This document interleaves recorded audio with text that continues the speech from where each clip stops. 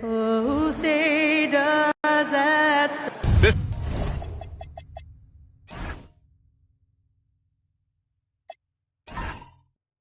is opening night for both of these squads.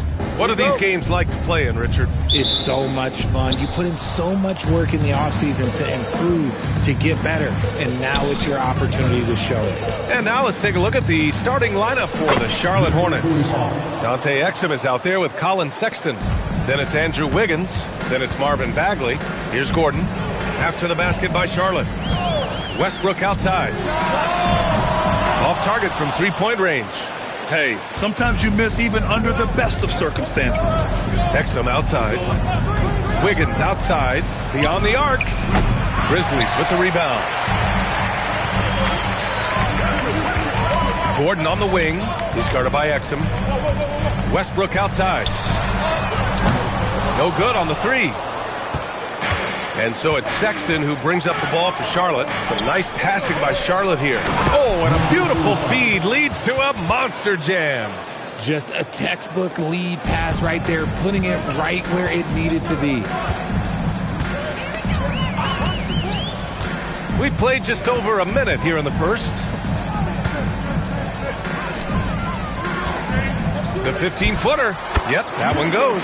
And hitting from the mid-range here and early. I mean, really gives the defense just another thing to worry about. And you don't see many teams take these shots as often anymore. It's nice to see them take advantage in this area. Capella on the double team. He gets it in there. He's got 6. They've come out strong, 3 of their first 4 to start the game. And this is year 2 for Coach Charles Lee at the helm of the Hornets, Greg. Yeah, B.A., a long-time assistant. He knocked on plenty of doors before finally securing the lead role. And that determination to break through, something he's looking to impart to his young roster. Now here's Exum. Back to Wiggins. There's the screen. There's the 3. He goes up again, and he sinks the layup. Getting out to a nice lead. Great flow and great execution. Sexton against Westbrook. To the inside. Sexton looking around.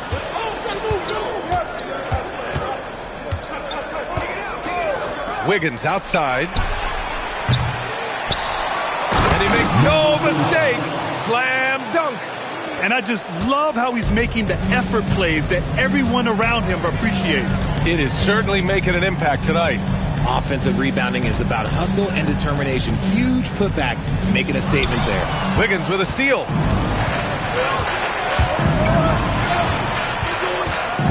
Pass to Sexton. Bagley, a screen on Westbrook. Back to Wiggins.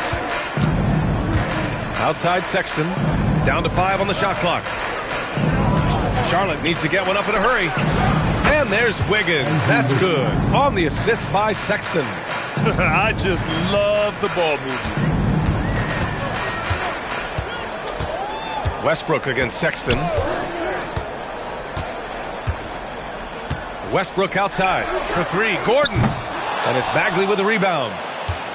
On offense, here are the Hornets. They've got a 13-2 run going. Hey, he's now 6 for 6. He is cooking right now. They've controlled the paint so far. That's been the difference. It also allows them to play inside out, which will make them even more difficult to defend. So Tuomas Isalos decided to call timeout here. He's going to talk it over with his guys. And with a pause in the action, here we have the best rebounding teams from last year. Second, the Grizzlies. You can see the emphasis they put on rebounding. Such a huge part of their game, and one that they didn't ignore. Gordon with it. He's guarded by Exum. Pass to Westbrook. Ooh, the Grizzlies with another miss. Charlotte leading by 13. Outside Sexton. Again, Charlotte. He's off to a fantastic start. And here's Westbrook. He'll bring it up for the Grizzlies. Inside. deflected. Right side of Chua. Westbrook outside. And he was camped in the lane there. He gets a 3-second call. He's checked in for Memphis. Bogdanovich comes in for Gordon. Charlotte also making some changes. Butler comes in for Exum. And it's Collier in for Sexton. Here's Collier, pounded by Westbrook. The shot, off the window, it's good. He's got 16. They are passing the ball around tremendously right now. 1:46 left in the first quarter here. Bogdanovich from long range. That one's off, still out of sync. He's been off this whole period. Unable to sustain any kind of consistency. Out of bounds, it'll be Memphis's ball. Grizzlies trail by 17. Trying to find a spark here. Yes, indeed. A rough stretch offensively. They could really use a basket. And so Tuomas Isalo calls the timeout. He'll take the opportunity to regroup.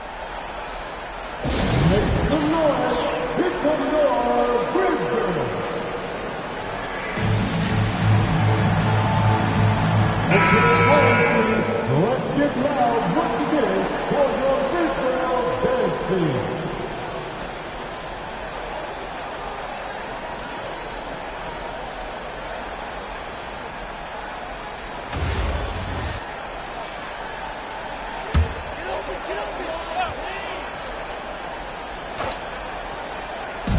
.127 left to play in the first.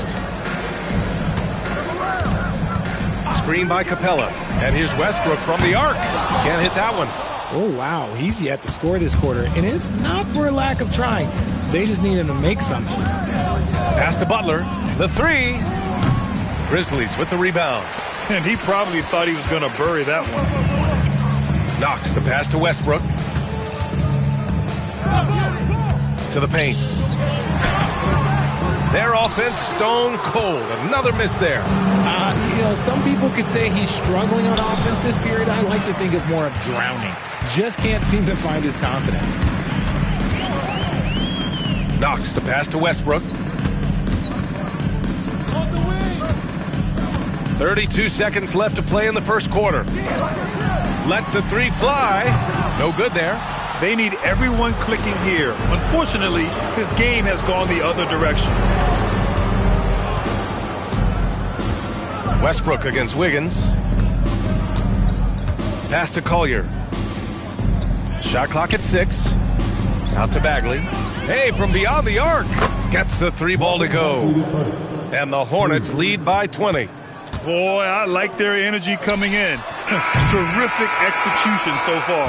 Couldn't come up with a much better start than this. They just have to keep it going. And so it's the Charlotte Hornets. They have a confident 20-point lead right now.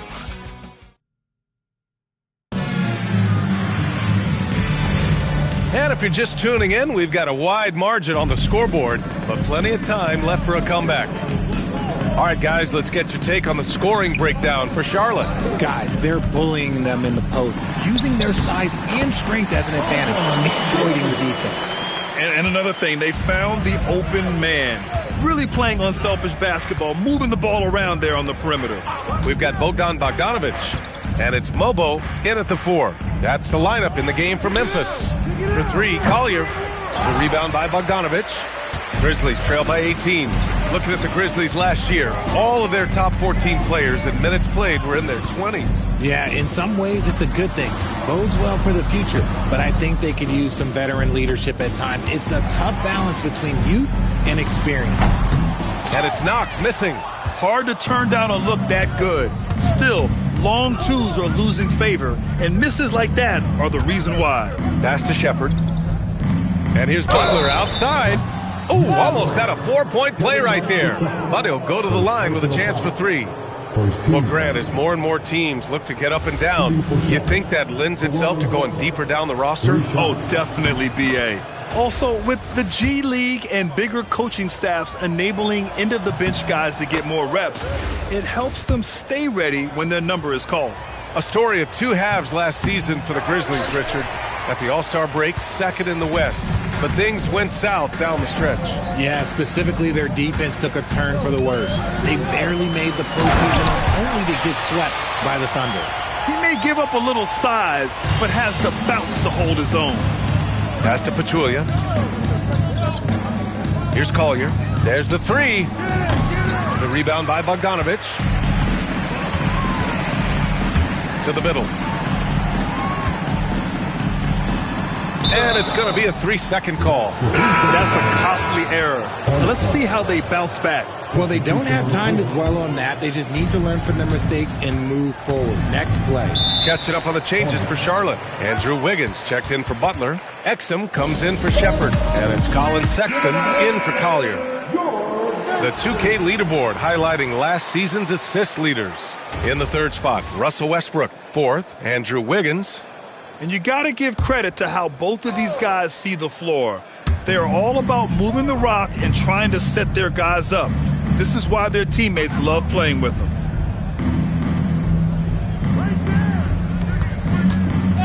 They set a pick from the arc. Charlotte again missing. And Gordon has got the ball here for the Memphis Grizzlies. They've only given up 2 points this quarter. It's hauled in by Exum. Charlotte leading by 18. It's Wiggins on the wing. Defended by Gordon.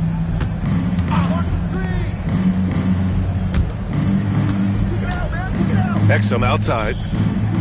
Marked it down low that time. Got hit with the 3-second call. And a chance now to look at the schedule for the Charlotte Hornets. On Tuesday, they'll kick off a homestand, starting with the Portland Trailblazers. Then on Tuesday, they'll be matching up with LeBron James and the Los Angeles Lakers. And you know, for that matchup with the Magic, that's one to mark on the schedule. It's their 5th game of the year, and we should start to see lineups get sorted out. Memphis making a switch here. Capella's checked in. So it's the Hornets now, after Memphis picked up the 3 with their last shot. 3 minutes of action thus far in the second. Pachulia with the rebound. And he's very confident from that range, but you can't make him all. Outside Sexton. Wiggins for 3. Memphis with a rebound. And they're winning, but it hasn't been because of him. He can't throw it in the ocean so far. Gordon on the wing. And it's Bagley with a rebound. Bagley's got 6 rebounds here tonight. Pass to Sexton. And almost 4 minutes gone in the second quarter of play. And so the ball out of bounds. Bagley touched it last. Russell Westbrook, he's checked in for Meacham. Grizzlies trail by 15. Westbrook taking his time here. Pass to Gordon. The steal gives us a chance to catch up with Allie LaForce. Thanks. Tyrese Halliburton is so key for this team. He said, quote, "I think the biggest pressure I've ever had in my entire life is from myself. When I'm at my best is when I'm having fun and really competing on a nightly basis. I have to show up every day with a smile on my face and bring my infectious personality." Brian? He sets the tone. Okay, thanks for the report, Allie.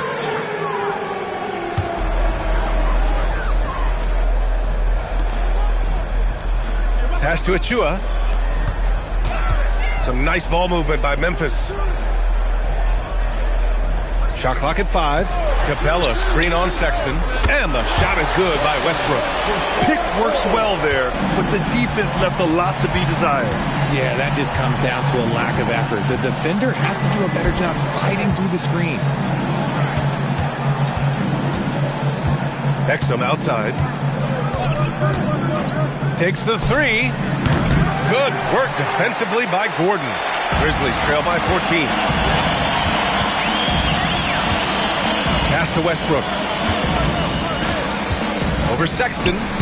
And he can't bank that one in. Just an ugly show from him offensively. Yep, no way to describe it, just ugly, and that hasn't helped. And few players are more valuable to their teams than Tyrese Halliburton, Grant. Yeah, he leads the way for them, B.A. An efficient scorer, elite playmaking, and disruptive defensively. And, of course, he makes clutch plays at both ends. And their offensive rebounding is such a strength for them when he's on the floor. Yeah, he really helps them extend possessions, doesn't he? Yeah, you can feel Coach smiling on the sidelines with every offensive board. B.A., forget about attempting the long-range three to cut into that lead. Just attack the rim, my man. Man, that was sweet. And Charles Lee wants a timeout. A moment to rest and confer on the game plan.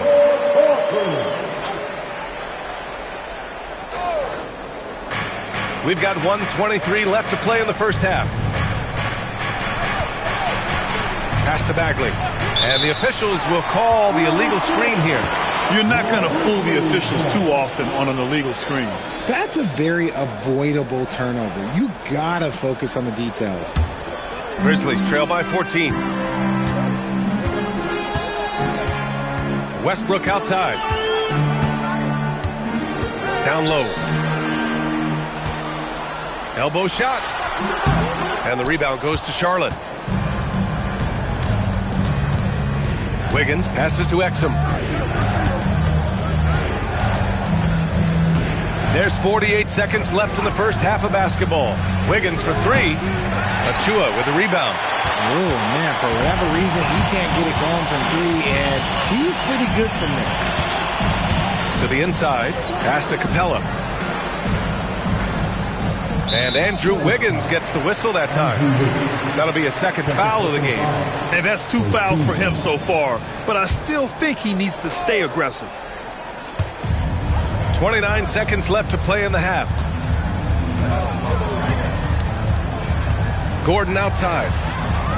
Overall, struggling to get buckets from three-point land this half. Three-pointer off the mark. Sexton passes to Wiggins.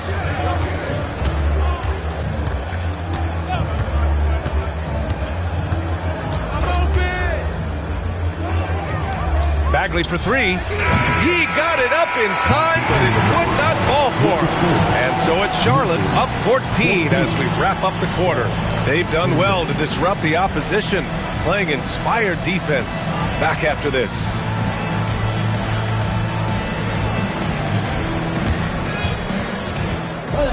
Please direct your attention to center court. And get ready for the fans at court stop. One moment, please. They're thinking about the shot.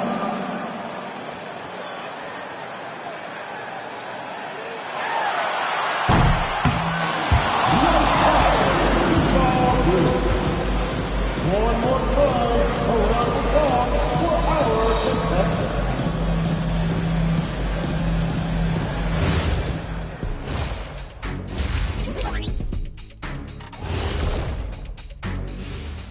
Hey everybody, it's halftime. Boy, it's been a rough go so far for the Memphis Grizzlies. They say live by the three, die by the three. Right now, they are on life support. Agreed. They're shooting their way right out of this. Now let's take a moment and see what games... And that's a wrap on halftime. Thanks for watching as we send you back to BA to call the second half.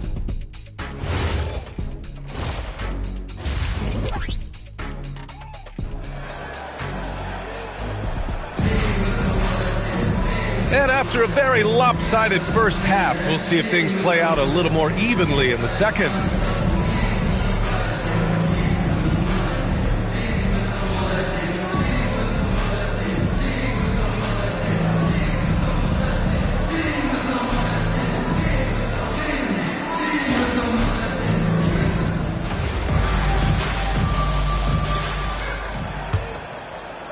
Grizzlies trail by 14.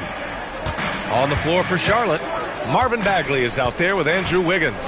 Then there's Colin Sexton. Then there's Dante Exum to the paint with a 9-footer. And he gets the bucket. He has 6. Nice ball movement there. Delivered the pass right on time. Westbrook against Sexton. Bagley passes to Exum. Uses the glass to finish the layup. 20 points for him. Another shot right in the lane. That's been their MO this evening. Westbrook outside. Fires from deep. And the rebound goes to the Hornets. And right now, they're +8 in the rebounding category. That's helping them run away with this. Wiggins passes to Sexton. Now here's Bagley. Some nice passing by Charlotte here. 6 to shoot. He shoots a 3. With the tip, it's good on the putback. He's lighting them up. Tough to strategize a comeback when you're being run over. And so Tuomas Isalo calls a timeout. And we might see some changes. Coach potentially looking to adjust.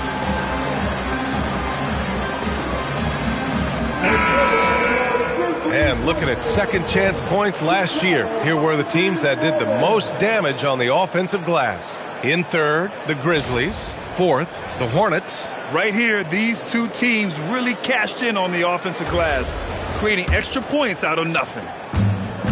And it's Westbrook with the ball for the Grizzlies. They trail by 16, and that'll be their only game on the road before heading back home. Nails it from 3. Westbrook's got 6. And it's big whenever Russ connects from deep.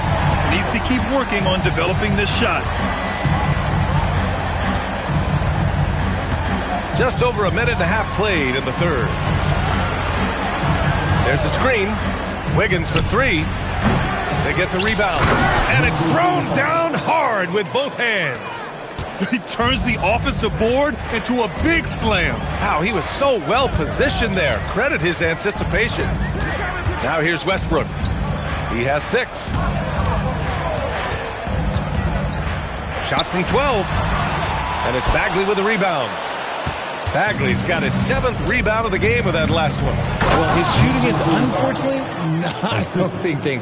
And his lackluster accuracy is probably the thing that's keeping them behind. He's their go-to. They keep calling his number, and he delivers. And there's the call. It's going to be an illegal screen. You can get away with one once in a while, but it looked like he wasn't completely set on that pick. You gotta blow the whistle when it's that obvious. Great call there by the official. A little under 2.5 minutes gone by in the third quarter. Pass to Exum. Fires the 3. Pure from three-point range. Exum's got his second basket. Since half, there's been a stark contrast between these teams. I'm talking about efficiency at the offensive end. And start with their defense. They've been intense on that end, and they can actually help their offense as well. And they're up considerably because of their efforts on the glass. Outside Sexton. Wiggins passes to Bagley. Outside Sexton. Puts up a 3. Buries it from 3. Sexton's gotten himself going with a triple. His first basket of the game. Memphis has gone 1 of 2 shooting from the perimeter since halftime. Gordon outside. Can they get it? And the rebound goes to Charlotte. Bagley's got rebound number 8 here already in the game. Sexton passes to Bagley. From deep. And he goes in for the dunk. That'll drive your coach crazy, failing to box out. Ugh. Oh, yeah, you think you got to stop, and it's wasted because of sloppy work on the glass. You literally practice that every day. For 3, Westbrook. It's obvious they're becoming frustrated. Nothing seems to be going their way. In a major drought, need to find some sort of momentum. Here's Sexton. It's rebounded by Memphis. Pass to Westbrook. Capella screen on Sexton. And here's Westbrook from the arc. And they've won the battle on the board so far, and the scoreboard reflects that. They set a physical tone early on, and they're being rewarded for their efforts. Wiggins outside. Off target from three-point range. The Grizzlies have gotten just 25% of their shots to fall since the half. 2 for 8. Here's Achua. And he was fouled while in the act of shooting, so he'll take 2 free throws. First personal foul. From a mid-major school to a first-round pick, Wisconsin native Brandon Pajemski has had quite the rise, RJ. Yeah, finishes top 5 in Rookie of the Year voting in 2024. Pods gives you a little bit of everything on the floor. Great rebounder for his size also.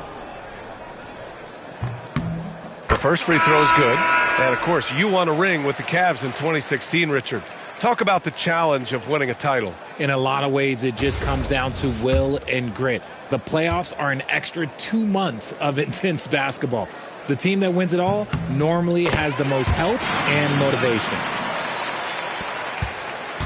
Here's Charlotte now. They're on a 16-5 run. All right, let's get a report from Allie. Thank you. Well, this September, Grizzlies legend Marc Gasol was enshrined in the Basketball Hall of Fame. A 3-time All-Star and a Defensive Player of the Year, Marc was acquired in a trade for his brother, Pau Gasol, who was likewise an All-Star with the Grizzlies. Marc, a fixture on and off the court in Memphis. Back to you, B.A. Okay, Allie, thanks a lot. Gordon can't hit. And so it's Sexton who brings up the ball for Charlotte. Following this one, they host the Trailblazers. And that's a one-game homestand for the club. Yep, that one's good. They're really fighting a losing battle on the glass. Memphis has gone just 1 of 5 from three-point range here in the third quarter. Gordon outside. And again, it's Memphis missing. It's been all Hornets. Exum passes to Sexton.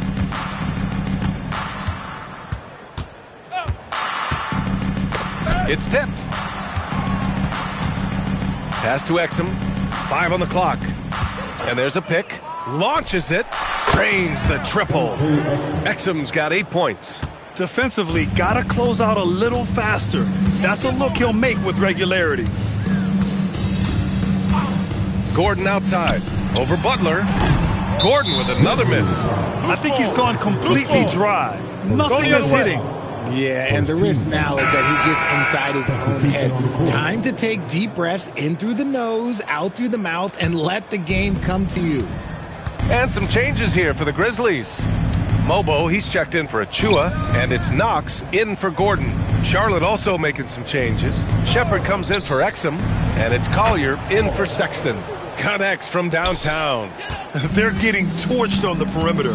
4 of the last 5 buckets have been threes. 17 seconds left in the third quarter. Pass to Mobo.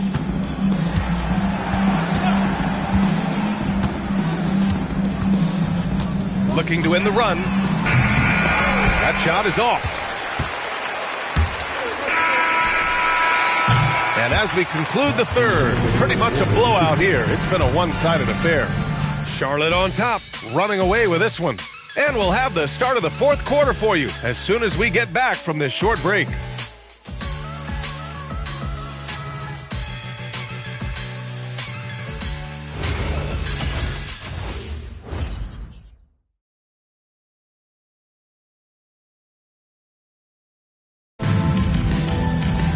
And there have been 2 very different performances from these teams today as we get going.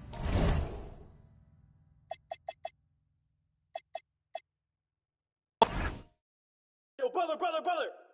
Don't do too much. Watch that shooter. Give me that. You don't want none of this.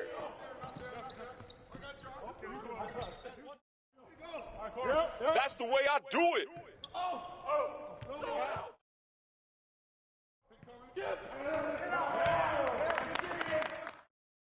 Hey, Karan.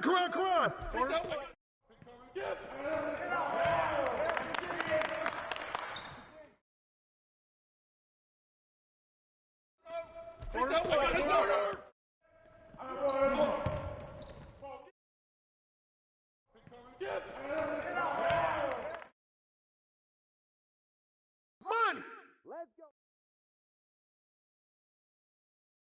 Shooting. You got it out.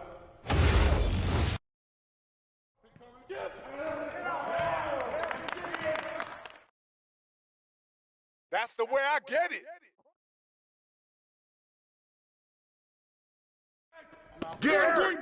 Gordon. No. Good tech, baby. Go.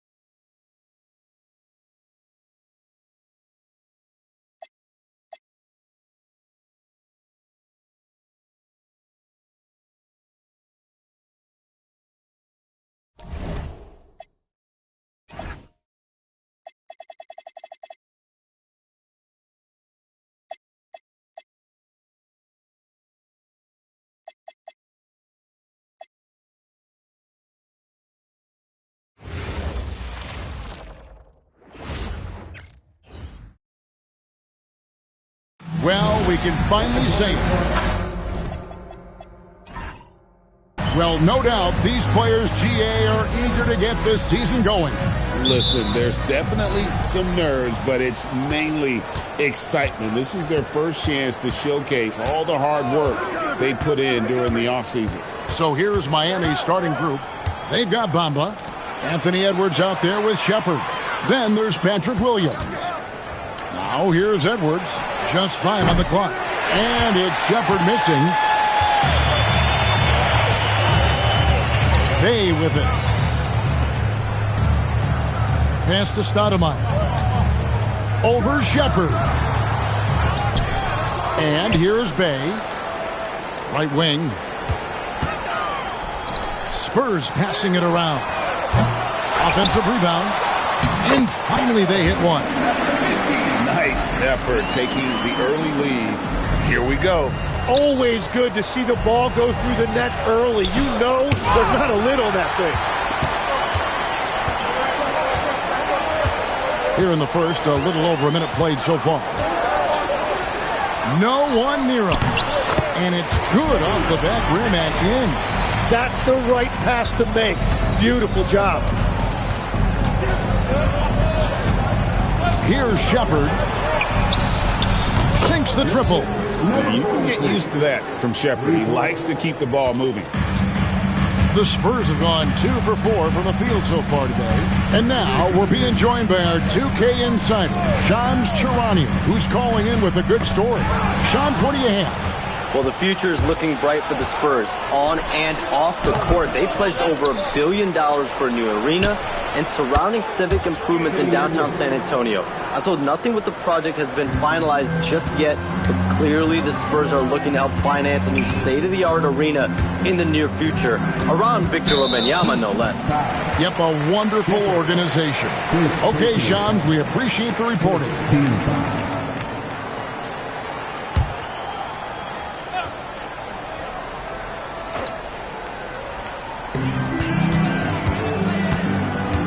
Stoudemire outside. They set the pick. 5 to shoot. Fades back. And Bamba pulls it down. Well, he got the shot he loves, and the defense should honestly be relieved. He didn't punish them for being a little bit soft there in the mid-range. Now here's Edwards. Outside Williams. Fires the 3. And again, it's Miami with a 3. Yeah, great outside shooting, really fueling this run. And let's go to the sideline. Here's Allen. Well, I had a chance to talk with head coach Mitch Johnson. We talked about the matchup issues that Karl-Anthony Towns creates for defenses. Coach said the combination of size and skill make Cat a tough cover. If you put a center on him, he can beat them with his quickness or his perimeter game. And if you put a wing on him, he can overpower them in the post. Guys, back over to you. All right, Allie, we thank you for that. Spurs trail by 5. And we're approaching about 3.5 minutes played in the first quarter. Stoudemire inside. And he could not get that one to go. A lot of contact, and he'll go to the line for 2. So far, so good for Stoudemire to this point, but lots of room for growth. And a moment to look at the scoring approach in terms of where the points are coming from for the Heat. Well, they haven't wasted any time getting into a groove from deep, putting up and hitting a healthy amount of three-pointers thus far. And their ball movement has been next level. When your team is playing unselfishly like this, that is tough to beat.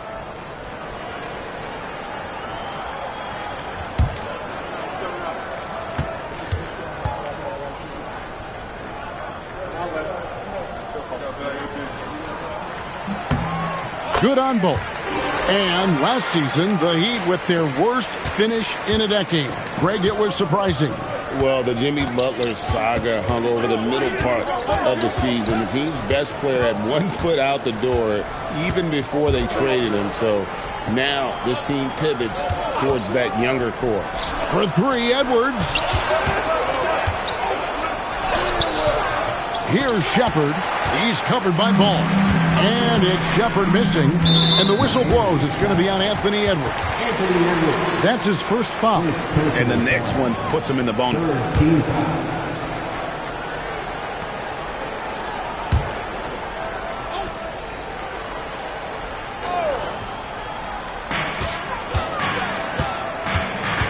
Outside ball. Pass to Stoudemire. Played in with a nice touch off the glass. Stoudemire's got 6. And if Stoudemire keeps this kind of intensity, he could do some damage in this league. Now Shepard, and there's the whistle. 3-second violation. Now a chance to see the numbers for Bamba, how he performed last season. Last season put up about 10 points a game, 3 assists and 3 rebounds. And he's putting in the effort, and you can see him getting better with time. And the minutes will increase as he continues to improve. Pass to Bay. Outside ball. Here's Stoudemire. And no good. Had a chance to take the lead there. Yeah, that's a sigh of relief heard from the bench. Weak defense didn't cost him that time. Now Shepard. Fires for 3. Drains it from beyond the arc. 11 points in the game. An extremely unselfish player. Shepard loves to get others involved and create for his teammates. And so Mitch Johnson decides to call timeout. He made the decision to huddle up with his guys and talk about strategy. Got some changes here for the Spurs. Buzelis comes in for Sadiq Bey. And it's Neesmith in for Quickly. Fox, he's checked in for Miami. Ford comes in for Shepard. Anthony Edwards with the rebound. The Heat leading by 4. Tries a 3. Here's Bamba. Pass to Ford. There's a screen. Now here's Edwards. Shot clock at 5. All 3 off the mark. And close to making the defense pay for the lax coverage that time. Here's Ball. Bamba with the block. Ford against Ball. Outside Edwards.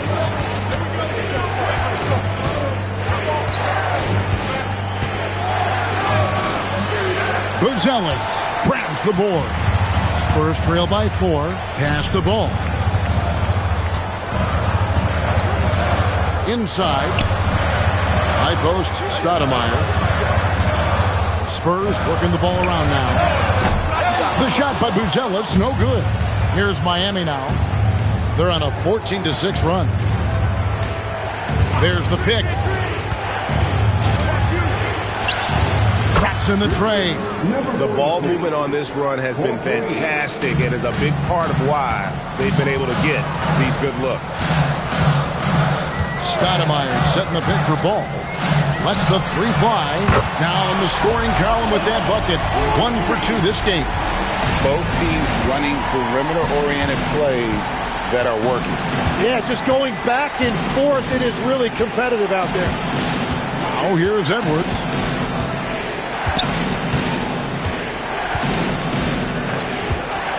Takes the 3.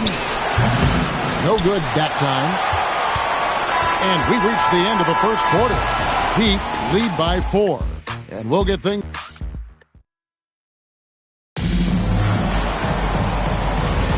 And for those of you just tuning in, the second quarter of action is where we're at right now. And let's quickly break down the game we've seen from Miami, guys. In that first period, they showed a willingness to make the extra pass. It's reflected in their assist totals. This is a great start offensively. They've got Aaron Neesmith. He's out there with Jared McCain. Buzelis out there with Sharch. It's Najee in at the 4. So that's who San Antonio starts the second with.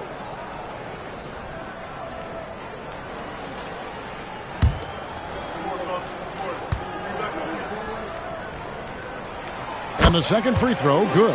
Hey, Tim, if you could start a franchise with one player not named Wembanyama, who would you select? I think I'd go with Shai Gilgeous-Alexander right now. When you look at his age, combined with the fact that I believe he is the single toughest individual cover in the NBA. He can just collapse defenses at will. That is so well said. Would you pick a position or the player? How would you discern between those two thoughts? I think the key for me is I want to take a guy who's going to make the decisions for me with the basketball in his hands. When you have a ball-dominant league with stars controlling the action, I want that one guy who I know I can pencil in high-level production every night. And so here is Miami following the bucket by the Spurs. The fader. And that one's good, Jokic. And the touch of Jokic, able to adjust his shot for the mid-range. And we played through the first minute here in the second. McCain off target from outside. Miami's gone 5 of 8 from three-point land. 15 points and a deep ball for them tonight. From deep, Morrow. Rebound, San Antonio. And they had some botched coverage that turned into no coverage. Sharks with the screen for Buzelis. Offline with his three. You really need to take advantage of those looks because the defense won't give you many of them. And last season, the Heat trading away Jimmy Butler. Tim, that ended a memorable stretch with some terrific wins. Yeah, playoff Jimmy emerged in South Beach, a trip to the finals in 2020 as a 5 seed, and again in 2023 as an 8 seed. Underdog runs that highlighted this team's competitive will. And so Mitch Johnson decides to call timeout. He's going to have a discussion on the sideline. A different look now for San Antonio. Bays checked in for Najee. Quickly comes in for Aaron Nesmith. And Ball subbed in for Jared McCain.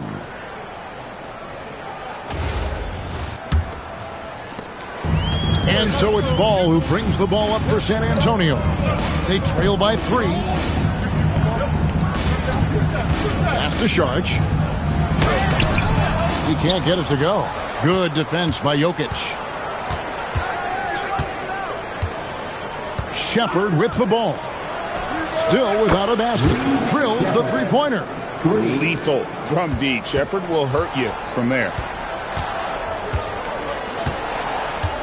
Now here's Ball. Here's Bay. That falls. Nice feed that time from Ball. Ball's got 3 assists tonight. Nice answer back there. Love to see the competitiveness. And when you give up a 3, there's always this instinct to try and get it back immediately. And the basket by Morrow. They've settled into a nice groove offensively here in the second. It's time to send it over now to our reporter, Allie LaForce. Thanks a lot. Spurs talent evaluators first laid eyes on Victor Wembanyama when he was 15 years old, playing on a youth team in France. At that point, the franchise was enjoying its 22nd straight winning season, but the opportunity to just maybe draft a prospect like Wemby gave them the impetus to rebuild. Kevin, back to you. Okay, Allie, we thank you for the report. And so here is Miami, following the miss by LaMelo Ball. Shepard, the pass to Williams. Now, Jokic. Good work defensively by Bay. Outside, Ball. And just over 3.5 minutes played here in the second quarter. And with that, the Heat lead is cut to just 3 points on the basket from Bay. And they are absolutely stroking it from beyond the arc. And Eric Spoelstra wants a timeout. Coach is going to take a few minutes to regroup and go over the strategy.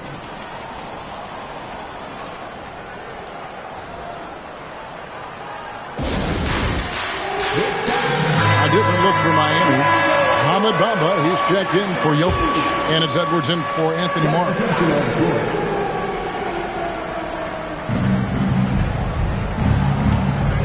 Outside Edwards. And it's Shepard, top of the key.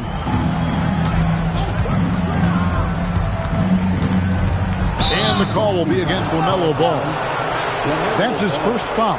I mean, that's a tough break for the D. I mean, he took the hit and drew the whistle.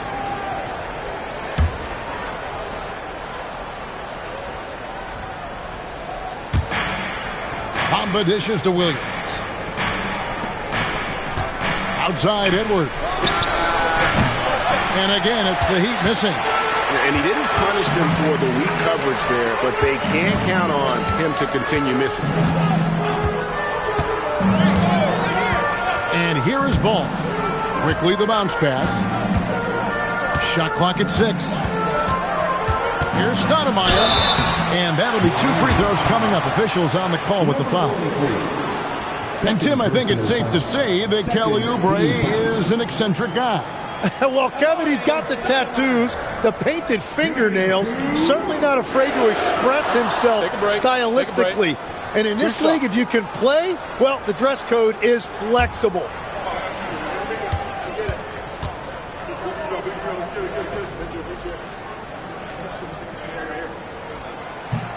That one is off. Tim, you know you've played it for so long. The intensity of competition can lead to some heated communication, even between those on the same team. Oh, Kevin, believe me, in the 10 years I played in the league, you often see that between teammates because you have highly competitive individuals who aren't always going to see eye to eye. But don't you think that's good, though, that competitive tension that may exist within a team? It creates an edge, Kevin, that you need to win in this league. Fires top of the key. It falls for the 6th time in 7 tries this contest. That's 86%. You can't just stop when there's a pick set up. Gotta fight over it as a defender. Well, you just have to communicate those switches. If you don't, it's on you. And the foul on Amari Stoudemire. That is his first foul of the game. First team. Miami leading by 4. Remaining in the first half. 2 minutes. Outside Edwards. Pass to Shepard. Tries from 10. And there it is for him. He's got 18. He has been in a great flow tonight, converting at a high rate. And so Mitch Johnson decides to call timeout. Coach is going to talk some things over with the team. Might be seeing something to adjust. And now a look at the numbers for Edwards. Great showing for him last season. First in rebounding. And with that effortless stroke, he climbed all the way to the top 15 in three-point percentage. And getting back to the fact that he led the league in rebounding, you know how hard that is? What a tremendous asset to the team. Now, here's Quickly. Still yet to score. Well, the defense should consider themselves lucky there because he's not usually one to miss those kinds of looks. And it's a missed opportunity, and that is one he would love to have back. Now, here's Ball. Following the miss by Mohamed Bamba. Once again off the mark by San Antonio. Pass to Shepard. 51 seconds left here in the second, and no good. Spurs trail by 6. They need a bucket in a big way here to regain some confidence. On the wing, Williams. He's covered by Ball. Williams passes to Shepard. That's tipped, and plenty of contact on the shot. So, 2 free throws coming up. Crafty work there by Shepard to draw the whistle while in the act of shooting. Miami shooting their initial free throws of the game right here. Yeah, and 79% from the line as a team a season ago. Pretty reliable in that regard.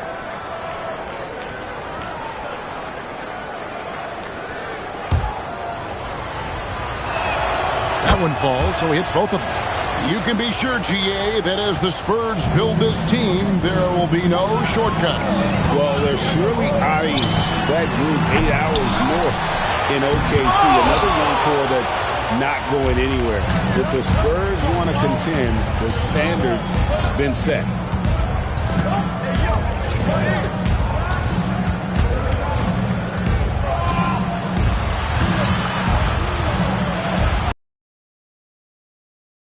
And the last-second attempt doesn't fall. And so it's the Miami Heat holding on to an 8-point lead heading into the break. Their defense has been active and effective.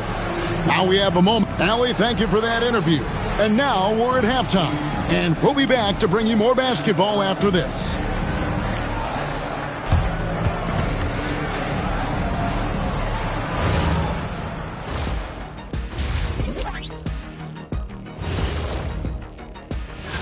Well, right now for the Spurs, you can think you know your team, but you have no idea until the real game begins. You don't have to. And turning our attention to the first half of our game tonight, bit of a rocky start for the Spurs. I get tried. And that is...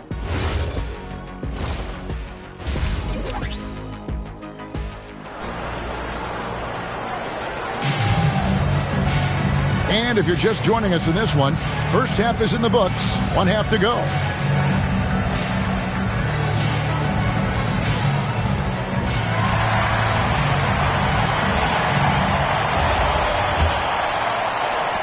So it's the Spurs now. 8-point game on the floor for Miami. Edwards is out there with Shepard. Then it's Bamba. Then it's Williams. Fade away, and Stoudemire gets it to go. Stoudemire's got 9 points. Well, I know Stoudemire would rather be in the paint, but nice to see the rookie expanding his game a little. And the foul on Amari Stoudemire. That's foul number 2 for him. Second personal foul. First team foul.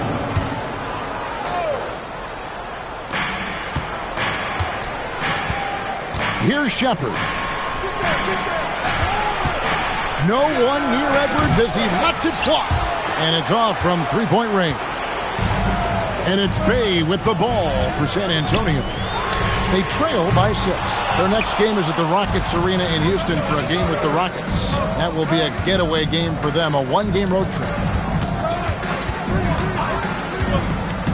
Here's Shepard quickly covering. Shepard, the pass to Edwards. It's stolen by Stoudemire. Outside, ball. Good on the three-point shot. 6 points for him. So much confidence from Ball. Been doing that since he was a youngin'.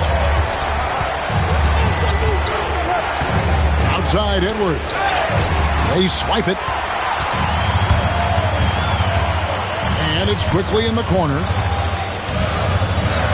Pass the ball. Here's Bay. To the middle. Lays it up and in off the pretty assist. That make brings them to 3 for 4, and the game plan seems to be working here early. And Eric Spoelstra wants a timeout. He's going to take a minute here to get things straightened out. And legs from going undrafted to becoming a three-point contest champion, you had to fight for your place in the NBA. Well, Kevin, that's an understatement. Yes, undrafted in '88. I played in just about every league imaginable, including a year in France. Had a bunch of 10-day contracts early on, but I didn't get my first full-time NBA contract until 1993 with the Dallas Mavericks. Well, your perseverance and tenacity definitely paid off. Certainly didn't take no for an answer, I can tell you that. And if you're the guy who has to guard him, it is never going to be an easy night for you. Just under 2.5 minutes into the third quarter now. Quickly finds Stoudemire. Tries from 10. It's hauled in by the Heat. Bamba's got his 4th rebound in this one. Edwards looking it over. Out to the right wing. Bamba a screen on Ball. They get the rebound. Second shot opportunity, and that one clearly a foul. Gets the whistle, and 2 shots coming up. The raw talent Bamba has, just so impressive. A shot blocking specialist who also makes an impact on the offensive end. He hits the second from the line. We've seen the Heat struggle in close games in the fourth quarter, Tim. Why is that? I don't think, Kevin, they've got a lot of natural shot makers in those situations. Just not enough instinctive scorers. A lot of players feel the pressure of those big shots down the stretch. I always felt that you wanted the ball in those big moments. Well, a shooter never says no to the basketball in any situation. Three-pointer nailed from three-point land. He's got 21. Bottom line, you need shooters on your team who can space the floor. And that's how you create that spacing, and that will open up a lot of options offensively. These teams were last season's best passers, the squads with the most assists in the NBA. Number 5, the Spurs. Well, you think back to what they did a year ago, sharing the ball and keeping everybody involved. That was one of their trademarks.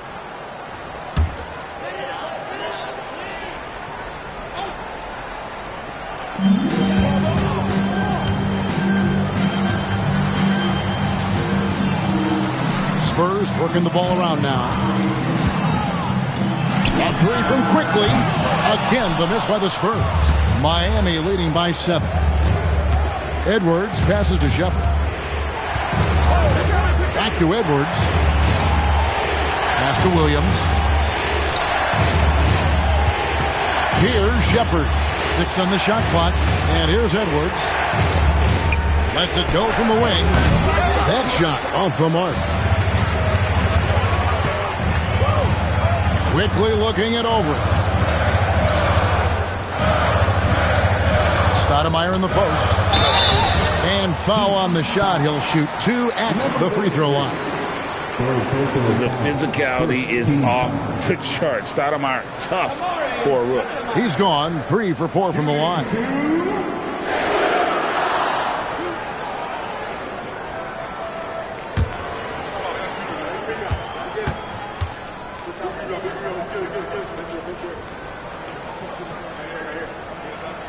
He misses the free throw.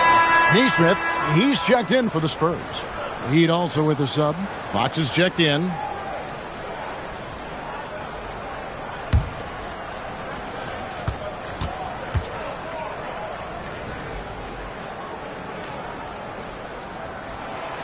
No good on the second free throw.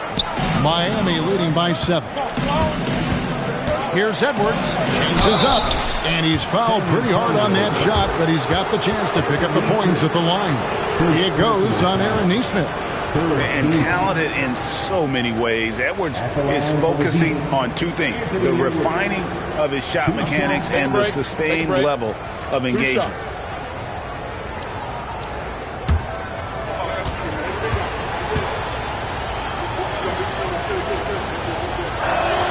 The first free throw is good. An already legendary trash talker and fiery competitor, Edwards' hunger to win and be an all-time great is admirable. Both shots good from the stripe. The offensive skill set for Karl Anthony Towns, Greg is a 7-footer, is very special, to say the least. And the outstanding shooting, the post play, and he's worked on his defense. He may never be elite at that end, but he ignites in offense. And that's the battle they haven't been winning today. Their work on the glass has been porous, and that's got to change. Again, the miss by the Heat. Well, despite this lead, he hasn't found the sweet spot yet. It's been mostly sour action. Stoudemire setting the pick for quickly. Bay wide open, and he fires. And he can't stop this drought. Another miss. Now, Shepard. 5 points in the game. Edwards can't hit. It's a tough stretch for him right now. He may want to find a different way to stay involved. Quickly with it. Pass to Neesmith. Now Bay. Offensive rebound. And that one is good with the extra effort on the glass. He has 6. Everybody appreciates that extra effort on the glass. Outside Edwards. Now Shepard. Pass to Williams. Bamba setting the pick for Shepard. Off target there. That would have pushed the lead to double digits. Spurs trail by 7. Guys, they're looking for a way to score here. Yeah, they've had a tough time taking the lid off. Stoudemire, no good. And if they want to come up with a win here, he either needs to start making shots or find another way to help his team. Edwards kicks to Fox. Here's Shepard. The three-pointer is right on target. Shepard's got the lead up to 10 now for the Heat. And now that's 1 3 in each half He is trying to make the most of those three-point opportunities.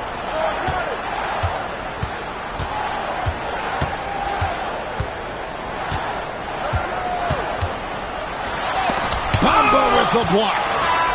And so it's the Miami Heat going into the break with a 10-point lead. They played the better game. And let's take this opportunity now to show you our State Farm assist of the game. And definitely deserving of the prize tonight. How about the read he made here? Looking like a point guard with a pass right on the money. And it's such an advantage to have a big man who can facilitate at a high level like that. The fourth quarter has arrived. So good to have you with us. We've got Bruce Ellis. LaMelo Ball is out there with Jared McCain. Then there's Saric. It's Najee in at the power forward. That's the San Antonio 5. Ball no good. It's a +5 advantage for them in rebounding after that one. Morrow dishes to 4.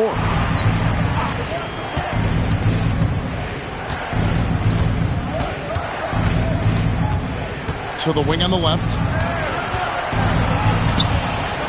A fadeaway, and the Heat get another bucket right there. Offensively, defensively, they are in total control. And they just keep building out this lead. With each made basket, their confidence increases. Here's Ball with the 3. He can't hit that time. And it just feels like his poor shooting has been contagious to his entire team as they find themselves trailing. Fox kicks to Jokic. To the left wing. And here's Morrow outside. Rebound, San Antonio. A little over a minute and a half of the fourth quarter gone now. Ford passes to Jokic, and the shot is good. Assists like that have typified their effort today. Terrific ball movement. Timeout. And a moment now to look at the scoring approach in terms of where the points are coming from for the Heat. I'm in love with how they're moving the basketball all game long, and also their ability to move without the ball. That style just makes it so difficult to defend. Yeah, they have been dialed in from deep. The three-pointer has been there all night for them. Bamba is checked in for the Heat. And Bamba pulls it down. Here's Miami now. Good momentum, 8 straight points. And the dunk by Bamba. That's a great look. His teammate was on the move, but he put it right where it needed to be. To the right side. Back to Ball. They set the screen. Once again off the mark by San Antonio. The edge on the glass is the difference. It's allowed them to build this lead. Hits it from three-point range.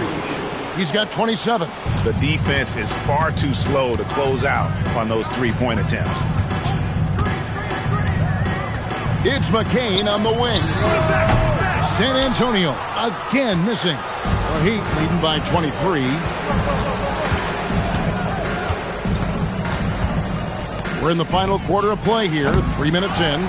It's been a quiet game for him to this point on the offensive end, but the team has still played well enough to hold the lead. And they just can't find a way to end this thing. Nothing falling right now. They just need a spark. This is when your leaders have to step up. Brown. They could use a big shot here to get this offense going. Too many empty possessions. Right now, they need a basket. So, Tim, in the past, it's always been accepted that the veteran-laden teams would have an edge. But I don't know if we're seeing that as much now. What do you think? Well, I think you used to see a lot more continuity with rosters across a number of years. But nowadays, much shorter contracts means you have teams that evolve and change more regularly than ever before.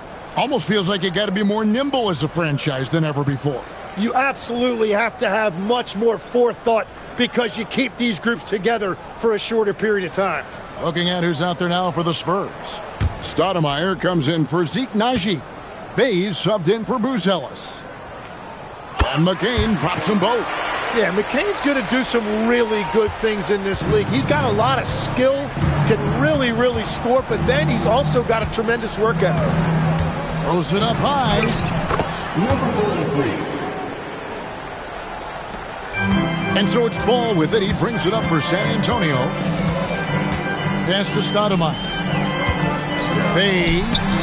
That falls. Nice feed that time from Ball. Ball's got 5 assists tonight.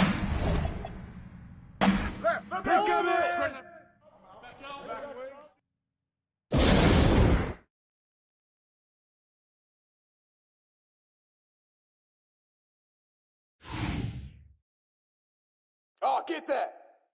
Screen. Get that.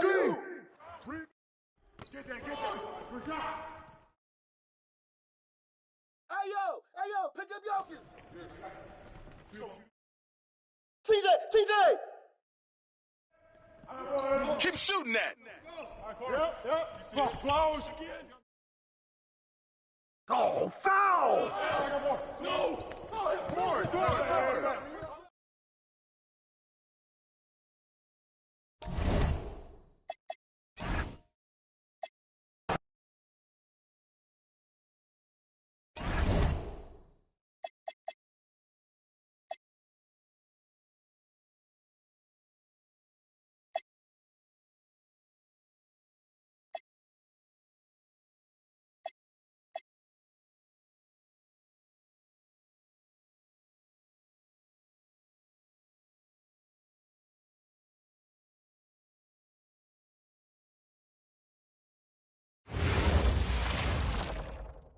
And all over the floor, you can see each player preparing for the game.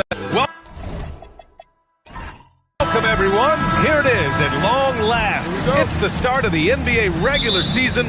I know everyone's just as excited as we are here on 2K Sports to get things underway. And tonight, we've got the Phoenix Suns playing against the Utah Jazz. Along with the all-star team of Stan Van Gundy, Grant Hill, and Allie LaForce, I'm Brian Anderson.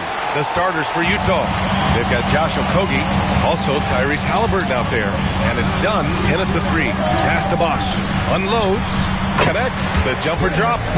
And these teams have been prepping for the season tip-off game for months, Grant. Oh, and for the players, the main feeling on opening night is relief. You know, all that hard work during the offseason and preseason is finally over. And now it's time to have some fun. And Utah has possession, following the score by Phoenix. And he makes it. Great touch there. It's just so tough to defend a floater like that. Inside. And he dunks it down. That's just a great pass. Excellent vision to see the open spot in the defense and lead him to the score. To the middle. Oh, got a piece of it. Here's Topic, defended by Halliburton. Robinson for 3. Rebounded by Halliburton. And the Jazz with possession. He's in his comfort zone. 2 for 2 to start this one. And setting the tempo with an assertive move. Like, where was the defense on that play? Well, when you are the aggressor this early, it is intimidating. Grant, since he's come into the league, what's jumped out to you about Hero's development? Well, I've liked seeing his growth in running the pick and roll. He's not just a jump shooter anymore. He's a guy that can anchor an offensive unit, B.A.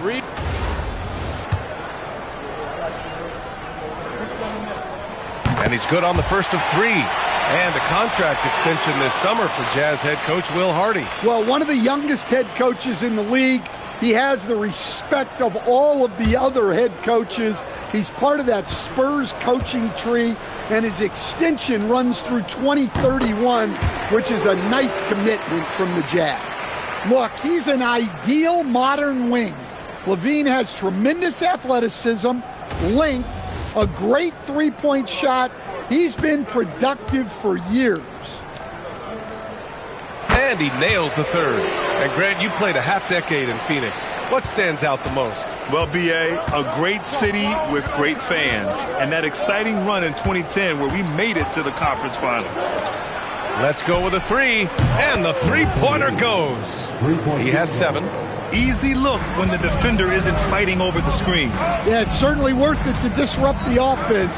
Coaches notice that extra effort. Here's Topic.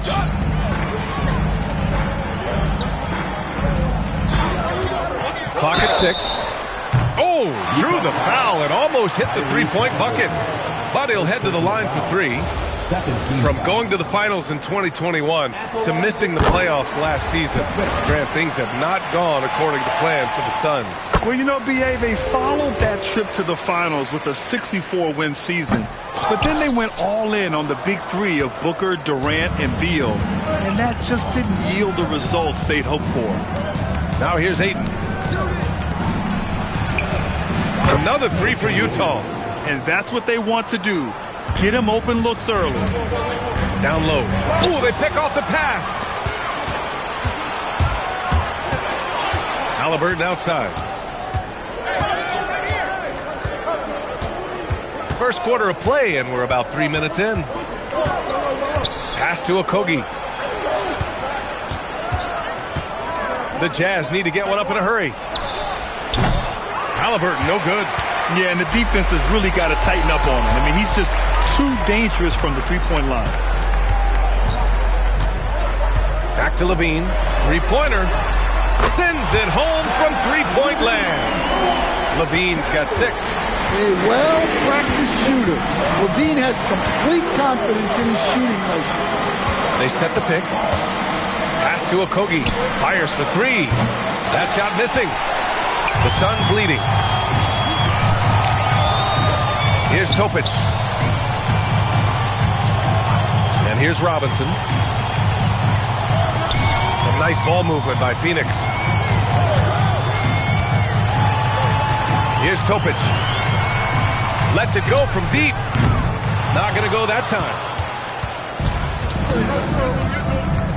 Here's Okogie.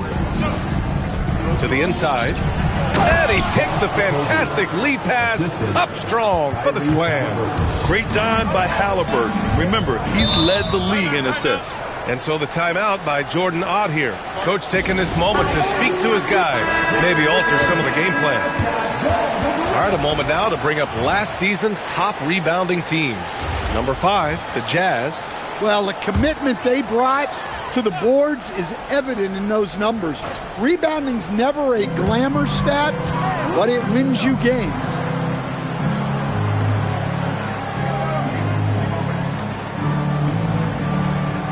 Up top, Robinson. Phoenix needs to get off a shot here. Topic for 3. The rebound by the Jazz. Pass to Halliburton. Here's Okogie. Dunn, the pass to Ayton. To the paint. And so he draws the foul, headed to the line to shoot a pair. And the Jazz haven't been past the second round since 2007. Now trying to build a contender. Well, PA, they know in the West that's a tall order. They got to be patient and build this thing from the ground up. And so Will Hardy calls a timeout. He's going to take a moment to give him a breather and talk things over. Some changes for Phoenix. Mikhailuk's checked in for Robinson, and Anthony subbed in for Topic. Then for Utah, Whitmore comes in for Okogie, and Hayes is subbed in for Tyrese Halliburton.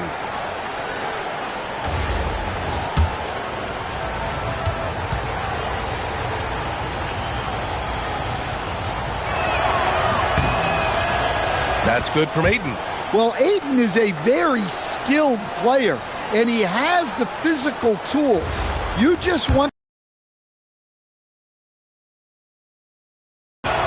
He's perfect from the line this time. And last season, the Jazz with the worst record in franchise history, Grant. You're losing with a plan, though. Utah, such a smart organization. If you're going to tear it down to the studs, do it in a good draft year. And let's swing it over to the sideline and hear from Allie. Thank you.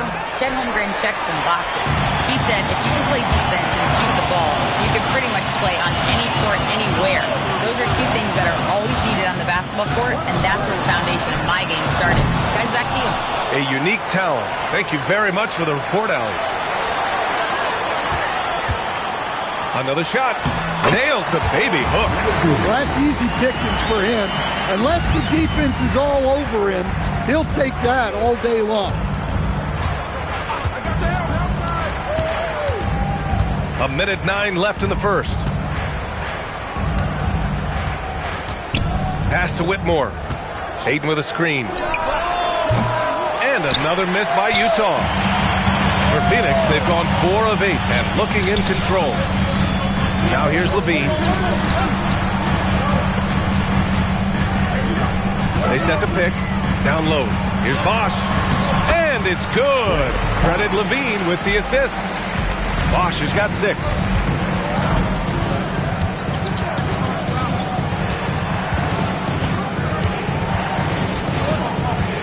Pass to Aiden. Fades back. And too long on the shot. For Phoenix, they've gone 5 of 9 from the floor. Here's Bosch. 6 points for him.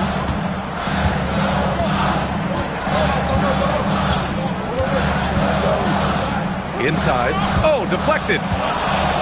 Fires from way outside. That misses. Would have counted had it gone. And at the end of 1, a closely contested game so far. Phoenix out in front, up by 2. Stay with us now as we get set to bring you quarter number 2 after this.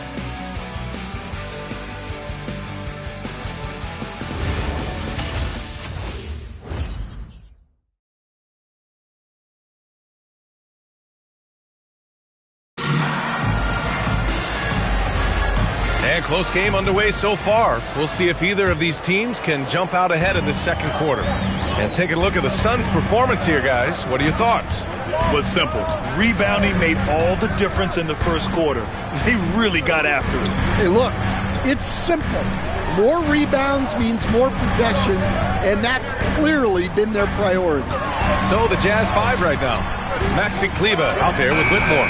Then there's Hayes, and it's Howard in at the 2 spot. Anthony against Hayes. And here's Whitmore. No made baskets yet. Shot clock at 6. Pass to Kleber. Utah moving the ball around. And Whitmore with the 3. And the Jazz lead by 1. Already 5 lead changes here. Speaks to how evenly matched these teams have been thus far. Here's Mikhailuk. Now Reed. Robinson defending. Reed against Robinson. Reed can't hit. Well, we talk about the value of great rim protection. That's a shot he typically makes. And that one's good. Whitmore. Athleticism showing through from Whitmore. He doesn't need much room at all to operate in close. And so the timeout by Jordan Ott here. Coach probably just checking to make sure everybody's on the same page here.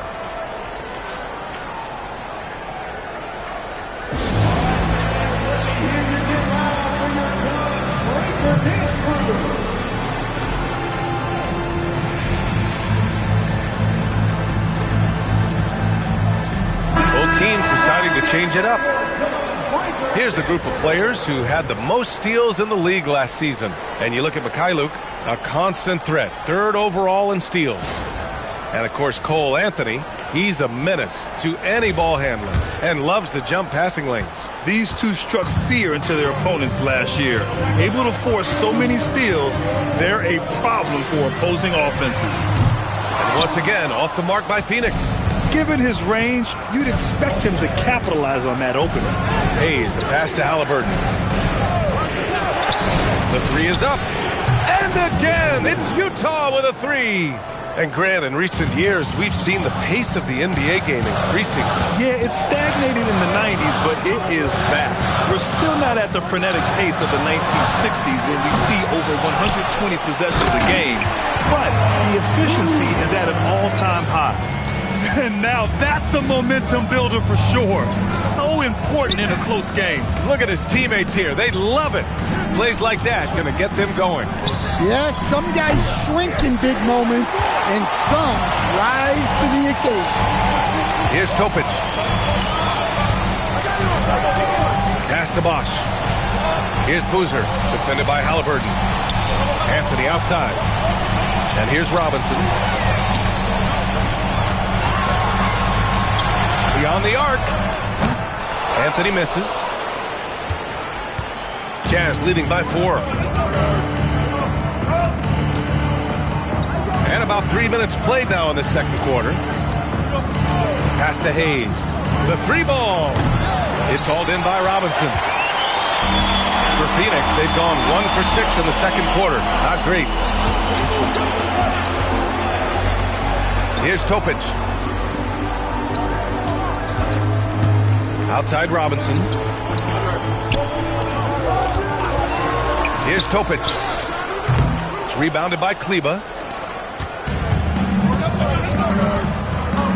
Closing in on 4 minutes played here in the second quarter.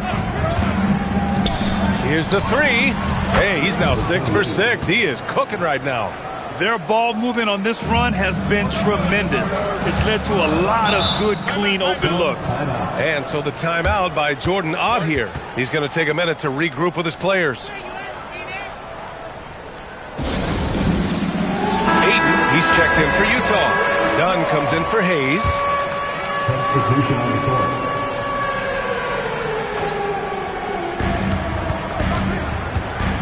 To the middle. Here's Okogie. To the inside. Here's Dunn. That one off the back iron and out. Suns trail by 7. Pass to Topic. Outside Robinson. Jacks up a three, and it's good. First made shot in 4 attempts. Well, for his career, Duncan Robinson is about a 40% three-point shooter, so he's got a permanent green light. Fires the three. Another three for Utah. Wow, their opponent is doing a tremendous job spacing the floor. Stan, you look at Naz Reid, he gives you some size, but he is a dangerous scorer, especially from the perimeter. Absolutely, B.A., and also, Reid is one of the most entertaining players to watch. So many deflections, blocks, dunks, hits threes. He does it all.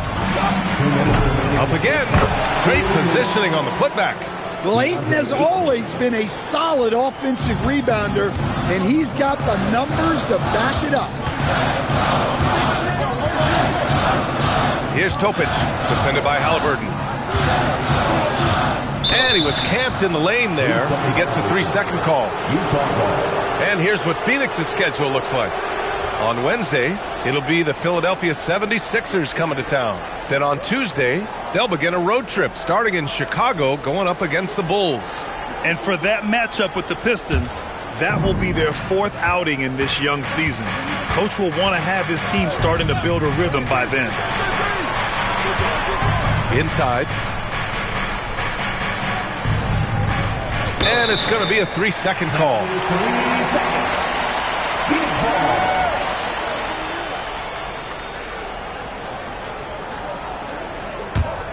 Suns trail by 9.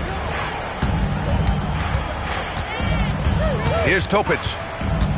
On the wing, Levine. Good. He hits the jumper. Levine's got 8 points. Well, when you have a scorer as skilled as he is, you do everything you can to get him the looks he needs. Here's Topic, defended by Halliburton. Screen by Robinson. Right wing. Lets it fly. And Bosch gets it to go. And it's now only a 5-point Jazz lead. Rock solid screen right there. The defender got completely lost. Yeah, you've got to lock and trail hard. You can't allow him a clean look. Nice shot by Okogie. Okogie's got his 2nd bucket on the night. Too much space on the perimeter. There needs to be a little more energy from the defense. Outside Robinson. The three. Drops in the three. Well, after a bad start, he looks like a different player right now. Now 5 seconds separating the shot clock and the game clock.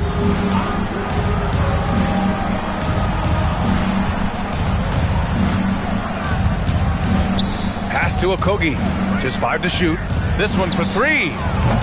And it's Phoenix with a rebound. Here's Topic. And no good. Trying to get that one to fall. And so a close game as we wrap up the first half of play. Utah ahead. They lead by 5. And we'll step away briefly, but get you right back out there for the start of the third quarter, right after the break.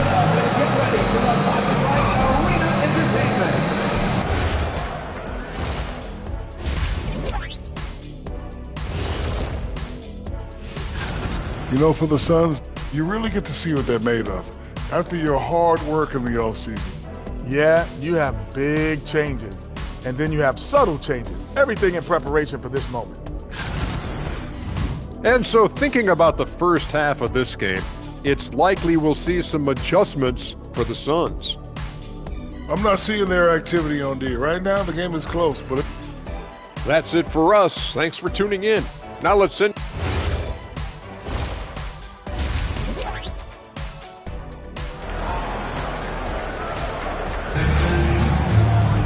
And after a fairly even first couple of quarters, this second half could turn out to be a great one, as both teams trying to gain an edge.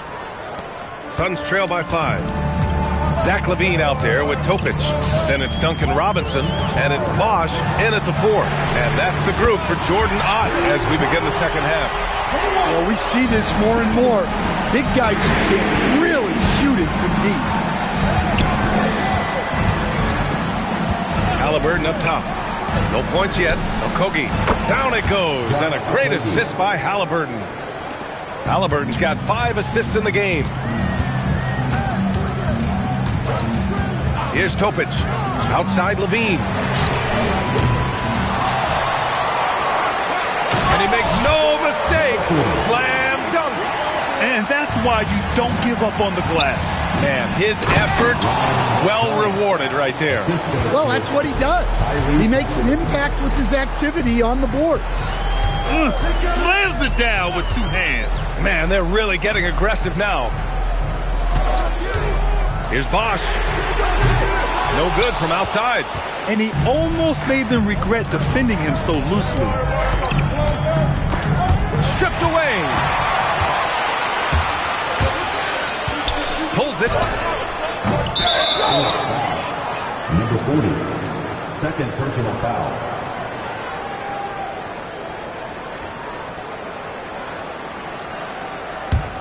Utah leading by 5. Over a minute and a half now into this third quarter action.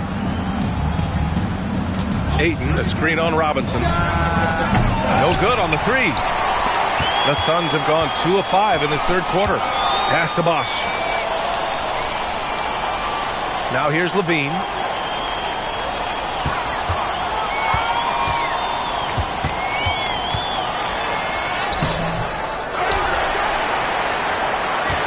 Covered by Ayton, and there's the foul. It's on DeAndre Ayton. That's his first foul of the game, and so the timeout by Jordan Ott here. We might see him looking to make some tweaks to the strategy.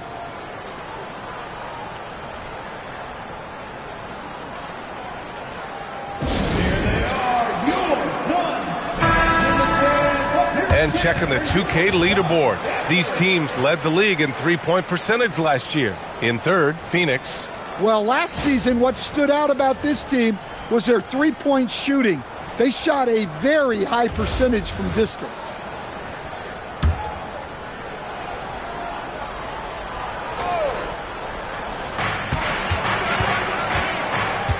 Here's Topic, defended by Halliburton.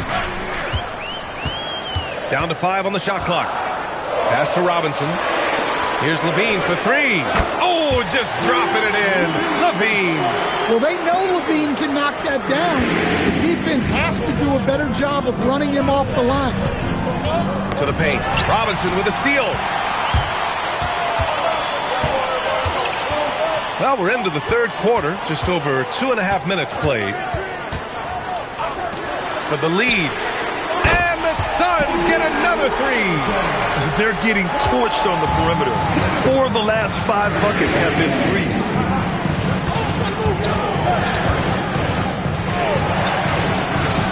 Hits the trifecta. He's got 22. And both teams running long-range plays that are working. Well, you know it's become a three-point shooting league. Teams shooting a steady diet from outside. Gives us a chance to catch up with Allie LaForce. Thank you, Brian. The Utah Jazz are going young, but this is a franchise that has a winning history, and that culture is still around. Coach Will Hardy said, the messaging doesn't change. The players have bought into the little things that takes to win. This is a cohesive group that's committed to helping each other. Back to you, BA. Building the right way. Thanks a lot, Allie. Bosch, the pass to Levine. And he got the whistle on the way up. So he'll be headed to the line for a pair. The defense there doing whatever they can to protect the rim. Phoenix shooting their 7th and 8th free throw attempts of the game. 2 shots.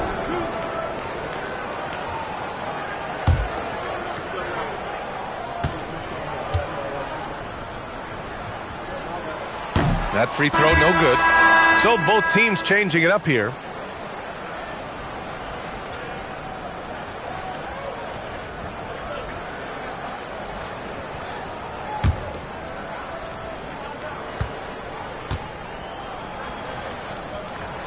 And he sinks the second. Here's Whitmore. He's got 5. Pass to Okogie. Ayton, a screen on Levine. To the middle. Out of bounds. It'll go to the Suns. Utah making a switch here. Kleba's checked in.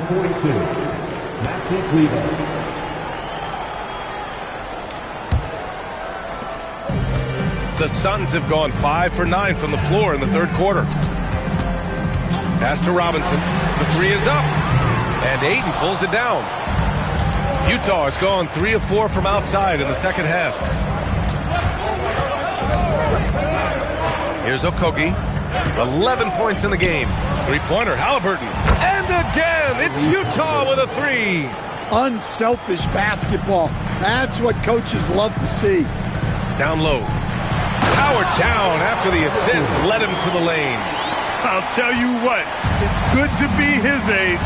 Yeah, I don't have memories like that at my age, though. Kleba outside. Pass to Okogie. Utah moving the ball around.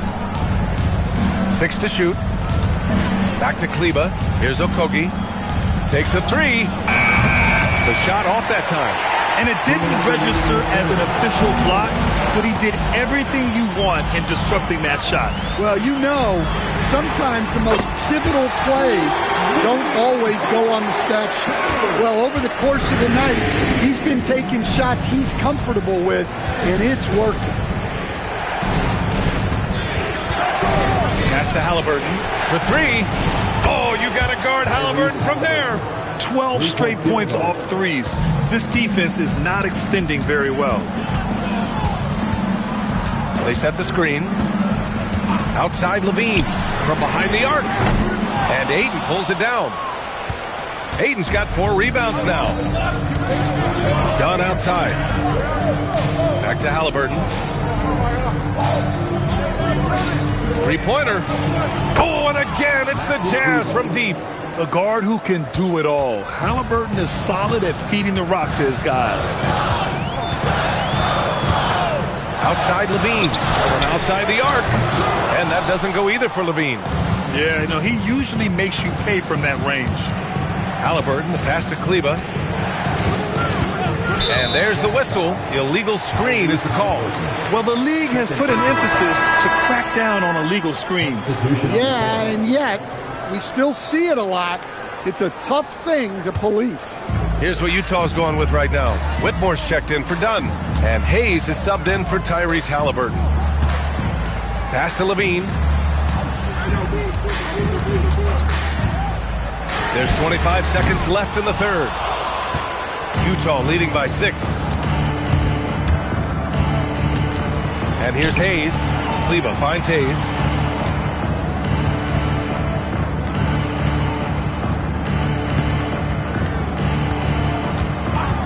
For 3. And no good. And so it's the Utah Jazz with a 6-point lead at the close of the quarter.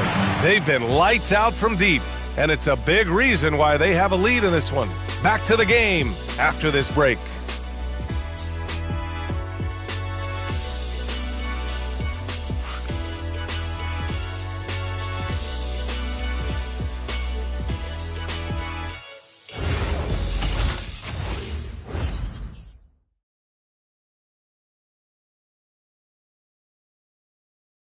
And while we have a chance, let's go to our State Farm assist of the game.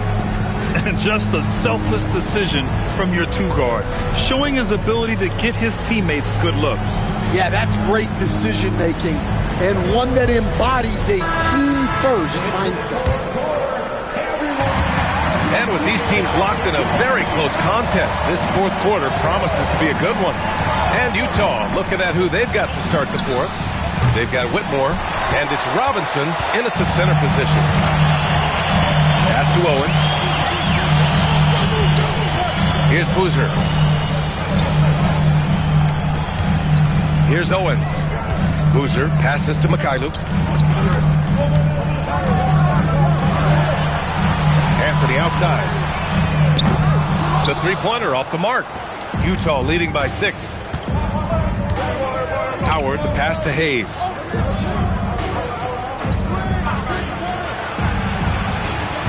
He drops it from range. He's got 25. Wow, 5 consecutive threes. This defense looking very frustrated right now. Here's the pick. Here's Anthony. Uses the glass on the layup. Anthony's got his first points of the game. Well, you want to shoot a high percentage from the floor? That's where you go with the ball.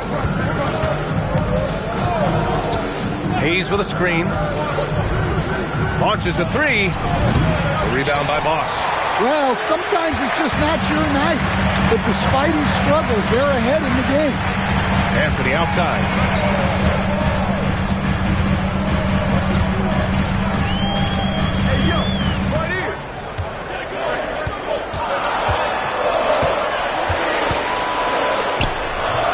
And misses it off the right side of the rim. Utah leading by 7. Hayes with it. From downtown. Oh, that was pure. He's got another one. Now 10 for 12. Man, they're having a hard time defending the triple. That's 3 in a row. Here's Mikhailuk, guarded by Howard. Mikhailuk attacks. No good with a layup.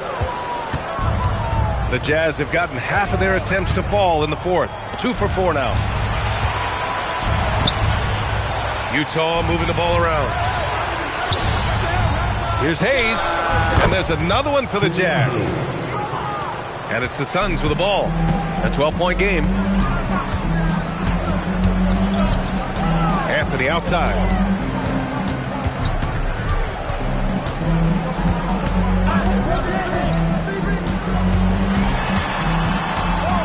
Pass to Bosch. Here's Owens. Whitmore defending. Releases. And it's out of bounds. Still Phoenix's ball. Dunn. He's checked in for Utah.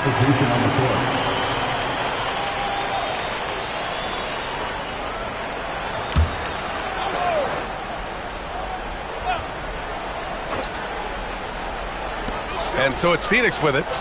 Down by 12. Pass to Boozer. On the wing, Anthony. 4 on the clock. Over Hayes.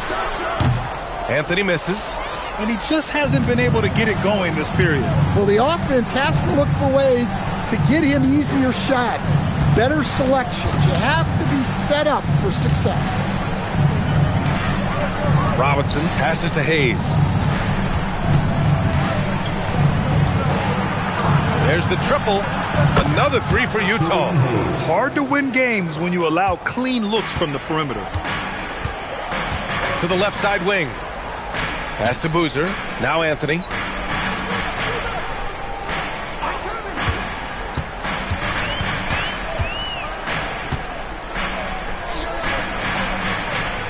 Robinson defending.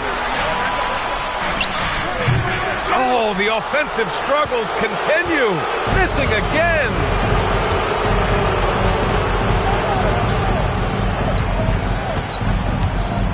Screen by Robinson. Fires the 3. Connects again from distance. Oh, my. He is scorching hot. Another 3. And he's approaching the franchise record for threes in a game.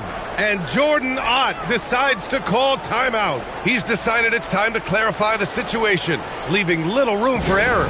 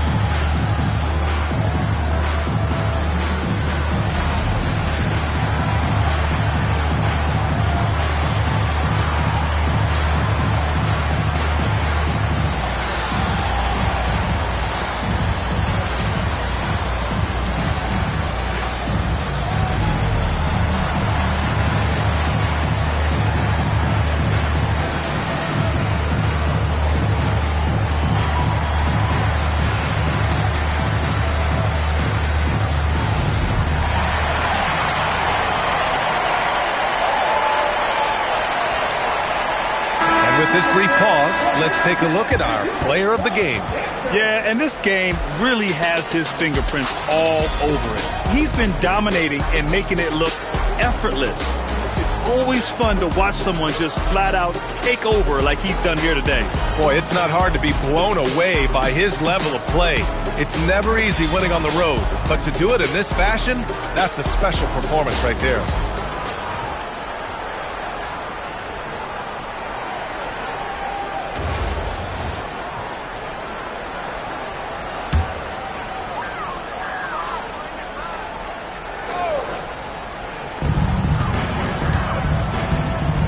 Here's Topic.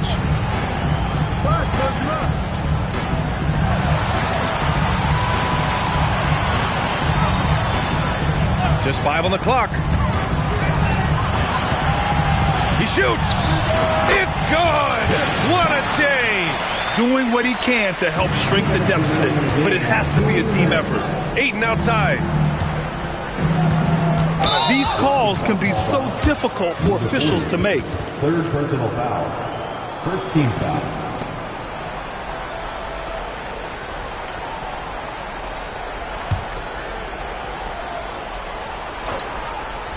Here's Ayton. Halliburton outside. 5 to shoot. Oh, it's off. Suns trail by 16. Here's Levine. Deflects the pass. And it's out of bounds. Still Phoenix's ball. He was all over that pass. That's a cautionary tale. Yeah, and you know they're tracking the tips and deflections because that tells you who's affecting the game.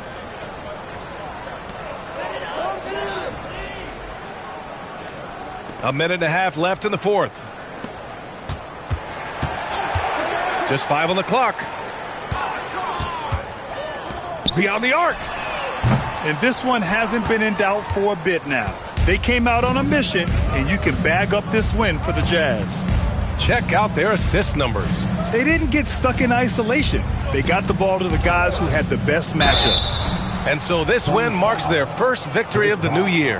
Well, Stan, now that we've had the coaches' challenges for a few seasons now, what do you think about it? Well, B.A., I'm probably in the minority. I don't really like them. I think they slow down the flow of the game. And look, across all sports, mistakes are part of the game. Players' mistakes, coaches' mistakes, and referees' mistakes. Let's just live with them and keep the game moving. And the Suns going with a whole new group out there. A big group substitution here for Utah. Kleba, he's checked in for Ayton. Whitmore comes in for Dunn. Howard's checked in for Okogie. And Hayes is subbed in for Halliburton. And it's Anthony with the ball for the Phoenix Suns. 17-point game. Reed a screen on Hayes. Outside Reed. It's Mikhailuk on the wing, guarded by Howard. Anthony in the post. He's against Hayes. That's off. That's not a bad shot at all. It just didn't go in. Sometimes the process is right, and you still get a bad result. He launches. No. And it's Phoenix's ball. Outside Anthony. Here's Boozer. Anthony, left side.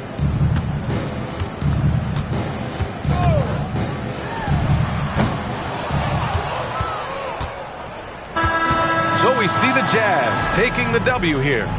To walk into enemy territory and deliver a performance like that, that says a lot about this squad. They really came in looking confident and didn't let anything shake them. This is what a dominant team looks like. And that about does it for the first game of the new NBA season. Alongside Stan Van Gundy, Grant Hill, and Allie LaForce, this is Brian Anderson saying thanks for tuning in to the NBA.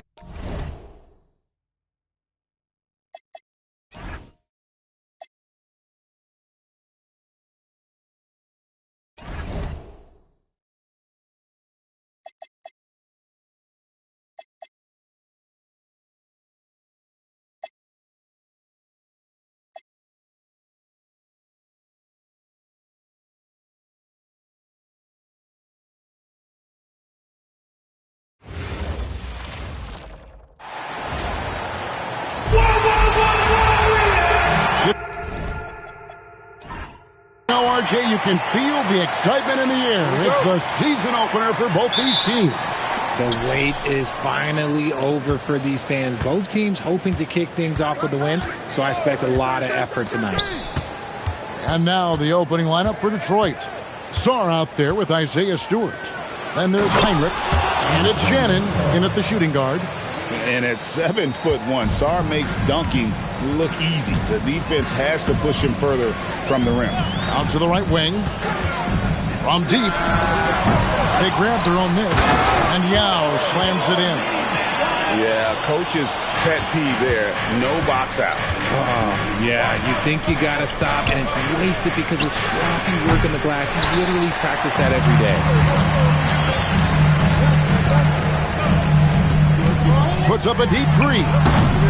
An absolute bomb from three-point range. Now he's just showing off. With range like that, incredible. And he's good on the three ball. The real. Come at us, and we're coming right back at you. Yeah, I love the competitive fire right there. You drain a triple on us, and I'm coming for my revenge. Now here's Wallace. Launches a three. It's hauled in by Stewart. The Pistons have gone 2 of 3 here to start out the game.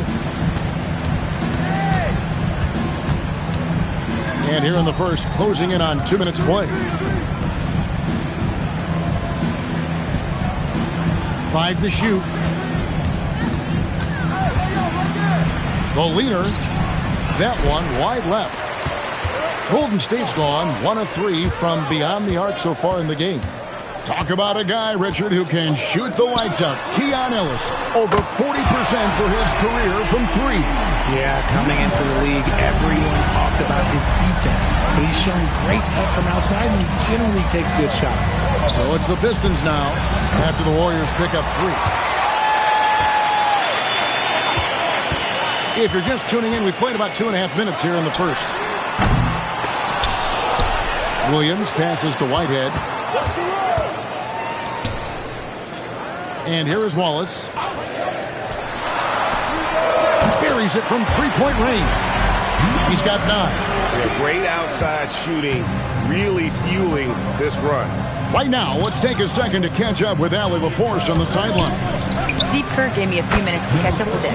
They'll be up against Donovan Mitchell tonight, and Coach is well aware of the challenges that he presents. He said Donovan's so good at changing speeds, it's hard to know when to send help. I'd rather be overly cautious in that regard because if no help comes, then all of a sudden Mitchell is in his groove. Makes sense to me. Guys? All right, Allie, thank you. Took the opportunity when he saw it. Oh, man, he's feeling it this quarter. They should be looking to get him going every trip down the floor. And so Steve Kerr decides to call a timeout. This now will give him a chance to discuss some potential changes. And now it's a look at the 2K leaderboard with the list of the NBA's best fast break teams from a season ago. The Pistons second. I mean, this is such a tough team to deal with. You see the numbers. They would just push the ball at every opportunity. Pass to Whitehead, beyond the arc. Detroit with the rebound. Here matched up against the Golden State Warriors is how they're going to tip off the new season. Heinrich outside.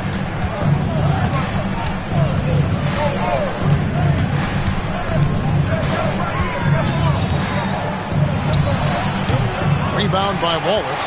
I think the defender really affected that shot. Outside Williams.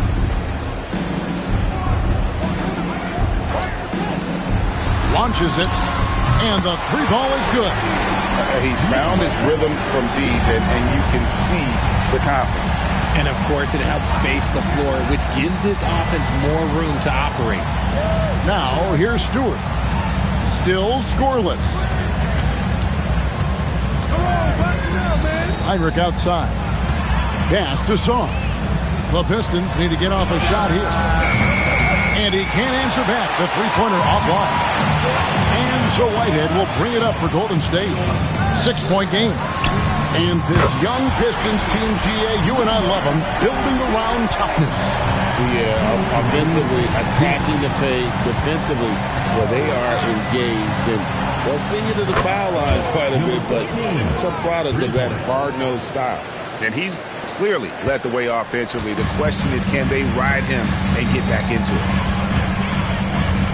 Fires the three. And Sarr pulls it down. Pistons trail by 6. To the paint. And a lot of contact on that one, so he'll shoot 2 here. That's on Yao Ming. And Greg, what stands out most about Donovan Mitchell's game? I think it's his consistency. He's a fearsome scorer pretty much since he set foot in the league. And with his pull-up game, he can get his shot off against anyone. Looking at who's out there now for the Warriors. Kevin Huerter, he's checked in for Whitehead. And it's Jaime Jaquez in for Cason Wallace. Free throw good, Sarr. One big thing you love about Alex Sarr, he's got that 7'4" wingspan, and as he gets older, he'll fill out that frame plus add to his game. 1:31 left to play in the first. Warriors leading by 4. Jaquez the pass to Williams.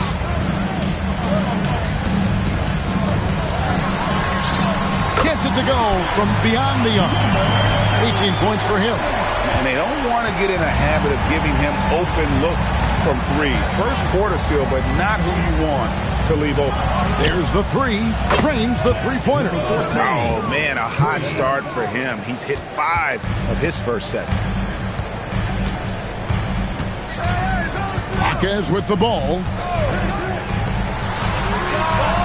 And the Warriors, another 3. Talk about putting a team on your back. He has been dominant this quarter, and I don't think they are winning without him. Shoots the 3. And another 3 for Detroit. Oh, 6 of 8 from the field, 75%. Just scoring the ball at will. Trying to answer back, but that 3 is off the mark. Pistons trail by 4. 5 seconds separating the shot and game clocks. And Heinrich gets it to go. I'll tell you what, I'm not sure these guys can keep this up. There will be some letdown at some point, but these teams, they are built to score, so. Trying to come right back with the 3 of his own, but it's no good.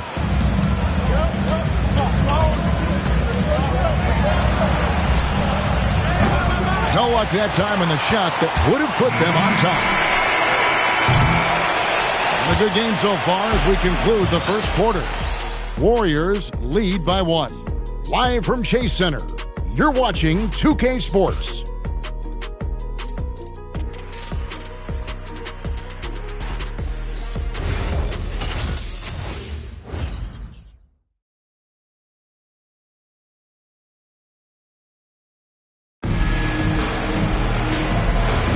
And we hope you're enjoying the game. Both teams tonight keeping things pretty even so far on the scoreboard. And let's get your take, guys, on the scoring breakdown for the Warriors. Well, so far, their long-range shooting has been the story, doing damage from deep. And it seems they've also put an emphasis on moving the ball, working to rotate around the defense and find those quality looks. On the floor for Detroit, Dwight Powell is out there with Nick Richards. Then there's Anderson, and it's Pack, and it's McCloud, and at the small forward. Defense kind of rolled the dice there, and I'm a little surprised that it ended up going their way with the miss. We're now joined by our sideline reporter, Allie LaForce. Allie, it's all yours. Hey, Kevin. Well, Draymond Green is getting serious in the weight room. He said, one thing I learned is you have to lift weights. I was always naturally strong, so I was like, what do I need to lift for? These guys can't move me right now. But your body needs to be able to withstand the pounding of a long season. Guys, back to you. Okay, Allie, we thank you. Toppin with the steal. Here's Filipowski. Pass to Toppin. And the Warriors miss again. The Pistons trailing. And here is Powell. Here's McCloud, defended by Filipowski. Powell with the screen, 6 to shoot. Trying his luck from deep. Toppin pulls it in. Golden State's gone outside a lot tonight. 17 times, in fact. 7 of 17. Some nice passing by Golden State. Here's Jaquez. sinks the three-pointer. Jaquez has got the second quarter going with the first basket of the period for the Warriors. And so the timeout here by J.B. Bickerstaff. He's going to take a few moments here to check in with his team and regroup.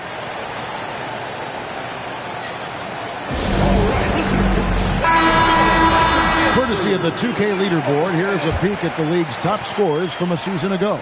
Take a look at Wallace, top 5 scorer in the league. What a player he is. And looking back, his points per game really underscored the fact that he never took a game off. I mean, one special performance after another all season long. Whitehead with the rebound. And so Whitehead will bring it up for the Warriors. Following this one, they get to host the Rockets. And that game is the second of 2 straight at home. And another 3 for Golden State. Yeah, he's shown terrific control of the pace and the rhythm of this offense. He's locked in with his teammates right now, setting guys up in perfect position. And an eye for an eye. Both teams working to stretch the floor. This is today's NBA. Hey, we see this kind of exchange more often than not. From downtown, and the Warriors, another 3. The defense a step slow. You can see the result.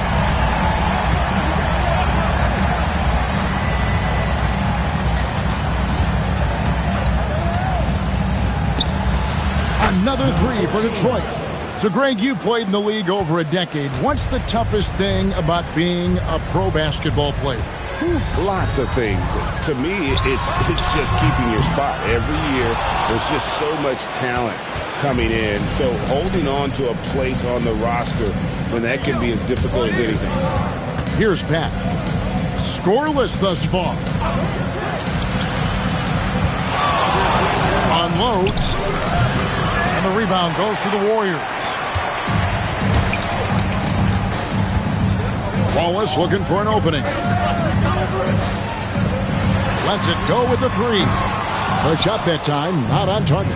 And the great shooters know when they've got enough opening to go for the 3. I didn't think it was a bad choice on that possession. Looking now at some numbers for Toppin.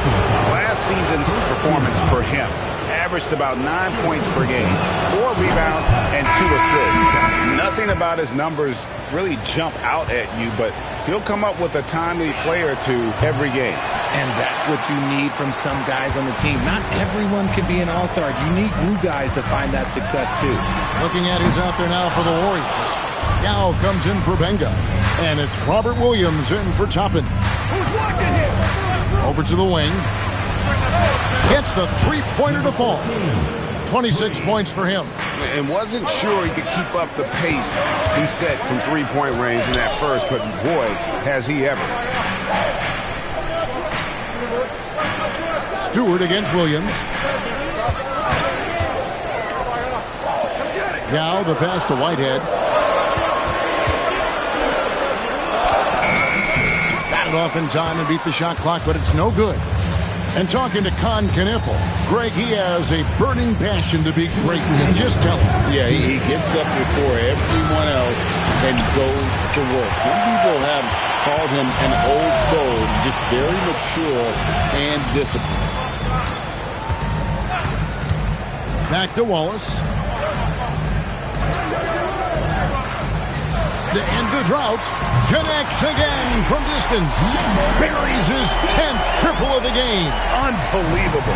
Pistons trail by 4.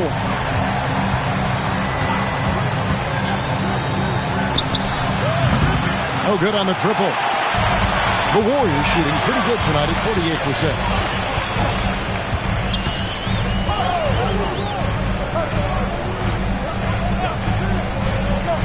109 left in the first half. Plenty of daylight on that shot. And it's a 7-point Warrior lead. Certainly one of the best shooting performances you are ever going to see. A 3-point barrage. And so the timeout here by J.B. Bickerstaff. He made the decision to huddle up with his guys and talk about strategy. The Pistons making a change here. Heinrichs checked in. Pistons trail by 7. 58 seconds left now here in the second. That shot wide open. He's doing everything he can. If they want to win, others have to step up and provide some scoring. Wallace, the pass to Williams. Let's go. It's hauled in by Stewart. The Pistons have gone 4 of 10 in the second quarter from the field. Heinrich outside. Stewart, a screen for Heinrich. From outside, off the mark. Warriors leading by 4.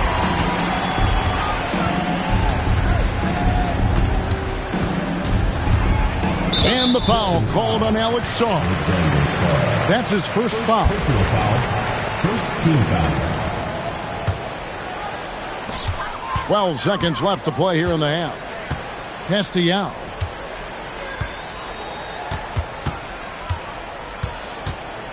With 1 on the clock. And that'll do it for the first half of competitive game so far. The Warriors on top, up by 4. And Allie LaForce has got something now for us from the floor. Allie, take it away. Thanks, Allie. Much appreciated. Halftime now, and we'll be back to get the third quarter underway in just a moment.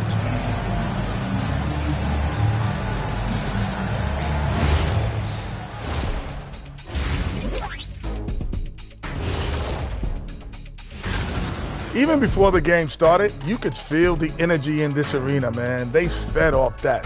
Big-time home court advantage. Moving on, in our game, here are the top performers. And that concludes halftime. Now time to send it over to Kevin Harlan as the game's about to resume.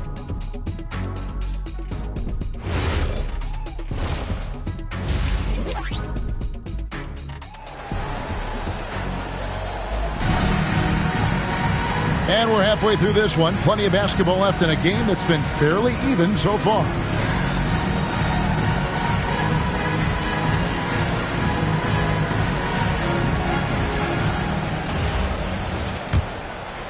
Here's Wallace. Hasn't made one yet. Bob Williams is out there with Whitehead. Then there's Yao.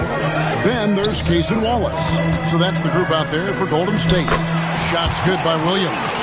You know, still a raw talent, but Williams does have a reliable inside game that continues to get better.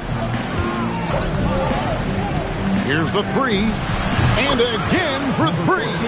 He's got this defense scrambling, and even when they've got 2 guys on him, he just finds a way to create space. And he's making some team history. He just tied the franchise record for 3-pointers in a single game. Back to Heinrich. Sarr the screen. Down to 5 on the shot clock. The tray. It's out of bounds. The Pistons able to retain possession here. A moment now to see how the schedule is looking for Detroit. On Thursday, they'll head back home to host the Miami Heat. Then on Tuesday, the Los Angeles Clippers will come into town. And looking at the Toronto matchup, that's a contest that I'll keep an eye on. That'll be the 5th time they take to the floor, and they want to get off to a quick start. Shot clock at 6. Cannon, no good. Warriors leading by 5. Wallace outside. Outside Williams. And the Warriors tack on 2 more. And no doubt about it, in order for them to be successful, he has got to be a catalyst when it comes to scoring. From past the arc. Rebound by Williams. Williams has got 4 rebounds now tonight. And they have been cold coming out of the break. Only getting one of their first 4 shots to drop this half. Got to pick it up. Drills the 3-pointer. He's been dominant all game long. Nobody on the floor can stop him. And look, let's just say he knows it. To stop the run. Good! Another from 3. He's now set the team record for most threes in a game. Unreal. And a lot of it stems from his confidence. Even when he misses, he's sure, he's positive the next one's going to go in. Pass to Wallace from outside the arc. Rebounded by the Pistons.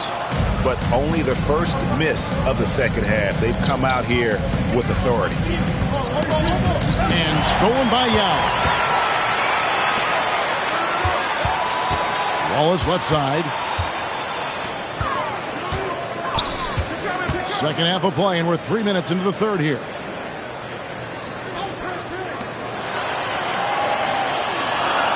Williams, a screen on Heinrich. There's the triple. Wallace misses. Pistons trail by 7. To the middle. Out left to the wing.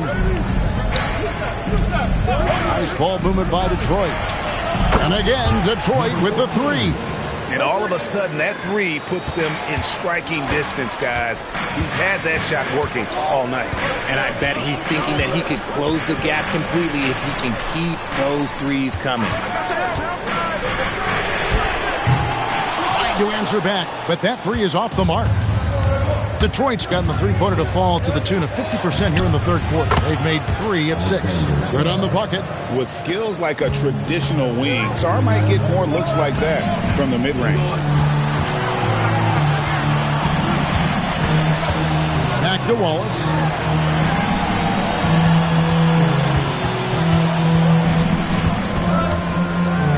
This one for 3. Rebound by the Pistons. Stewart's got his 5th rebound in this one. And now let's swing it over to Allie LaForce on the sideline. Thank you, Kevin. The Pistons are growing. Coach J.B. Bickerstaff said, I appreciate the work that the guys have put in, and I'm proud of what they're becoming. But we have more work to do. We're still taking steps. Our guys have improved. The team has improved. But we're not finished yet. Guys? On the rise. Hey, Allie, thank you very much for the report. Kevin Herter, he's checked in for Golden State. Anderson, he's checked in for the Pistons. Back to Heinrich.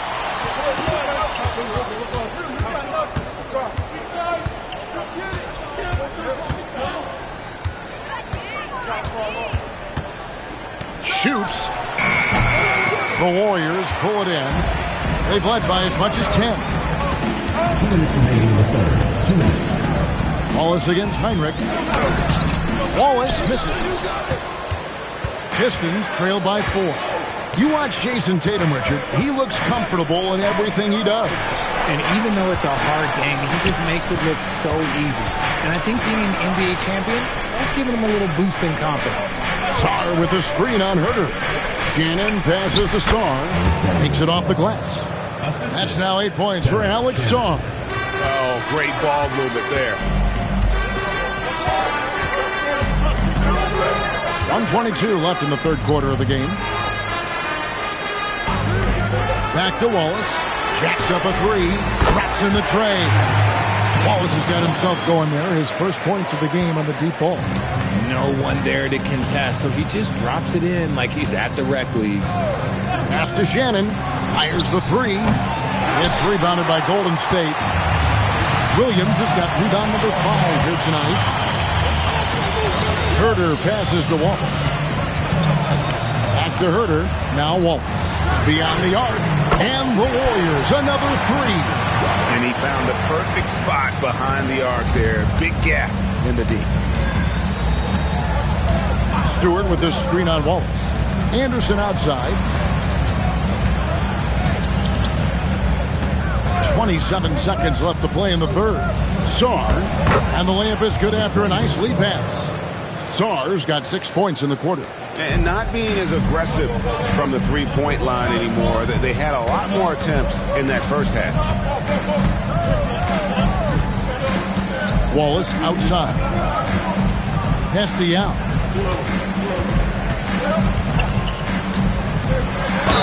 Fouled on the shot and picks up 2 points. So 1 free throw coming up. Yeah, he earned that one. I mean, taking the hit and still able to get that one to go down. The Warriors shooting their first foul shot of the night. The Warriors. Yao Ming. Shooting 1. That one misses for Yao. Gets it off. That shot off. And so it's the Golden State Warriors holding on to an 8-point lead heading into the break. Their shooting has been the big key. Their percentage from the field so far has been terrific. Back to the end. And now we have a moment to reveal our State Farm assist of the game. And the definition of teamwork right there, guys. I mean, what great communication between them, and what a beautiful feed. Serving it up on a platter, that is a beautiful dish. And two teammates on the same page. Woo. And with 3/4 behind us, let's see what this fourth period holds in store for us. On the court for the Pistons, they've got Anderson. Nick Richards out there with Powell. And it's McLeod in up the 2-guard spot. Down low. And foul on the shot, so he'll get a chance at the line. And you don't ever want to get into the habit of letting the offense get to the rim. And let's quickly check out the scoring breakdown here for the Warriors. Their offense has been a well-oiled machine. They're moving the ball around, playing for one another, and just piling up assists. And on top of that, they've really been dialed in from deep, just dropping triple after triple. Here's McLeod. Is defending. Nice ball movement by Detroit. Three-pointer. Toppin pulls it in. Warriors leading by 4. And the call on the shot that sends him to the line. First personal foul. First team foul. At the line for 2, number 289.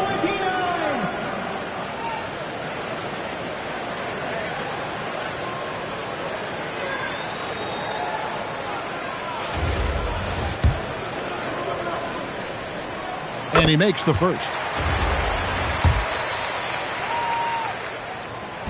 So he hits 1 of 2 from the stripe. At the least, he did extend it to a 2-possession game. That's important. Pass to Richards. Anderson outside. Here's McLeod for 3. Toppin pulls it in. We've gone about a minute and a half into the fourth quarter. Defended by Anderson. Wide open shot is on the money. And he's got 41. Quite simply, he is carrying this team, doing most of the work scoring-wise. Fires for 3. Connects again from distance. And this parade of threes has no end in sight. He just keeps knocking them down. Oh, and that latest triple ties him for second to the most threes in the game. What a monster he's been from deep. And it's a 4-way tie now. Himself, Curry, Zach LaVine, and Dame Lillard. And the Warriors making a change here. Williams is checked in. And a switcher also for Detroit. Alexander Saw. He's checked in for Nick Richards. Let's go to the sideline and see what Allie LaForce has dug up for us. Allie, take it away. I was able to listen in on what Steve Kerr had to say to the team. Coach had a direct message for the team saying no matter the lead, no NBA game is ever over. Do not let your guard down. We'll see if they hold on. All right, Allie, thanks. Pass to Saw. It's Powell on the wing. It's Powell on the wing. Whoops, anticipated the pass. Turnover. Jaquez left side. And again, it's the Warriors missing. Pistons trail by 4. Anderson outside. Sarr in the high post. Pass to Powell. 5 on the clock. Here's McLeod. From outside the arc. It's rebounded by Herter.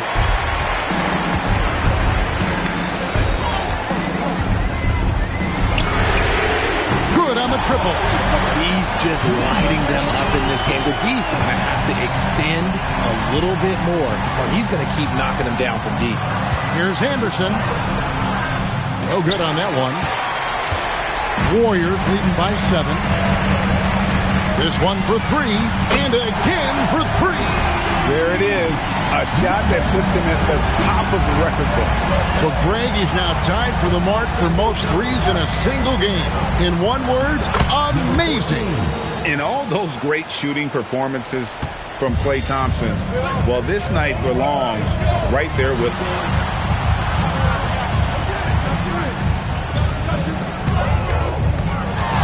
Top of the key. And there are the Warriors now with another bucket. he has created some terrific opportunities for himself and really made the most of them. Powell outside.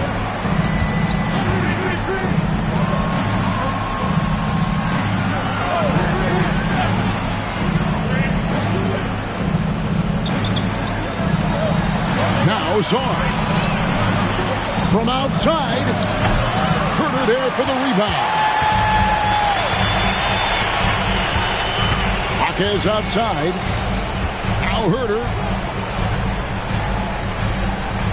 Now Jaquez. It's Herter. From deep. Fires the three. That shot no good. Pistons trail by 10. Anderson outside. And stolen by Williams. Jaquez against Anderson. 1:46 left in the fourth quarter. That's a double whammy, guys. That's right. A great defensive play, then the emphatic dunk. Once he poked it away, you knew what was on his mind. So both teams making some changes here. It's deflected. Great timing on the rejection there. This young kid, Sarr, has major defensive potential. Oh, the dunk! Put a little extra on that one. He does. He doesn't usually finish soft either. Obviously, he can when necessary, but not that time. Can't drop the tough three-pointer. Pistons trail by 6. We've got 1:13 left in the fourth quarter. Pulls the trigger. And he misses the J. He made that way more difficult than it had to be with that leaning jumper. As a result, he comes away empty. Cleared away by Stewart. He missed that one, but I've seen him drill shots from that distance in warm-up. Even though he is capable of hitting that shot, I'd like to see him work for a better look in that situation. Oh, huge basket from the big fella Sarr. This rookie is fearless. Second team foul.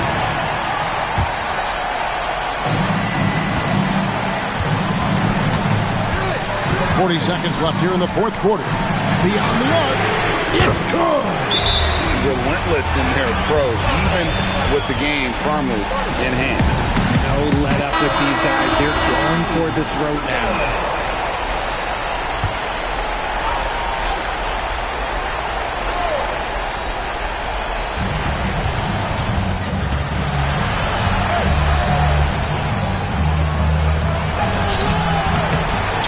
.27 seconds left to play in the final quarter. And the layup is off.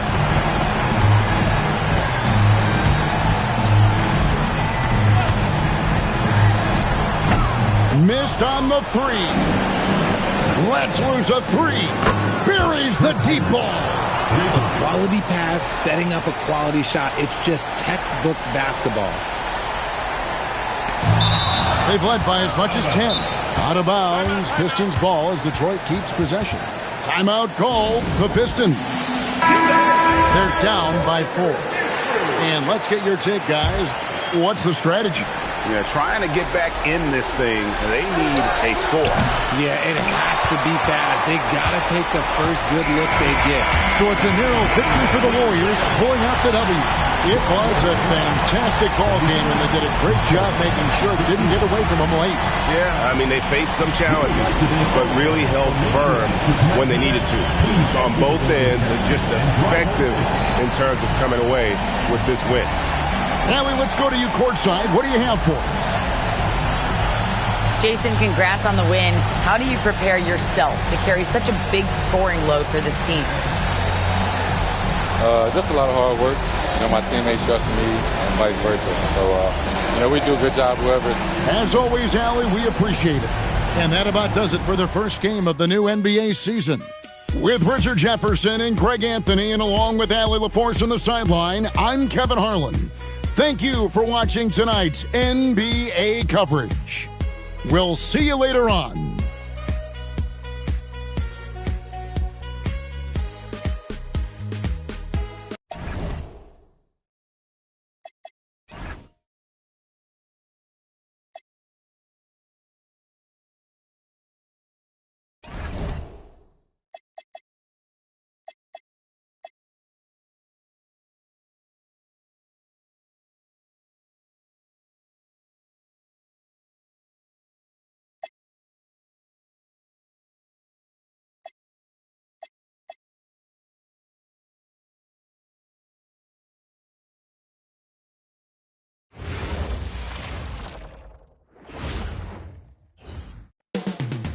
The setting is Washington, D.C.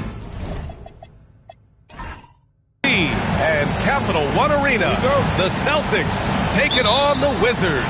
For Boston, they know starting the season on the road can make for a difficult start. They hope to rise to the challenge. Wizards, Celtics, up next, right after this. Looking at the starting five for Boston. We've got Jaren Jackson.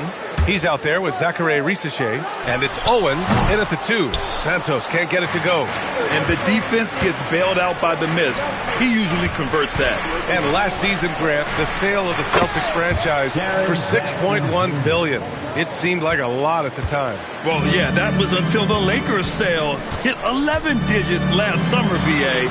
But in both cases, basketball decision-making doesn't change right away. In the case of the Celtics, the governorship doesn't transfer until 2028. Pass to Risacher. Jackson for 3.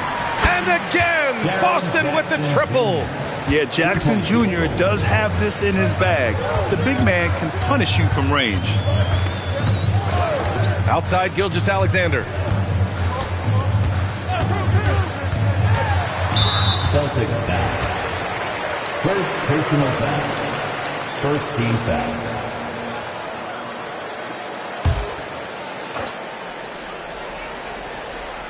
Here's Anderson.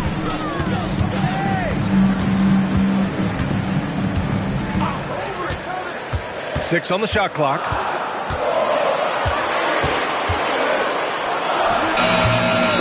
Owens grabs the board. Boy, he looks and will take that shot every time. Just won't go. Outside Risacher.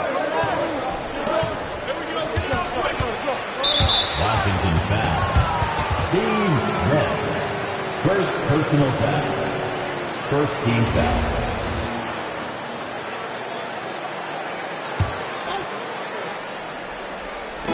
On defense, Washington.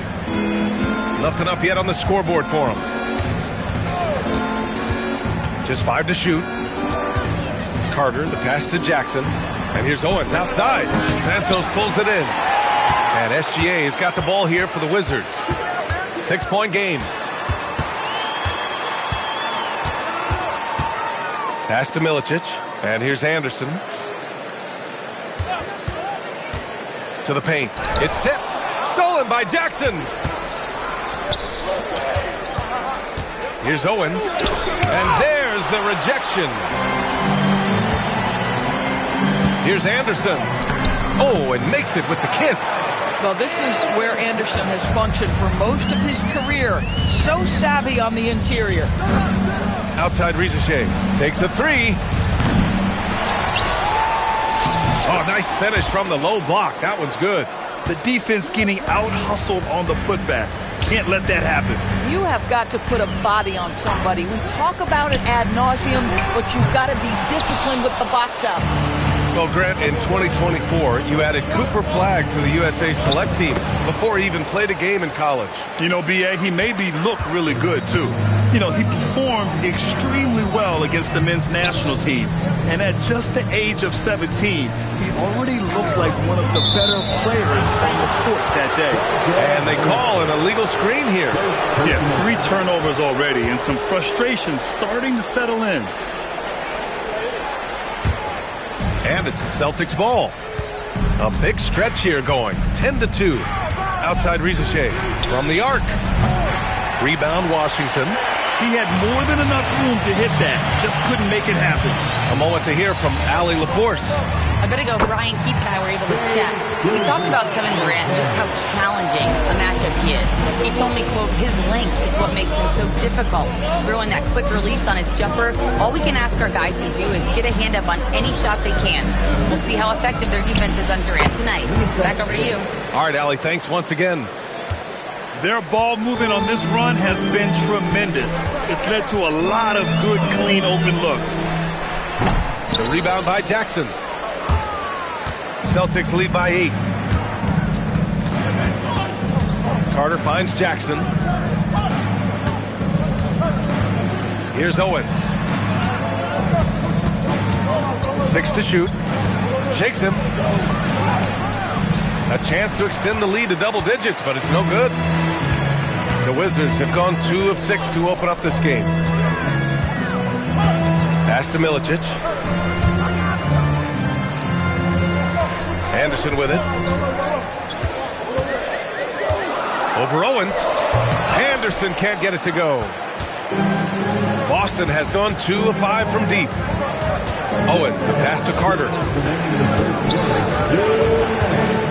And so the ball out of bounds. Gilgeous-Alexander tucks it last. All right, now that we have a break, let's take a look at which teams capitalized from the line last season. 5th on the list, the Celtics. Yeah, knocking down free throws was a real specialty for them last year. Some changes for Boston. Wilson's checked in for Rizachet, and Okoro is subbed in for Carter.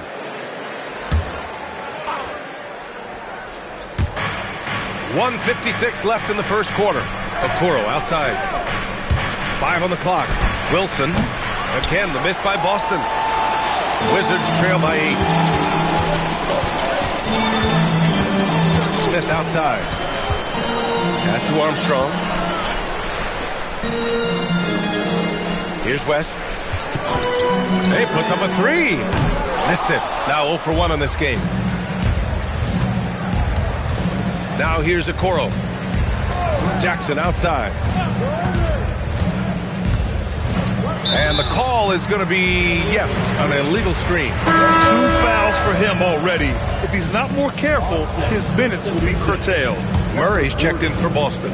And the Wizards last season with the worst record in the Eastern Conference. Grant second in losses only to Utah. Yeah, B.A., the course is clear. Development and youth. The losses can be tough to stomach, but they do have some intriguing up-and-coming players. Attacking in the painted area. Clearly that was their game plan coming in. They kick it out to Murray. Nice ball movement by Boston. Fires for 3. Washington with a rebound. Grab that one. However, so far they're getting a little out-hustled on the boards. Back to Smith. 26 seconds left in the opening quarter. Washington needs to get off a shot. He tries for 3. West misses. Here's Owens, covered by Smith. Washington foul. Both teams will make substitutions. Personal foul. Second team foul. Substitution on the court.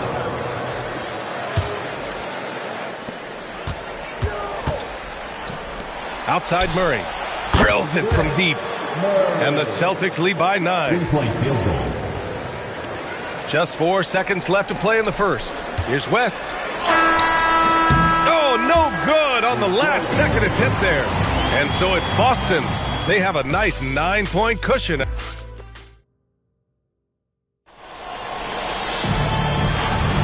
We welcome you back to second quarter action. Plenty of basketball left to play, but this one has been one-sided so far. And let's get your take, guys, on the scoring breakdown for the Celtics. Well, in today's NBA, the three-point shot is so valuable. They realize this, and that's why they're continuing to drain as many as they can.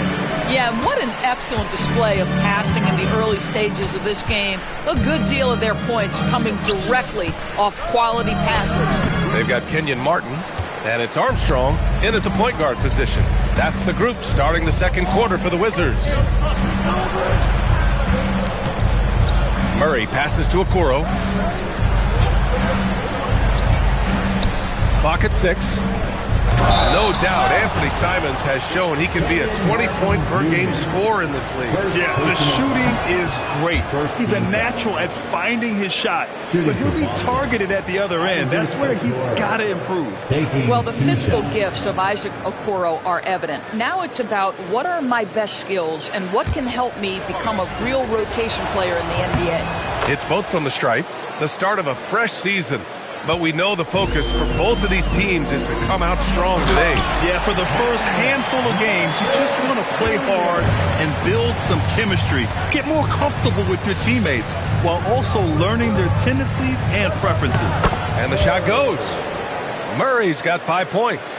And trust me, when the D's slow to react, he'll be the first guy to make them pay. And that's typical of this guy. He's always reading the situation, reacting quickly, and capitalizing. West misses. Boy, tough break there. Defense leaves him wide open. He can't get the mid-range to go. Ouch. And the defense got away with one there. I mean, that's the shot he typically makes. Here's West. Goes back up. And the shot counts. He's fouled, and it's a chance for a three-point play. And this is his first trip to the line tonight. First personal foul. First team foul.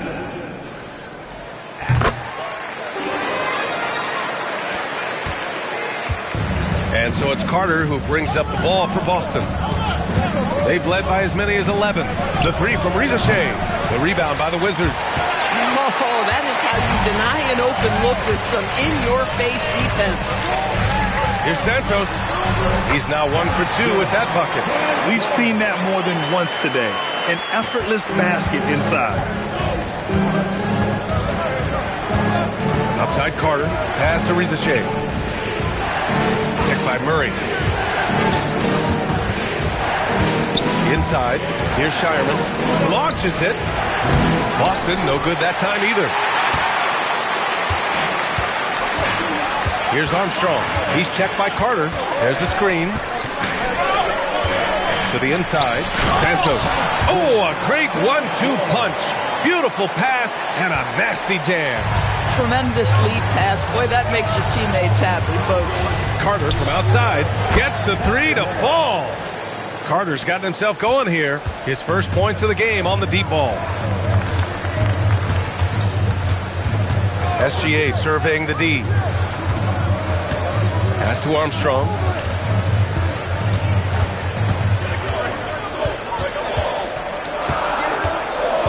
Back to Gilgeous-Alexander. Puts up a deep three. No good on the shot. Celtics lead by 7. Outside Carter. Outside Murray. This one for 3. Anderson pulls it down. The Wizards have gotten 4 of 8 shots to drop in the second. To the middle. Here's Gilgeous-Alexander. And slam dunk by Gilgeous-Alexander. And just a lack of fight right now on the defensive end. Right? At least on that slam it was. That's one way to let a team back in the game. Right, you can see on that possession, one side playing with a little desperation, the other side losing focus. So both teams changing it up here, and we've seen the Wizards churning their roster, Doris, with an eye toward the future. Yes, and that BA means inevitably absorbing those extended losing streaks, but you're doing it at least with a plan in mind. You need talent to win, and I'm talking big-time talent. And the best way to develop that talent is with patience. So there's a process they're following. Down low.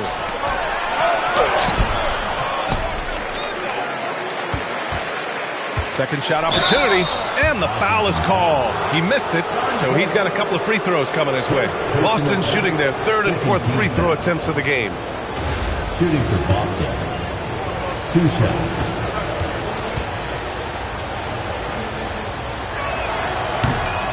And the first one at the line is good.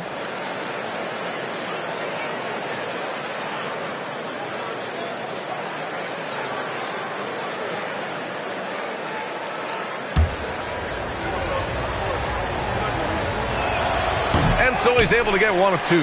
Yeah, they're playing a much more physical game here in the second quarter. Here's Smith. But again, it's Washington. They didn't do themselves any favors with their shooting in the first quarter, but they're starting to pick it up now. Carter, the pass to Owens. Jackson, the screen. Back to Carter. To the inside. Nice ball movement by Boston. Here's Owens. And he can't get that one. Ooh, excellent D there from Smith. And play stops. A whistle there on what looks like an illegal screen. In the first half, you want to stay aggressive, but you also want to be careful. That is his second foul already. 2 minutes. 2 minutes remaining in the second quarter. 2 minutes. A minute 58 left in the first half of this game. Pass to Owens.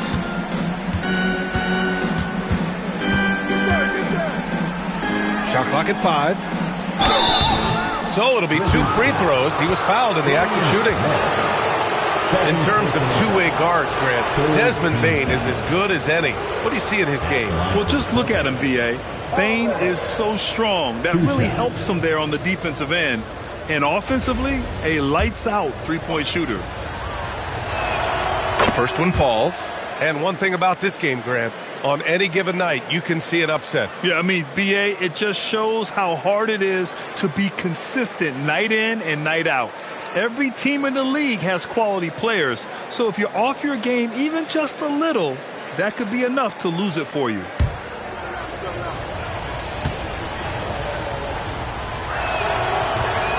He does not get the second one. Wizards trail by 5.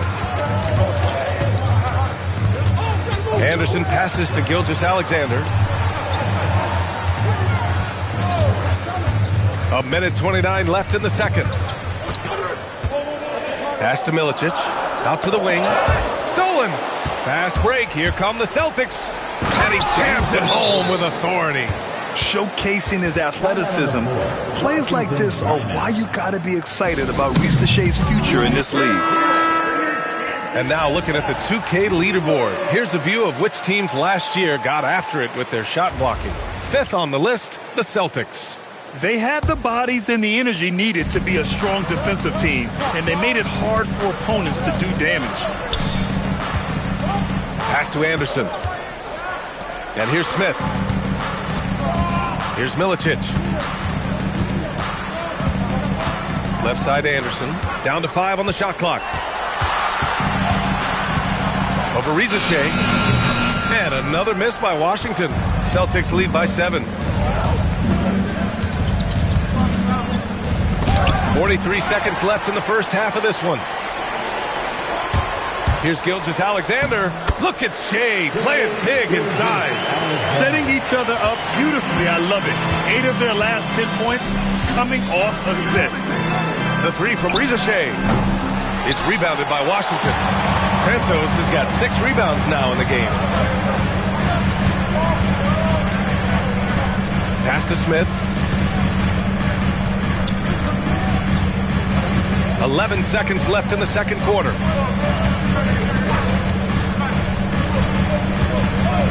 Fires from deep. He got it up. He knocks it down. But wait a minute. The officials getting together here. They may want to review this. After the review, the ruling on the floor is overturned. The officials signaling that they are going to take a look at this replay. And they're going to take another look at the replay to make sure. But to me, it looked like he got it off in time.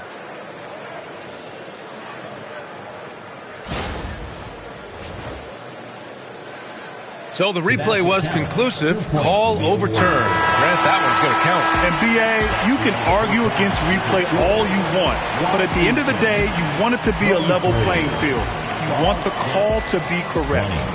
And the first half comes to an end. We've got a close game going here. It's the Celtics up by 3. And join us right back here after the break for the start of the second half.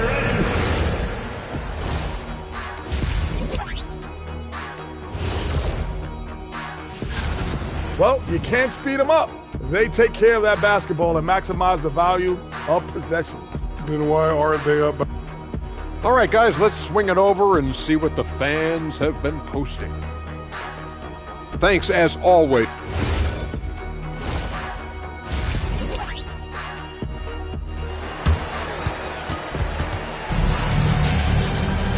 And we've got second half action for you. Thus far, a pretty evenly contested game. And you look at Jaren Jackson. He's been playing really well. Yeah, he's played with great energy in the first half. Very disruptive at the defensive end. Well, it was about effort and anticipation. Hard to get into an offensive rhythm when you know this guy is lurking. Taking a look at the Celtics. They've got Owens, Jackson out there with Zachary Risseche. And it's Carter in at the point guard. Now here's Gilgeous-Alexander. Smith. Here's Santos. And good work on the boards as they picked up the second chance points. Santos has got his third bucket of the night. Carter, the pass to Jackson. The three ball. It's rebounded by Washington. Santos has got his 8th rebound here tonight. Time now to hear from our reporter, Allie LaForce. Hey, Brian. Drew Holiday understands the big picture. He said, quote, basketball is a two-way sport. As much as you train offensively, you need to do the same thing defensively. Doing defensive slides, wall sits, things that help you with your legs and your base. I've done that since I was little. It helps. Back to you guys. An elite defender. Allie, thank you. Ooh, good finish at the rack off the slick feed. Santos has got 8. I mean, they've been relentless. Just keep getting shots at the rim. And that one's good. Assertive move. You can tell the game's heating up a bit. SGA against Carter. Smith outside. Back to SGA. Takes the 3. The rebound by Jackson. For Boston, they've gotten 2 of 4 shots to go since the break. 2 minutes gone in this third quarter now. To the right side. Here's Owens. Santos pulls it in. Santos has got 9 rebounds in the game. Boy, he's getting it done. They're winning despite his performance here, and they have had his back all night. And he's going to the line for 2. The official saw contact while he was going up. First trip to the free throw line for him in this one. For Washington. That free throw no good. Taking 2 shots.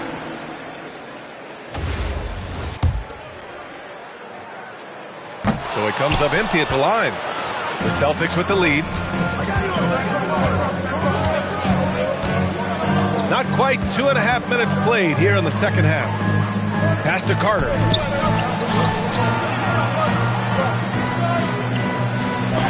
Blocked!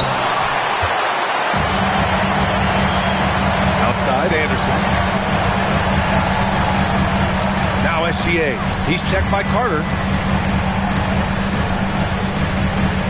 It's Anderson on the wing. To the paint. Cuts off the pass. And Boston pushing it up now. Here's Jackson. And the dunk by Jackson. And it's energy like that on both ends of the floor that's got them out ahead. Smith outside.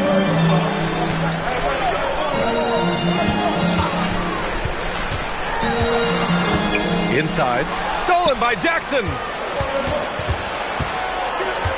Pass to Carter. Outside Rizichet. Lets it go from deep. Sinks the tray. And now a 6-point Boston lead. Yeah, that's what Rizichet is out here to do. He is first and foremost a 3-point shooter. A good one at that. Here's Smith.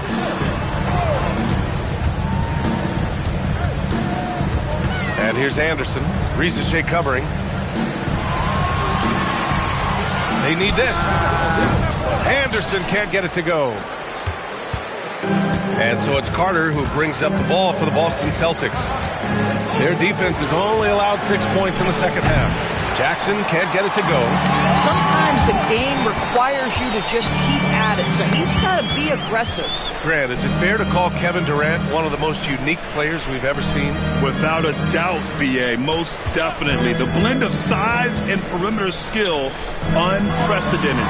KD able to rise up and score over most any defender. Now here's Rizichet. 7 points in the game. Pass to Owens. Anderson against Carter. Here's Owens. The 3 is up. The rebound by the Wizards. Milicic has got his 7th rebound of the game with that last one. Puts it up from 17. And there's Smith. That one's good. On the assist by Anderson.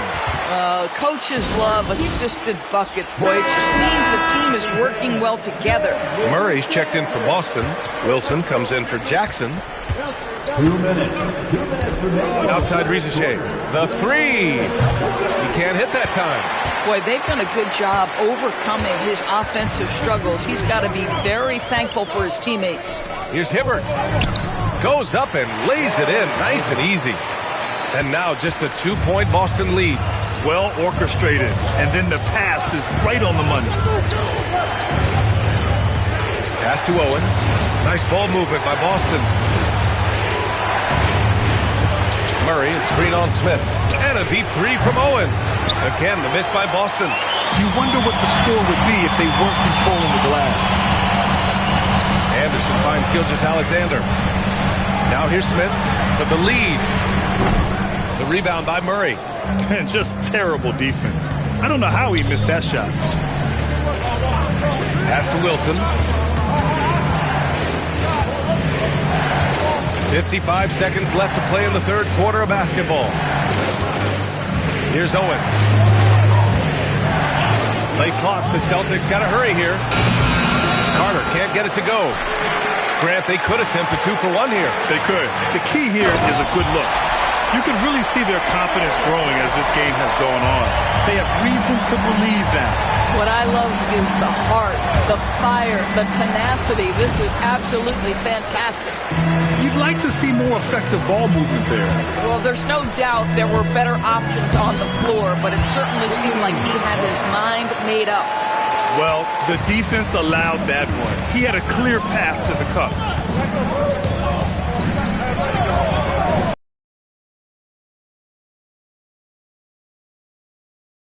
Carter, the pass to Wilson.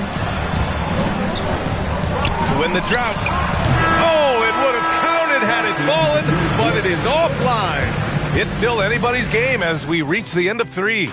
It's Washington. They lead by a bucket.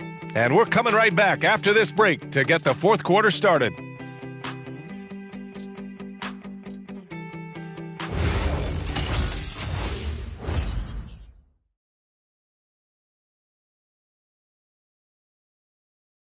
All right, let's take a look at our assist of the game presented by State Farm. This is the definition of team chemistry. I love to see this kind of communication and connection between teammates leading to the perfect pass. Nothing better than chemistry, right? Working together to create a bucket. Man, I know I speak for all of us when I say I can't wait to see what kind of finish awaits us here in the fourth quarter. They've got Kenyon Martin, and it's Santos in at the pivot spot, manning the middle. That's the 5 on the floor for the Wizards. Now here's Martin. Here's Armstrong. And he tries it off the glass, but it's no good. Okoro, right side. Down low. Pass to Wilson. And here's Okoro. Outside Murray. Here's Wilson. 4-3. Santos pulls it in. Santos has got 12 rebounds here tonight. Big time effort. Fourth quarter just getting started. 1 minute in the books. Here's West. Started by Okoro. Lets it go from 11. West misses. Boy, another miss, but you have to say to his teammates, great job. They have picked him up all evening long. Wilson. Offline with a 3. The Wizards with a lead. The ball's knocked loose. About a minute and a half into the fourth now. Pass to Shireman. Now here's Okoro. Outside Murray. Here's Wilson. To tie it up. And it's rejected. And it's going to be out of bounds. Boston will have another go. And Joe Mazzulla calls timeout here. Looking to get everyone dialed in and engaged. Jaron Jackson, he's checked in for Murray. And keeping us updated from the sideline, Allie LaForce. Over the break, I listened in on Joe Mazzulla's huddle. Point blank, he wants better shot selection. He told them, we're settling, guys. Come on. We're not being patient out there. We're not working the ball around. That has to change right now. Good job there, Allie. Thanks. Pass to Santos. Over to the left wing. Fires it. And another miss by Washington. Boston trailing. Okoro passes to Wilson. Jackson for 3. Again, the miss by Boston. The Wizards have gone 0 for 3 in this fourth. Not good. Here's Armstrong. Pass to West. That one is off. Oh, man, he can't get anything to fall. You can feel his frustration. He is trying to shoot his way out of it, and it might be better for him to pass the basketball at this point. Here's West. Fourth quarter keeps moving along. 3 minutes gone by now.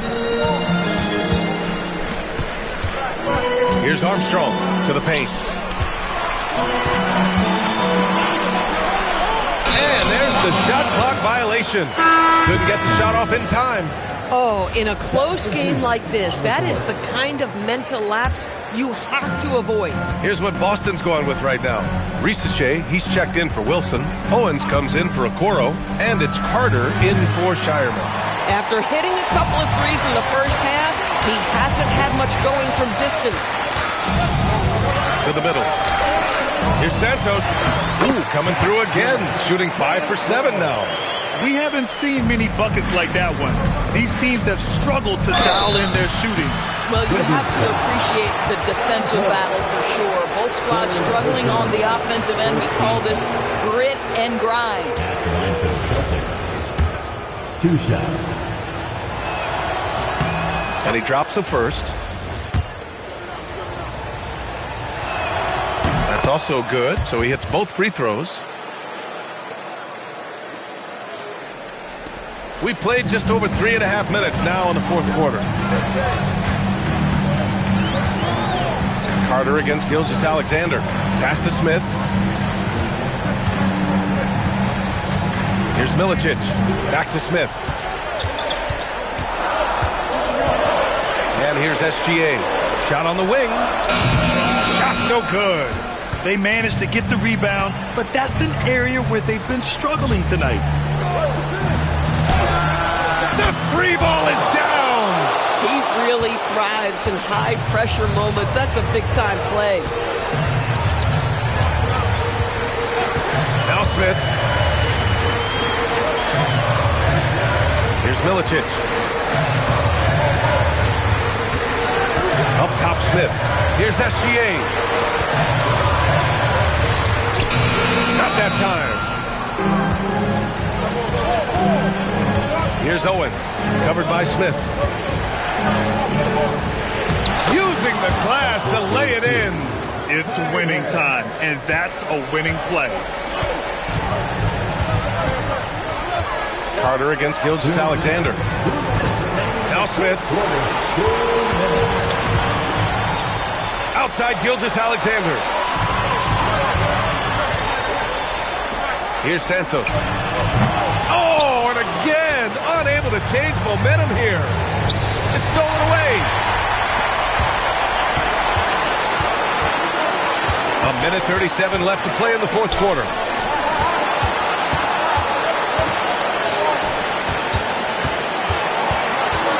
Now SGA. Shot clock at 6. And there's the screen. From 12 feet out, it's tipped. Now Carter. He's got it. Well, listen, I like the bucket, but defensively, you've got to be better. The Wizards trail by 5. 59 seconds left in the fourth quarter. Smith. And he buries the jumper. The defense can't be so relaxed at this stage of the game. Not against him. I think he takes that kind of defense as a sign of disrespect, and he was more than happy to accept the challenge. Here's Owens.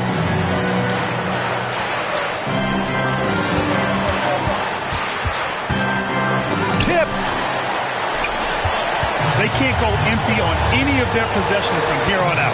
No time to waste. Not at this point in the game. 8-second difference between the shot clock and game clock. Smith right side. The 19-footer. And there's the whistle. That'll belong to Shai Gilgeous-Alexander. That's his first foul of the game. Yeah, no, you had to do that. I mean, can't allow them to dribble out the time. And now we've got an intentional foul. Second personal foul. He hits the first one, and that gives him a 4-point cushion. Shooting for Boston. At the line for 2.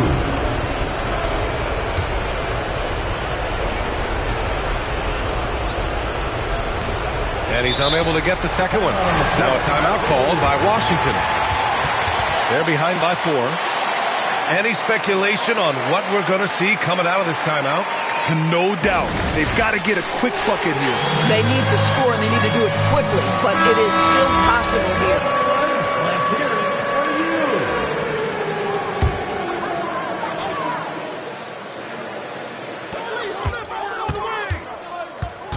Smith, left side.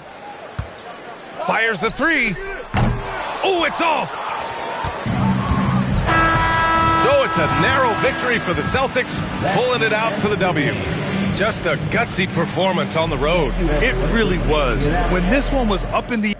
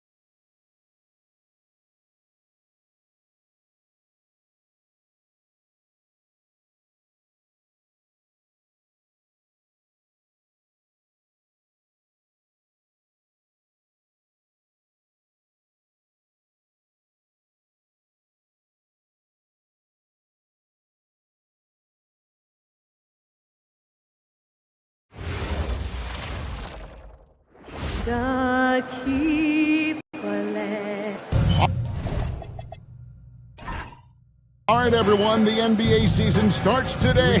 We have made it. It is a holiday for everybody. Oh, man, the offseason felt like forever. It's great to be back. Nothing like some games that count. Now let's take a look at the Bulls' opening lineup. Jeffrey's out there with Beasley. Then it's George. Then it's Sasha Pavlovich. Three-pointer. Hassel misses. And the Bulls with possession. George passes to Beasley. Here's Pavlovich. It's stolen by Dunleavy.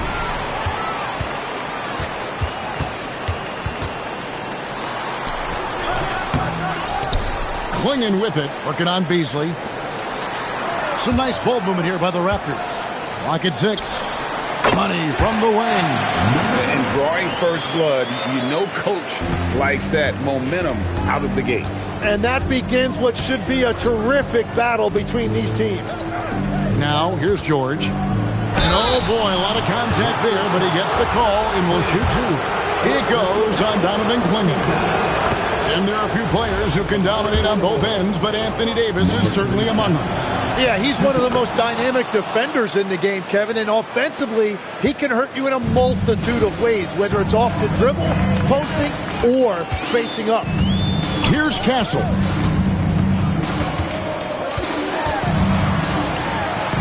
Pass to Clingan.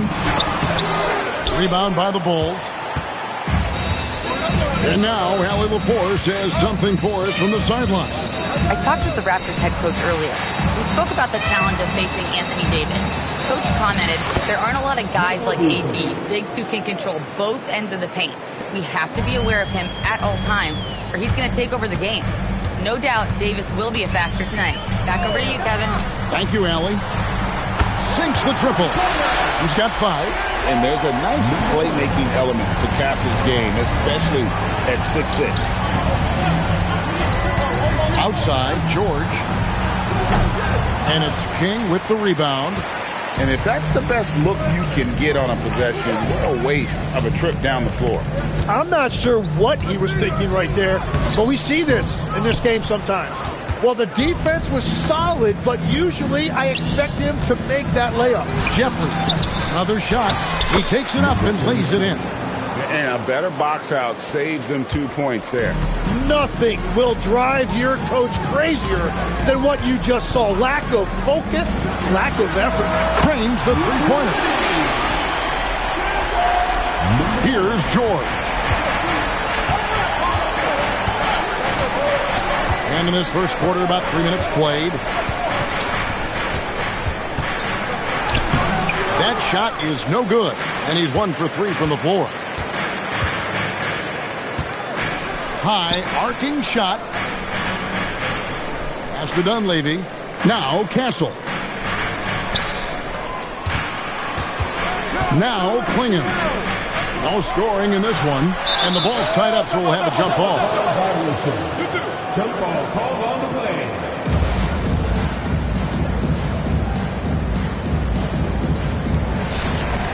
Shoots. Misses off the left iron. Chicago trailing here. Outside, George. Pass to Beasley.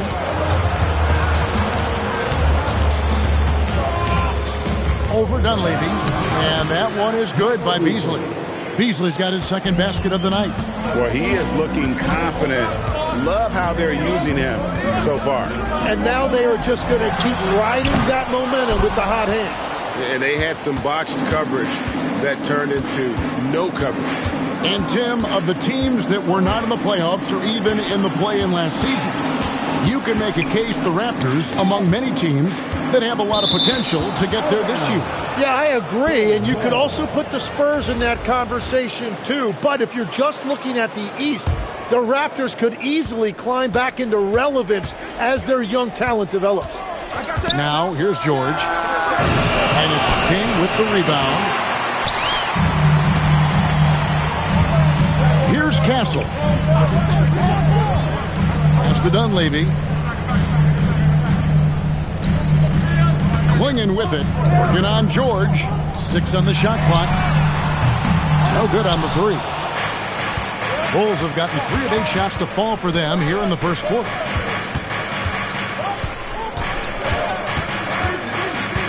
Back to Beasley. On the wing, George. Over Castle. Second chance shot, and it's good on the way in. He's got 6. We'll see if they can finally hold on to a lead. It's been back and forth all night. Yeah, it's been a close matchup, which we expected, and this could very well come down to some big shots at the end. Green, he's checked in for the Raptors. Smith comes in for Dunleavy. Koulibaly, he's checked in for the Bulls. Parker comes in for George. 1:43 left here in the first quarter. Pass to Smith. So the wing on the left. Knocks down the 3 ball. Well, I'd watch him the rest of the game because he is seeing a lot of shots dropped. Parker passes to Beasley. That's in, and he's now 3 for 3 and looking sharp. Guys, what a tight start to the game this has been. And it's still in the first half. This could be a wild one. Klingon the screen for Castle. Launches a 3. It's hauled in by the Bulls. And right from the start, Kevin, they've been pounding the glass. Most of those 50-50 balls also going their way. Parker finds Beasley. I'm told now by our producer, do we have him, guys? Okay, we do. We have a call coming in from Shams Charani. Shams, thanks for joining me. What do you have? Thanks. Well, it took a while this summer, but the Bulls were finally able to get an extension done with their bright young point guard, Josh Giddey. In a buyer's market, they could afford to bargain for a team-friendly deal. And after some overreaches in the past, their disciplined approach stands out. A good strategy. Thank you, Shams. Here's Pajemski. Steffens pulls it in. And that leaves his coach scratching his head because you can't get a better look than that. Shot and game clock separated by 5. Here's Bolar. And it's good in the assist by Parker. And the Bulls lead by 5. And that assist got him a little nod from his teammate after that one. Smith in the posts. The shot's good.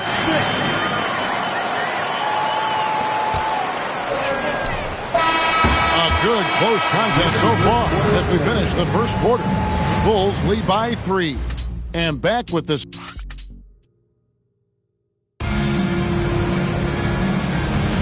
And if you're just tuning in, it's been a pretty even game through the first quarter.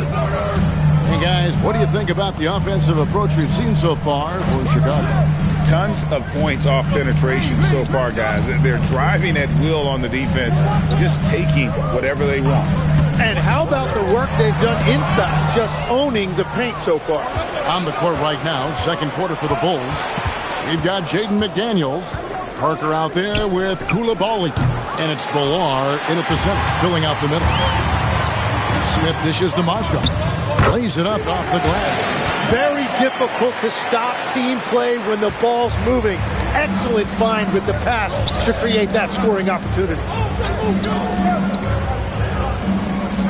Here's Steffens. Still yet to score. Here's Parker. Misses the layup. He had him with that bump fake. Toronto's gone 3 of 7 tonight from three-point territory. And it's Smith missing. The defense really didn't do enough to alter that shot. It's simply a miss. McDaniels against Green. Pass to Koulibaly. Off target from three-point range. And it's Smith with the ball. He brings it up for the Toronto Raptors. They haven't allowed any points in the second quarter. The Bulls with the lead. McDaniels passes to Stevens. Smith scanning the floor. Mozgov sets a screen for Smith. And again, Toronto no luck. You know what, though? Sometimes you can be too open. I think it may have surprised him, and that's why he missed. Tim, what a ride it's been for sharpshooter Duncan Robinson. Well, there is no doubt about it, Kevin. He's the only player ever to take part in both a men's Division III and Division I championship game. Then, after going undrafted, he goes on to start in the NBA Finals. He has really come a long way. From downtown, happy to see that one go in for a second make in 5 attempts. Steady from beyond the arc. Smith's improvement from there could really make him a dangerous player. And Billy Donovan wants a timeout. Coach needs a moment to talk things over. So Chicago going with an almost entirely new group.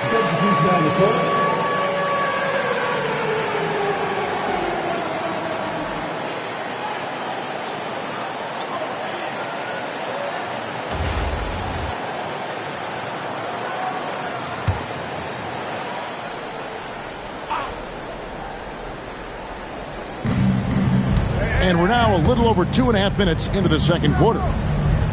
Pavlovich kicks to Beasley. From deep, George. And the Bulls with another miss. Toronto's gone 1 of 3 from way outside since the start of the second quarter.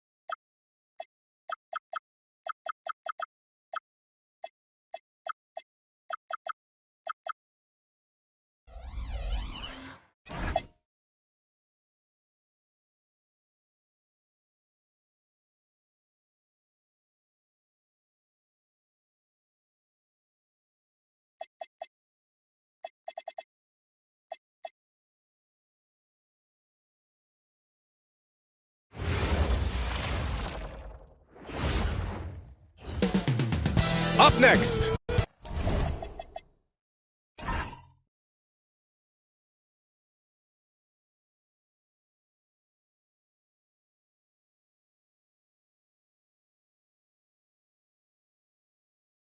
The Bulls taking on the Raptors.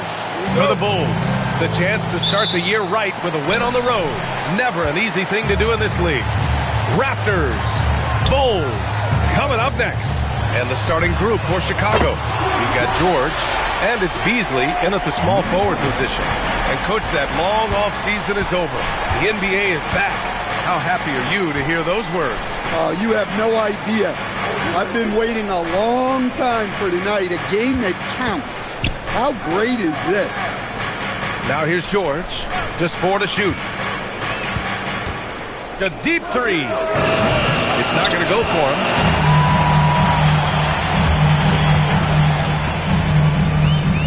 Pass to Dunleavy. Now Klingon. It's rebounded by Jeffries. About a minute played here so far in the first. Here's Pavlovich. And Klingon pulls it down. Excellent coverage defensively, making it hard on him. Here's Dunleavy. It's hauled in by the Bulls. And let's send it over to Allie LaForce. I briefly spoke with Darko Rajakovic. We briefly discussed Anthony Davis and what he wants his team to do against him, and Coach said to make him into a jump shooter. I think if we can make the majority of his shots jumpers and keep him away from the rim, we should be in good shape. Easier said than done, but we'll see what happens. Guys, back to you. Allie, thank you. Fires in the triple. He has 6. Good vision by Castle there to find the open man. You know, Grant, with Fred VanVleet, Pascal Siakam, and OG Anunoby all winning on new teams, you wonder, did the Raptors have to blow it up? You know, B.A., it's a fair question, but Toronto's front office saw a ceiling. So the question is, can they do better with this rebuild? And it remains to be seen. And it's the Bulls with the ball, following the bucket by the Raptors.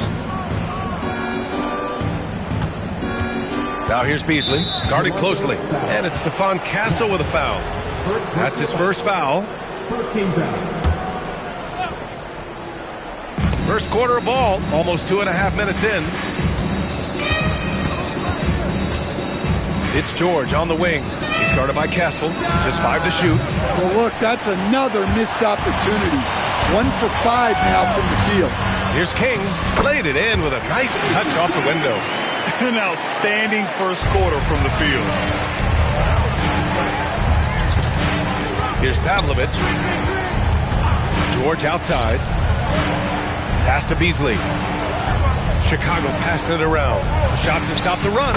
And the layup is good. And setting the tempo with an assertive move. Like, where was the defense on that play? Well, when you are the aggressor this early, it is intimidating. Now here's Castle. The shot, no good. He didn't make them pay for that weak defense, but they just can't rely on him to miss those kind of shots. Pass to Pavlovich. Back to Beasley. There's a screen. Here's Jeffries. Puts up a 3. Nope, another miss. 0 for 2 to start the game.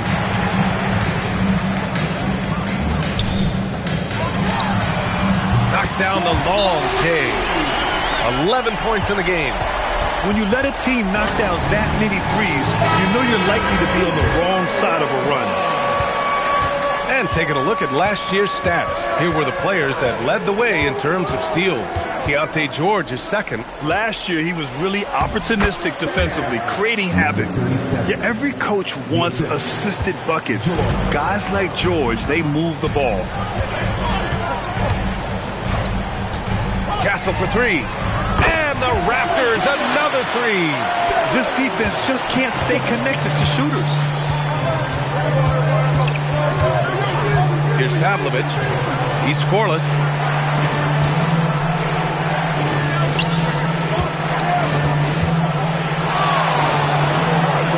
Rejected by Klingon.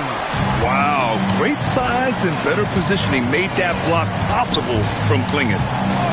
To the left wing, lets it fly. And there's Toronto with another bucket. You can't help but look toward their defense. They're totally lost. And looking at Jalen Williams, is there a part of his game you like best, Grant? You know, it's tough to pick just one, B.A. He's such an all-around player. He can guard point guards, post players, you name it, and can score from anywhere on the court. Pass to Castle. There's a minute 47 left to play in the first. Beyond the arc. And again, Toronto with a triple. Oh, he's on the attack, hitting 6 of his last 7. And here's George. He'll bring it up for the Chicago Bulls. Down by 15. And here's Beasley.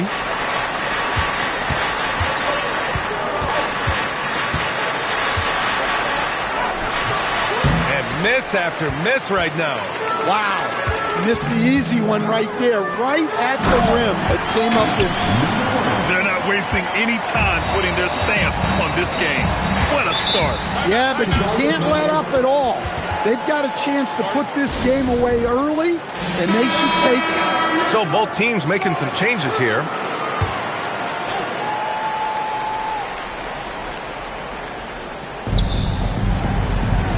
Outside Koulibaly. Pass to Bular. Now here's Parker. Just 5 on the clock. Pajemski grabs the board. Raptors lead by 17. Smith outside. Back to Pajemski. Green with a screen on Parker. Pajemski. Off target with the 3. Chicago has gone 0 for 4 from deep to start this one. 8-second difference between the shot clock and game clock. The Bulls with another miss. Pass to Green.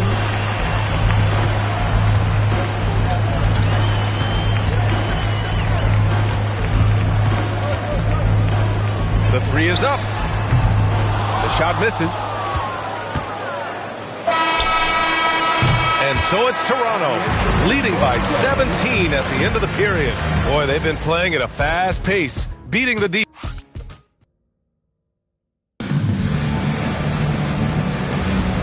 It's great to have you with us. Second quarter of basketball. This game has not exactly been neck and neck, but plenty of time left in this one.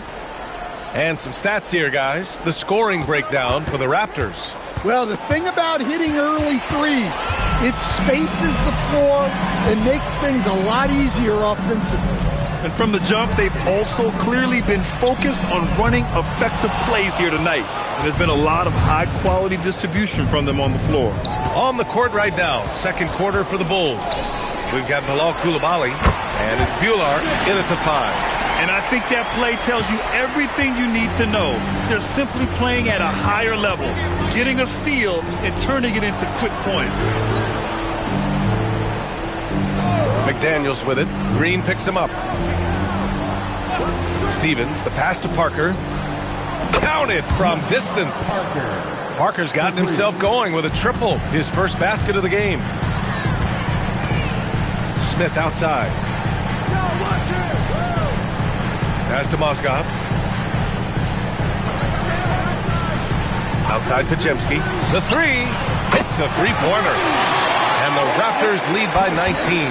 He drops yet another dime, just facilitating this offense like a maestro. Here's Koulibaly. And he can't answer back. The three-pointer offline. All right, guys, we're lucky to have Shams Charania joining us now. Our 2K insider calling in with a story. What do you got, Shams? Well, there was a bit of uncertainty over the summer about whether the Bulls would stick with Billy Donovan or not. He also received some interest from the Knicks, but that was cleared up when the organization chose to extend him on a multi-year deal. It cements his role with the team as they continue to build. Guys, the Bulls have committed to Billy Donovan for the long haul. He knows his stuff. Shams, thank you. Let's check in with our reporter, Allie LaForce. Hey guys, well, the NBA is cutthroat.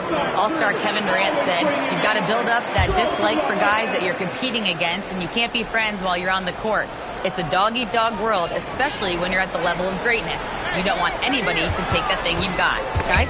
Okay, Allie, thanks a lot. Oh, and a fast break for Chicago. Kicks it to George. Pass to Parker.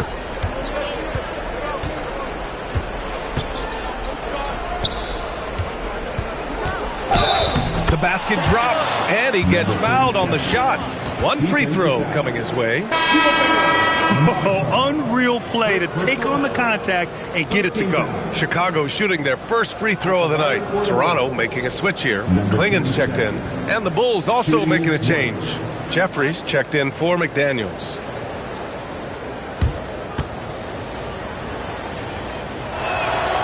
And Grant, when it comes to a franchise player, how much does it help to have a guy who unites the locker room? Well, you know, B.A., when you think of guys like LeBron James or a Stephen Curry or Tim Duncan, it's not just about their play on the court, but the type of person you see in the locker room. That can rally a franchise. Just incredible. I mean, he's really making it rain out there, knocking them down one after another. Well, what I love about his three-point shooting is the spacing that he's adding. It makes things a lot easier for everyone else. To the inside. Picked it out of midair. And up the court come the Bulls on the break. George finds Parker. Fade away. And the shot no good, a bit short. I'll tell you what, they rebounded the ball tremendously well. Pass to Dunleavy. Here's Green. George defending. 6 to shoot. Yep, count it. 23 points in the game. Keep getting him the ball. He's been a huge part of this offense. Parker outside. From outside the arc. Yes, and it's George picking up the assist. George has got his third assist of the night. Well, when you give him room like that, just expect it to go in. From deep. And he drains another one. He's now 10 of 11 from the field.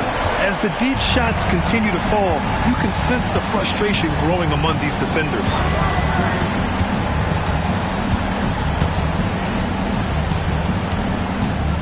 With the 7-footer. Klingen with the block. And that's out of bounds. It was last touched by Klingen. And so Billy Donovan calls timeout. He might have seen something and needs to review with his guys. And Stan, this Chicago front office embracing a more patient approach in building with younger players. Yeah, B.A., and admitting that in recent years they may have skipped steps trying to leap into the playoff picture.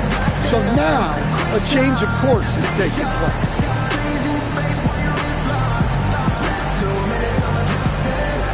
King, he's checked in for Green. Beasley's checked in for Chicago. And here we have last season's best free throw shooting teams. In third, Chicago. It's one thing to be aggressive getting to the line. And last year, they made good on the opportunities when they presented themselves.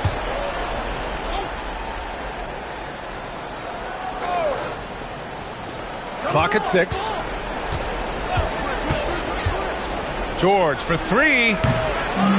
Second chance effort. And that's 2 points on the layup. 11 points in the game. The defense getting out-hustled on the putback. Can't let that happen. And I can tell you from experience, these are the types of things that drive coaches crazy. Well, his offense is carrying them right now.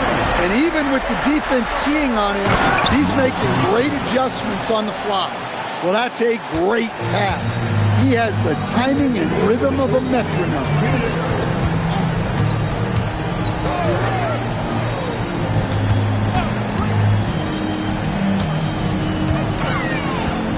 Wing shot on the way, and there's Toronto with another bucket. Well, he's been nothing short of fantastic this game, and he has his team in a great spot as this thing winds down. Here's Dunleavy. He's guarded by Beasley, and stolen by Beasley. Down low. There's the steal. George against Castle. Toronto passing it around. Drops in the 3. He's got 34. They've had a hard time shutting down the three-point shot. George feels it out a bit. Oh, and he got fouled on his way up. He'll head to the line to shoot 2. That one on Klingon. Chicago shooting their second and third shots at the line here. Number 37. First one falls for him. And while the Raptors are rebuilding, they're not bottoming out like some teams out there, Grant. Yeah, they have some pieces. I mean, some young guys who can really play. And with the lottery odds flattened out in the play-in tournament, that middle road is more agreeable than in years past. Both good from the line that time. He wasn't quite as assertive as he needed to be in the first quarter, but now he's taking a more head-on approach and getting himself to the line. Fires the 3. And again, Toronto with a triple. Well, he's just dominating right now. If his teammates are smart, they'll keep getting him the ball. George for 3. Rebound Toronto. Klingon's got his 5th rebound in this one. And they're +5 on the boards after that rebound. Klingon with a screen. And again for 3. Buries his 10th triple of the game. Unbelievable, B.A. Unbelievable. George outside.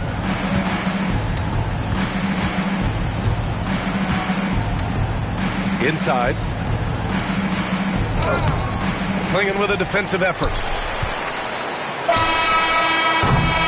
And so a pretty lopsided game through the first half. It's the Raptors just dominating this one. And time now for the halftime break with the third quarter soon to follow on 2K Sports.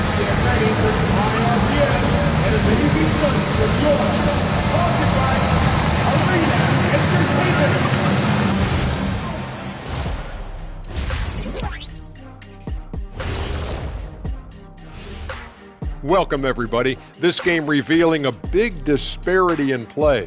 What a performance so far for the Toronto Raptors. The ball has energy tonight, Shaq. I mean, they're looking for each other out there. They're finding scorers in their right spots. Now let's take a moment. And that's it for halftime.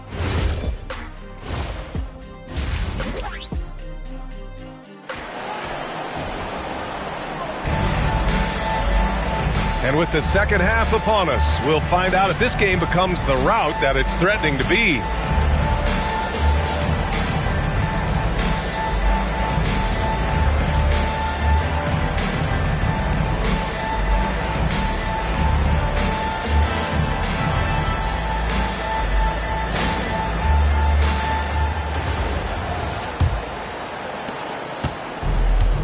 And for Chicago, they're shooting at 32% from the floor. Not good. We've got Donovan Klingon, and it's King in at the 4.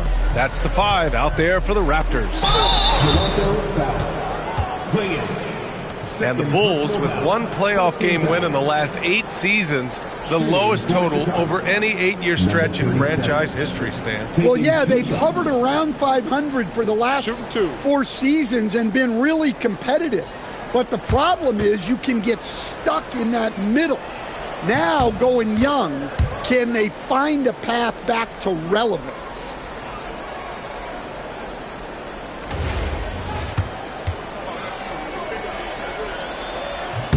Good on both.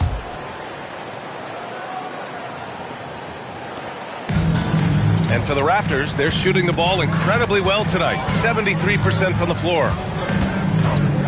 Fires the 3. Connects again from distance. He's been on the money from deep. Definitely. Looking to shoot as much as possible. George against Castle.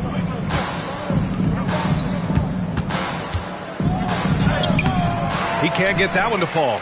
Klingon with a defensive effort. They really have a commanding lead, not just in points, but in rebounds as well. Ooh, a little luck that time as it drops. He has 45 points. Well, they wouldn't be in the position they're in without his contribution. He has tormented this defense tonight. With the 7-footer. It's down. His 7th make in 13 attempts today. He's scoring the rock at will, but he needs more help from his teammates. To the wing on the left. Pass to Dunleavy. Launches a three. It's rebounded by Jeffries. Chicago with the ball. George outside. Here's Pavlovich. Beasley. 6 on the shot clock. Can't get the bucket from 20 feet out. Probably not the shot they had in mind, but you can't fault him. He had a clean look. Castle outside. Jacks up a three. Pure from three-point range. Castle's got 6. They're getting torched on the perimeter.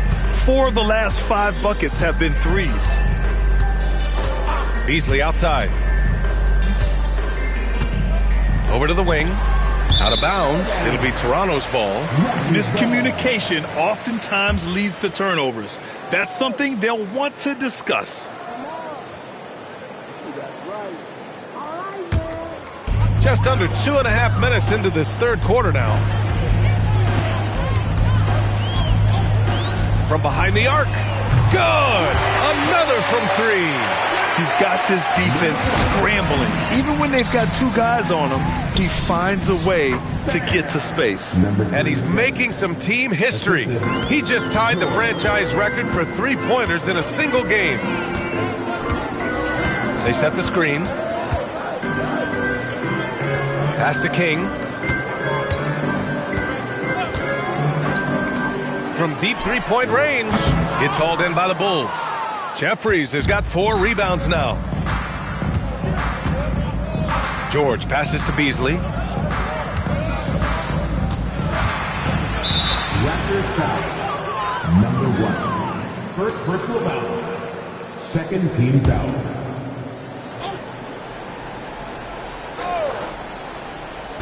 Toronto on D. Their defense has only allowed 6 points in the second half. Pass to George. Clock at 6. Oh, swiped away. Castle on the wing. We've gone about 3.5 minutes here into the third. That's the look you want. Gotta be disappointed coming up empty. And from the sideline, let's catch up with Allie. Thanks a lot. Well, Devin Booker grew up in Grand Rapids, Michigan, but around age 15, he moved to Moss Point, Mississippi to live and train with his father. Booker said, quote, "I understood the goal and I just embraced the culture and the inner city. They took me in. It was really important time, and it was good for me." Connects again from distance. All game long, the threes have been pouring in for him. There is nothing stopping his shot. And you know this is already a game he'll never forget. He's trying to make it a game the world never forgets. And Klingon pulls it down. Klingon's got rebound number 8 here already in the game. Pass to King. And here's Beasley. Back to George. Here's Pavlovich.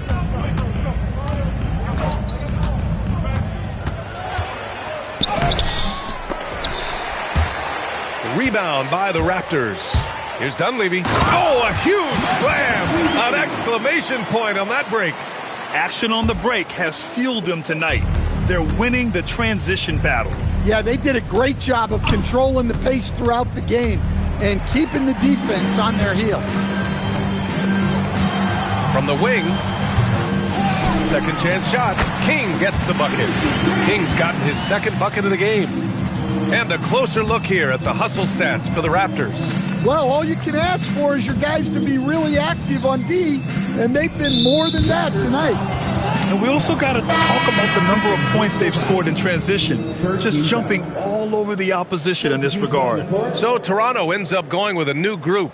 Koulibaly, he's checked in for Chicago.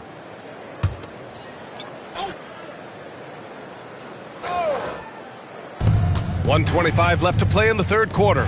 Chicago passing it around. George outside. 5 on the clock. They can't stop the run with that one. Defensive breakdown there, and they got lucky. He's not going to miss too many of those. Smith outside. For 3. That shot, no good. For Chicago, they've gotten just 3 of 8 shots to go in the third quarter. Pass to Jeffries. Let's go with a 3. Offensive board. Here's Pavlovich. Misses from short range. Well, his lack of offensive contribution has definitely been felt tonight. They could have used way more from him. The 3, Smith. Chicago grabs the miss. Jeffries has got 5 rebounds in the game. The shake. Oh, good D by Edwards. Here's Toronto with the ball.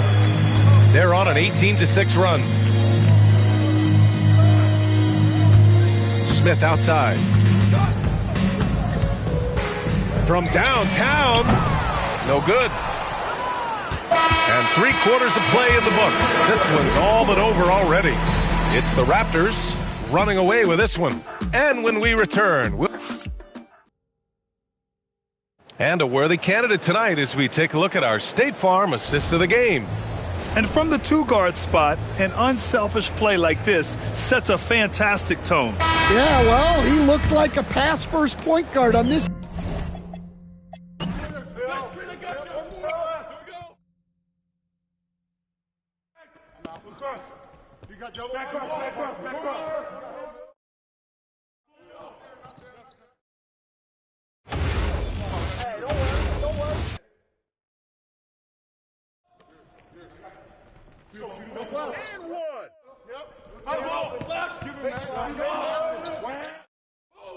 Watch that shooter. Back up. Oh, foul!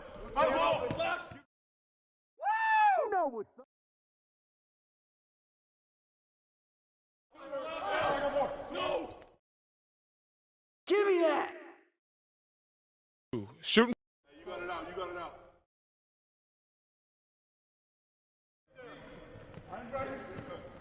Here we go, attack. Here we go. Beasley, down.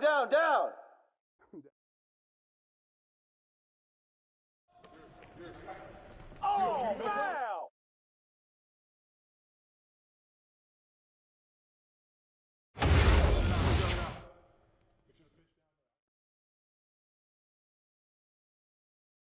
Oh.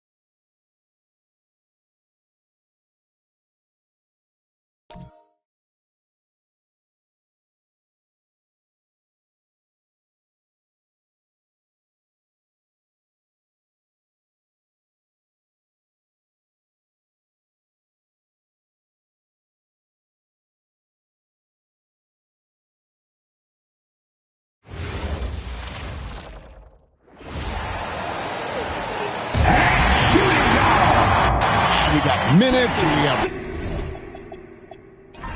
rotations. These elements, Greg, are very much in the works at this time of the season. And I tell you, a hot streak from a role player might earn them a starting spot. And further success can really shake things up. Giving everyone a fair chance is key. And the starting group for the Spurs. We've got Stoudemire. Emmanuel quickly out there with LaMelo Ball. Then it's Sadiq Bey. You gotta love his hustle, leaving the defense no time to react. And, you're going to get those buckets, guys, when you're quick to get out on the break. Get that ball up the court as fast as you can. The Rockets shooting their first free throw of the night. And team stats last season, 74% shooting, so some numbers that they can definitely improve upon. And it's something they know that if they improve, can really have a big impact on their success. Now, here's Ball. trying to claw his way back after a terrible showing in that loss to Miami. 6 to shoot. Takes the 3, and he's good on the 3-ball. Well, I like the fact that this is something Ball continues to work on, that deep shot of his. He knows he's got to be a threat from deep to expand his game. No coverage that time. He has 6. And an eye for an eye. Both teams working to stretch the floor. Nothing like answering back. One team gets 3, you fire 3 of your own. Boom. Now, here's Ball. Here's Stoudemire. Kemp with the rebound. And the big fella Alexar showing promise. Craig especially at the defensive end of the floor. Yeah, I mean, great mobility for a 7-footer. That's invaluable for a big man in today's game. And has the makings of a modern offensive game as well. Well, he is looking confident. Love how they're using him so far. And you know what? They're going to keep using him. I mean, he'll be the centerpiece of their offense today. You can bank on that. Ball with the bucket. Ball is a volume three-point shooter. His confidence pulling the trigger is a big part of his weaponry. And he isn't afraid to let it fly, that's for sure. The kick out to Barnes. Pass to Hill. Mutombo, a screen on Ball. Back to Barnes. From past the arc. Ball with the rebound. For San Antonio, they've gone 2 for 4 from the field so far today. Shoots. And another basket for San Antonio. He will not think twice about letting it fly if Ball gets a look that he likes. Outside Hill.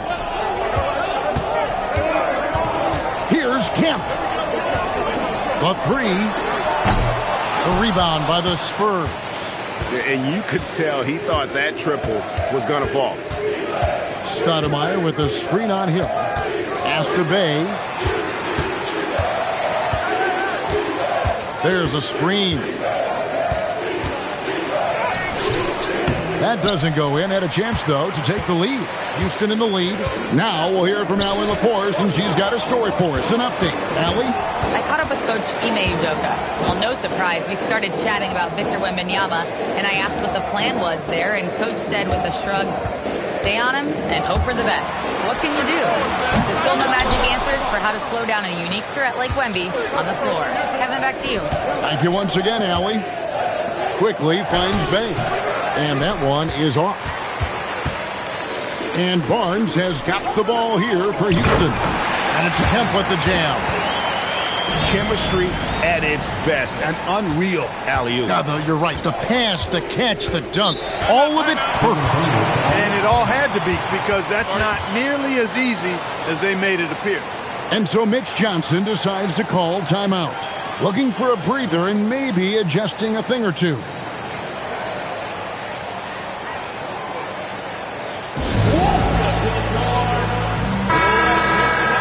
Now here the 2K leaderboard with last season's top rebounding teams. The Rockets number 1. They had such a strong presence in the paint. Just a physical team. They dominated the interior in terms of rebounding.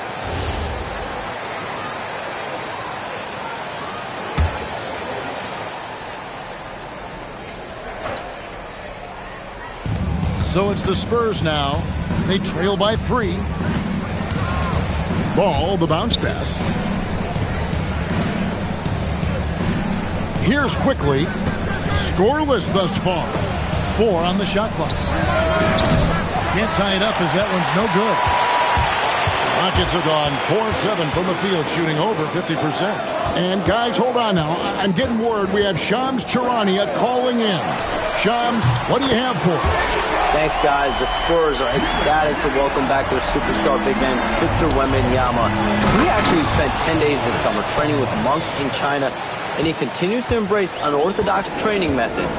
Guys, perhaps appropriate given his unusual stature. He's got that curiosity. All right, Shams, thanks for the update. Spurs trail by 4. Outside, Ball.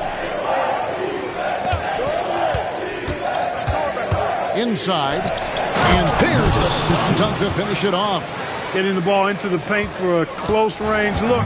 That's a nice pass. And so the timeout taken here by Ime Udoka. Coach is going to take a few minutes to regroup and go over the strategy. Robinson's checked in for the Rockets. Anderson comes in for George Hill. San Antonio also making some changes. Buzelis is checked in for Bay, and it's Neesmith in for Quickly. Now here's Anderson. Back to Mutombo. Anderson outside. Stolen by Ball. Pass to Buzelis. Out of bounds. Houston takes possession. 5th in assists. And also, they were in the top 10 when it came to fast break points. You had to be ready to get back in a hurry, or this team would run it down your throat. And the block numbers you mentioned, that's a clear sign of how dominant they were in terms of interior defense. That was a hallmark of theirs. Now, here's Mutombo. Still without a basket. Off target at the rim. And not allowing the shooter even an inch of breathing room on that one. And, guys, that's exactly the kind of high-impact defense they want to see out of him. Stoudemire with the ball. Kemp defending. The score now all even. Stoudemire's got his second basket of the game. Yeah, that was the 3rd straight high-percentage look the defense has allowed. The defenders have got to start putting bodies on bodies. Now, here's Mutombo. Drops in the layup for 2. And their post play has been really solid right off the bat. Ball feeling it out a bit. Baseline J on the way. Robinson pulls it in. For Houston, they've gotten 6 of 11 shots to go down so far. Pretty nice shooting. Ball's knocked loose. And here's the fast break. Ball leading the way. And the ball goes out of bounds. Last touch by Ball. Substitution on the board.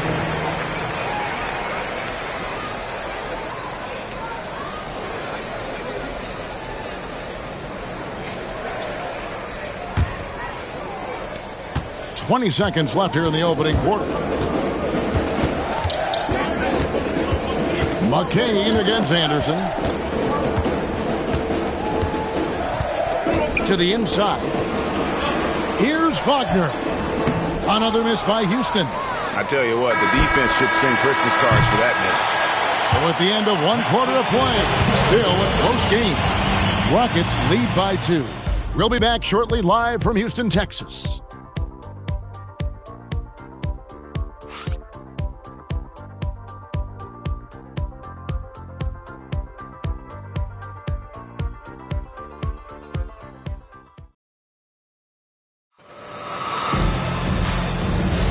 And getting going again here in the second quarter. Fairly close game so far. And let's quickly check out the scoring breakdown here for Houston. They've looked to fire as much as possible from outside the arc, and so far they are hitting at a high clip. Cultivating a lot of assists right now, which is beautiful to see. Love the way they're working that ball around. Anderson is out there with Robinson. Then there's Perkins. Then there's Davis. And it's Wagner in at the 3, the small forward. That's the group starting the second quarter for the Rockets. Here's Najee. Shot clock at 3. Here's McCain. Robinson pulls it in. For the defense refusing to give up anything easy. Love seeing that kind of intensity. And if you look at what he's done over the last few years, Greg, is Giannis still getting better? The numbers say yes. Field goal percentage, points per game. He's still a double-digit rebounder, an all-time great, breaking new ground. Here is Anderson after the basket by San Antonio. And he gets the whistle. 2 free throws coming up. And Clark, I've got to say, you might have been one of the first true combo forwards. And that's not a rarity anymore. No, it's common. It's actually 13 to a dozen now when you talk about the versatility of forwards in this league. At sizes going north of 6'8", ability to make threes and go rack to rack. You're not boxed into any one position nowadays. It's all about being a skilled, versatile basketball player regardless of your size. And I love it for the game and for the spectators. And, Greg, these poised veterans really seem to have triggered a shift for the Rockets. At the same time, it's going to be Houston's young talent that determines their future, and they've already shown they can make a major impact. And we played just over a minute of basketball here in the second quarter. It's time to send it over now to our reporter, Allie LaForce. Thanks a lot, Kevin. Well, the Spurs are on the rise. Victor Wembanyama said, quote, "I've been on board since day one. We know it's not going to be a straight line. There will be ups and downs. This is not easy, but I'm very confident in the will that my guys have. The long term is never being questioned." Back to you guys. They'll get there for sure. All right, Allie, thank you for the report. And so the timeout taken here by Ime Udoka. He's ready to talk things through with them. On the Spurs with some changes. Bays checked in for Najee. Quickly comes in for Neesmith. And Ball subbed in for Jared McCain. Now here is Davis. Hasn't made one yet. Davis setting the pick for Hill. Houston with a new 14. Really good shot contest there. It made it tough for the shooter. Quickly with a wide open look. Off the mark there with the three-point shot. With the floater, and he sinks the layup. He's got 14. Oh, perfect timing there to knock down the teardrop. Ball against Hill. Ball, the pass to Bay. Back to Ball. Now Saric over Perkins. Not enough on that one as it misses. That's one he knows he should have drained. Outside, Davis.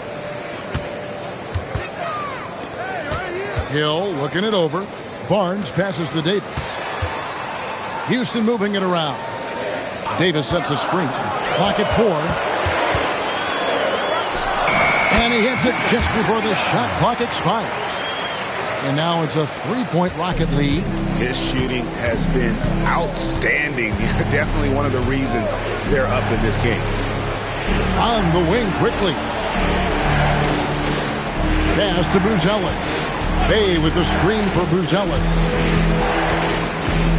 On the wing quickly. Pick off in midair. Into the lane. It falls for his 7th bucket of the contest. He's 7 for 9. And he's really made the most of his opportunities today. I mean, he needs to keep working for those kinds of looks. And so Mitch Johnson decides to call timeout. He's going to have a discussion on the sideline. Houston making some changes. Mutombo comes in for Kendrick Perkins. And Mo Wagner is subbed in for Davis. And in the second quarter, a little under 3.5 minutes played already. Now, here's Quickly. D right on him, and it's Ball in the corner. Just 5 to shoot. From deep. Offensive rebound. Back to Bay. There's a good screen. From outside, off the mark. Rockets leading by 5. Well, Greg, I'm sure their coach is very pleased with their offensive flow right now. I mean, it's harder than it looks to get it going like this. Now they just have to maintain it. In the first quarter, he was killing them from outside. But he can't get it going here. Ball against Hill. And here's Bay. Nothing on the board. Back to Ball. Can they get it? And the layup is good. Boy, I really like that aggressiveness from Ball, taking it right into the defense. On the wing, Barnes. Wagner outside. And Hill has it in the corner. Houston needs to get a shot. Offline with his 3. And the great shooters know when they've got enough opening to go for the 3. I didn't think it was a bad choice on that possession. Slammed home, and they call the foul. He's headed to the stripe for one more. Those plays can make a difference in a game like this. Well, you know it's going to fire up, Greg, everybody on that bench. Making a statement for sure. I mean, we'll see if they can maintain that aggressive approach, guys. Sean Kemp, he's checked in for Wagner. And thus far in his career, GA, Victor Wembanyama is averaging well over 3 blocks per game. Matter of fact, if he can maintain this rate, he's on pace to average the most blocks of any player in NBA history, surpassing the towering Marquis. They now take the lead. Bay's got the lead up to 2 now for San Antonio. They are just killing them on the interior. Yeah, you can't say that with enough emphasis. I mean, the defenders are just not being aggressive enough down low. You got to play with some physicality in the paint. Just reliable, guys. He's just always trying to make the right play. To the wing right side. Here's the screen. Inside.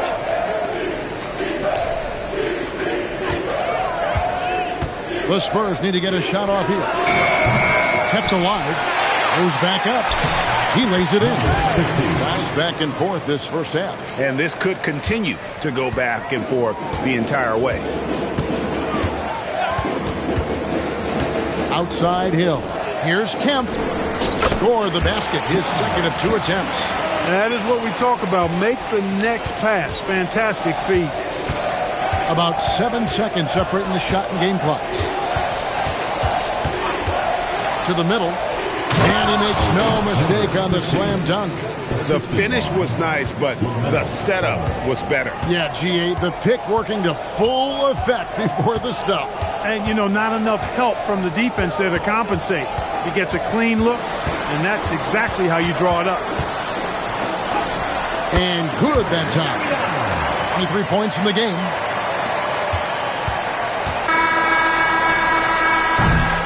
And some good action through the first 2 quarters as we reach halftime. Rockets ahead, up by 1. Now let's check in with Allie LaForce on the sideline. What do you have for us, Allie? All right, Allie, thank you. And folks, we'll be back with you right after this halftime break.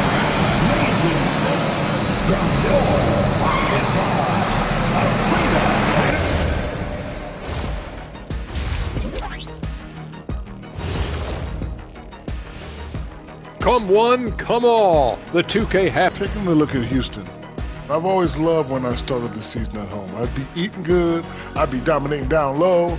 I'd be picking up that big old dub. So, Shaq, how many of those Game 1 home openers did you actually win over your career? AOT, Artie. All of them.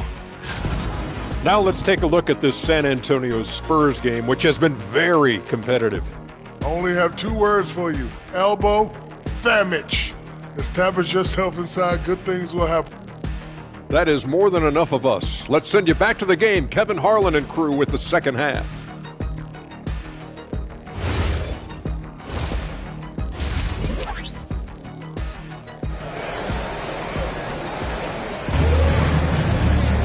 And as we get into this third quarter, as we've seen so far, neither team able to create much separation on the scoreboard yet.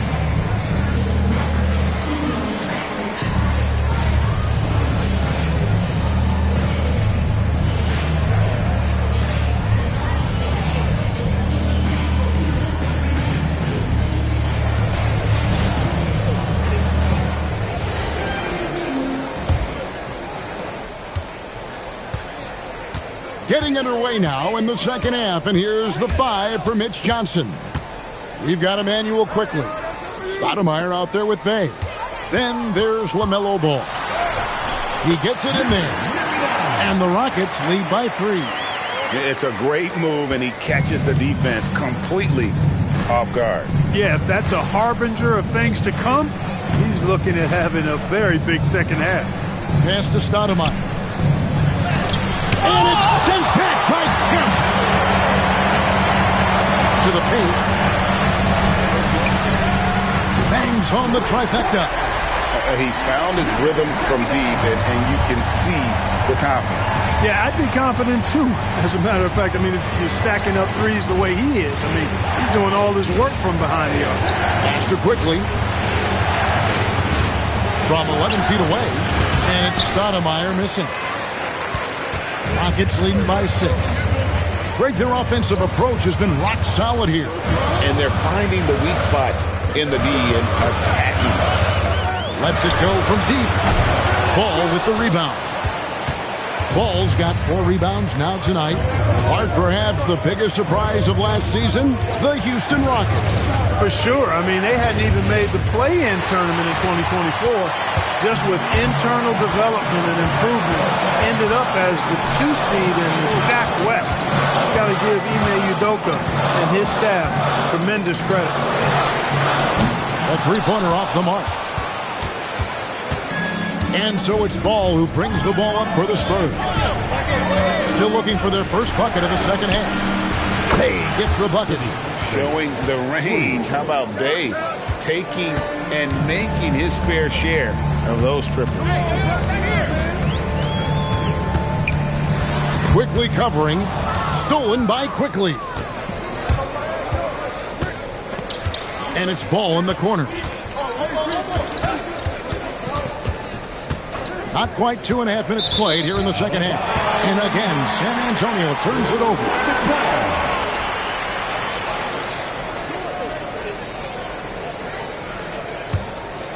Here's Hill. Still scoreless. Pass to Mutombo. It's Kemp on the wing. Outside Hill. Quickly covering. The basket counts and one. He'll go to the line with a chance to make it a three-point play.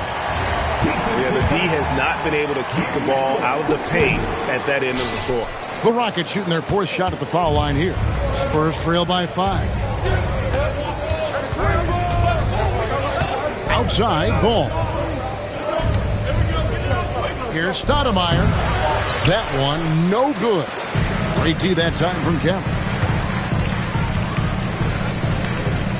Ball against Hill. Kemp a screen on Quickly. And there's the call. It's going to be an illegal screen. With this break, we have a chance to break down where the assist has been coming from tonight between the front and backcourt for the Spurs. And their guards have been the ones to really set the tone here tonight with their ability to create shots. You talk about the big fellas. They love to play with guards who try to keep them involved offensively. And so Mitch Johnson decides to call timeout. He's going to take this chance to talk to his guys.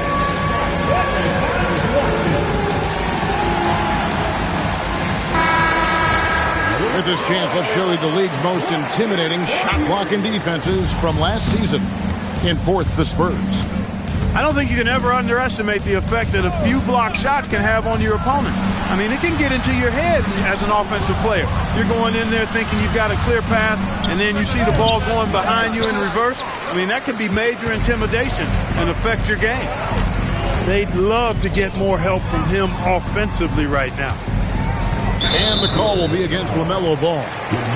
That is his first foul of the game. Anderson, he's checked in for Houston. Aaron Nesmith has checked in for San Antonio.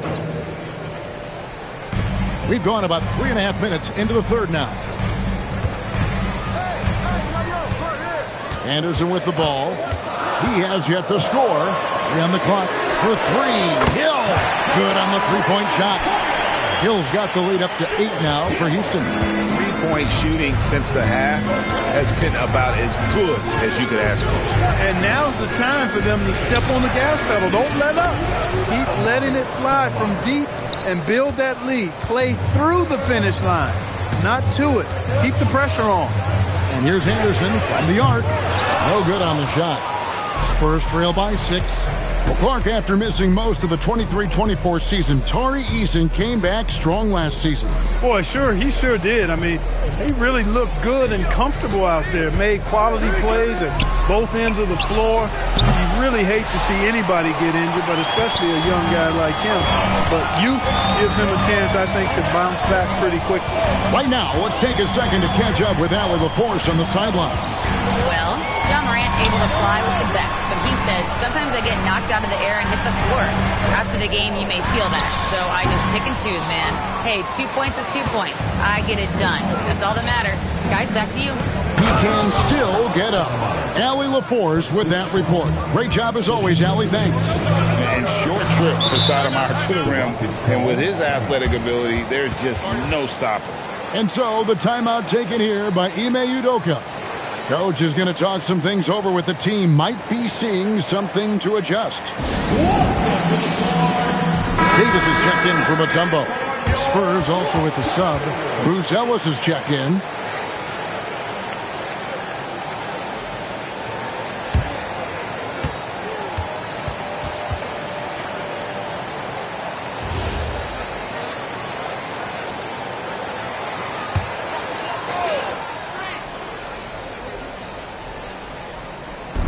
So it's the Rockets now.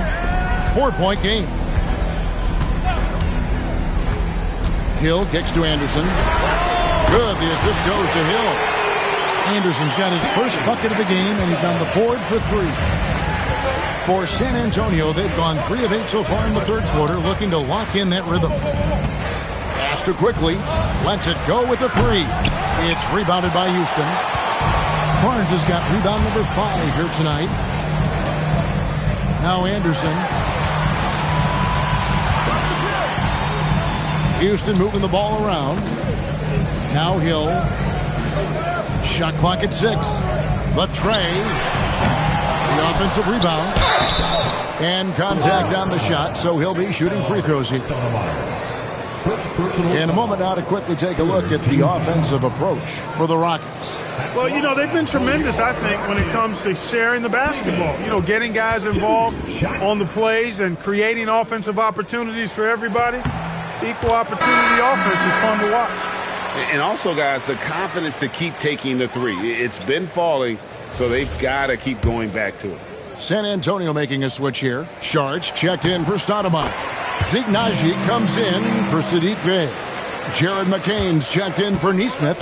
And it's Ball in for Quickly. Back to Ball. Down low.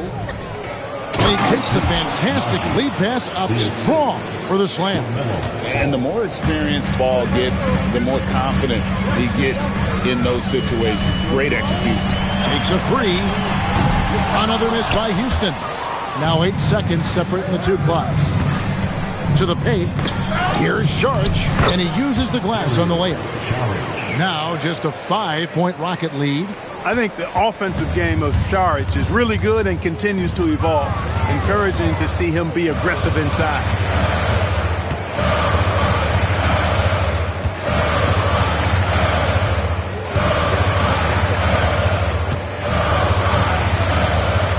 Robinson on the wing.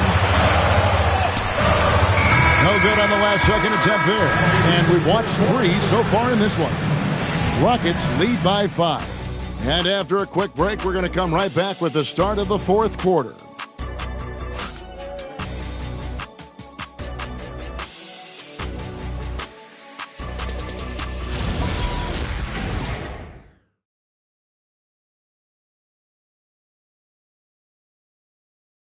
And a moment now as we take a look at our State Farm assists of the game. And I'm glad this was the pick because I love this pass. Such a great dish. That's what I call court vision. Yeah, and with the accuracy to go along with that vision. I mean, he put the ball in the absolute perfect spot. That's how you orchestrate it. And with these teams locked in a very close contest, this fourth quarter promises to be a good one. They've got Perkins. Robinson is out there with Davis. And there's Anderson. So that's who's on the floor for the Rockets.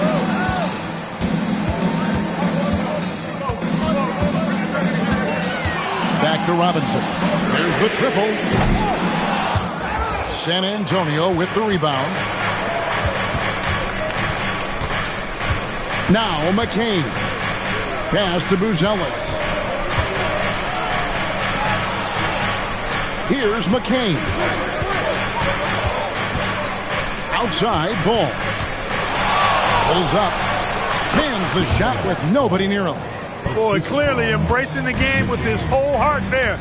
Love showing up for the team and just playing the game. Robinson on the wing. Neesmith covering. To the right side. McCain defending and a missed layup. Spurs trail by 3. He lobs up the alley-oop pass and stolen by Perkins. Robinson on the wing. Neesmith covering. And he could not get that one to go. A lot of contact, and he'll go to the line for 2. Yeah, way to play in attack mode and get to the line. And, you know, the defense gets their money's worth on that foul, stopping the layup and not giving up the and one. Houston making some changes. Tumbo is checked in for Perkins. And Wagner's subbed in for Davis. And now let's swing it over to Allie LaForce on the sideline. Hey, guys, during that last break, I heard Ime Udoka as he talked with the team. He told his guys to stay after it, to not get complacent and lazy with this lead. He wants them to keep adding to it. We'll see if they're able to do it, guys. And as always, Allie, great job. Thank you.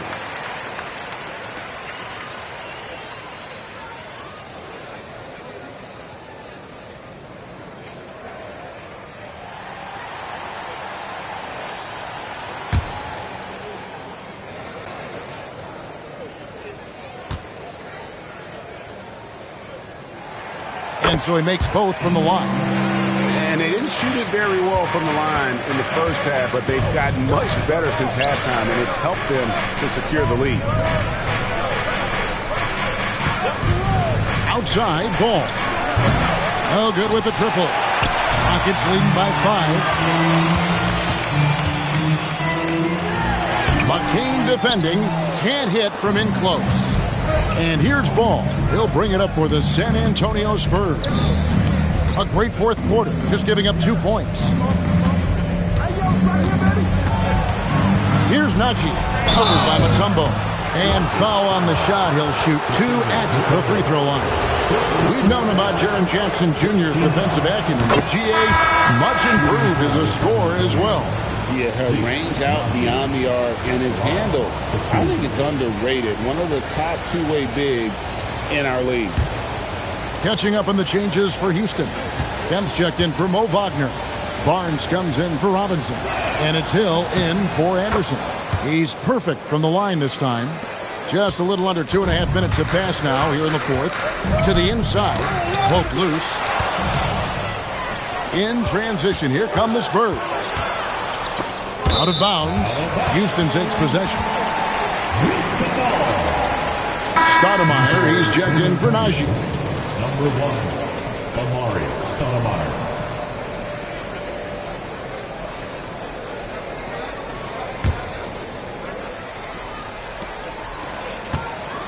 Houston leading by 3.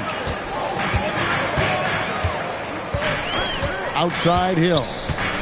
Pass to Kemp. Good, and it's Hill picking up the assist. Hill's got his 8th assist here tonight. And I've been impressed with the unselfishness, but also getting guys the ball where they can do something with it. He is delivering a lot of room service times tonight. One sweet one after another. Now, here is Hill. Here is Kemp, headed by Stoudemire. Lock at 6. Kemp's shot is off. Spurs trail by 5. And here is Bay. Ball dishes to Stoudemire. Feeds away. And a strong finish with 2 hands. Good to see a player going all out when the game's this tight. You know, G.A., he knows what his job is. Control the offensive glass. You know, that time I thought he did it with authority. Tremendous putback at a time when they really need it. Barnes outside. Shoots the 3. The shot is off. And here's Ball. He'll bring it up for San Antonio. Here in the fourth, they've allowed just 4 points. Can't tie it up. That one's no good. Rockets leading by 3. Outside Hill. Mutombo is screen on quickly. Shoots. And he connects on the short J. Yeah, nothing too fancy. Just getting the job done when they need to make every possession count. Ball against Hill. Jacks up a 3. Can't get it. Spurs trail by 5. 2 minutes remaining in the game. 2 minutes. 1:58 left to play here in the fourth. For Houston, they've gone just 2 of 8 in this fourth quarter. The final quarter not treating them well so far. The 11-footer. That one is good. They've hardly needed anyone else today to get out to this lead. I mean, he's provided almost all of their offense.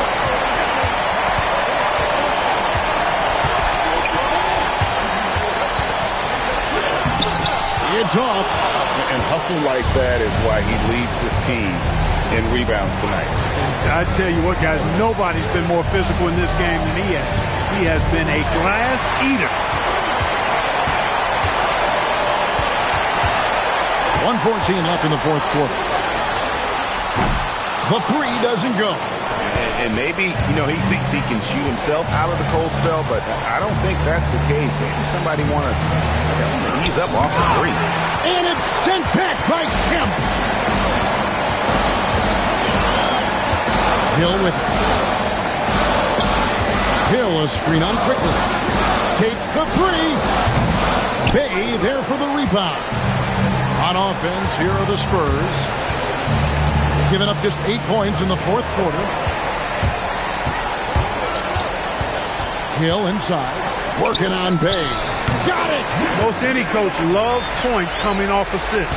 3 seconds separate the shot clock and game clock. Quickly, a screen on Hill. Bay. The three is off. Now Hill.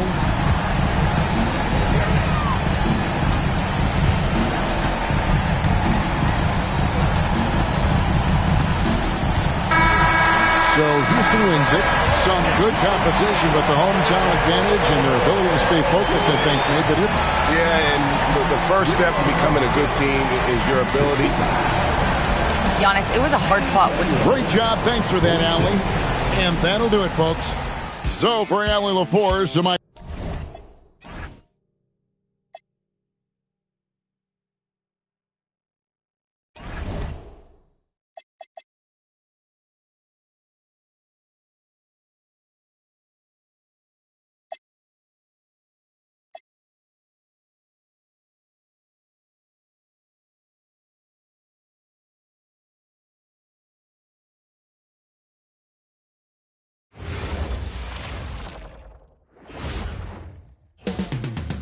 New York.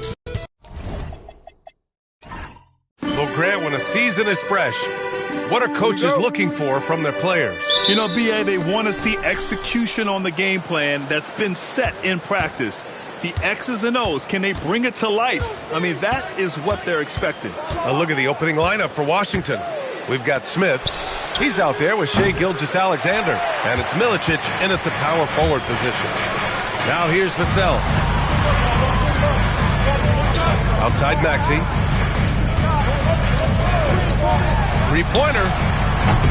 Anderson pulls it down. Outside SGA. Pass to Smith.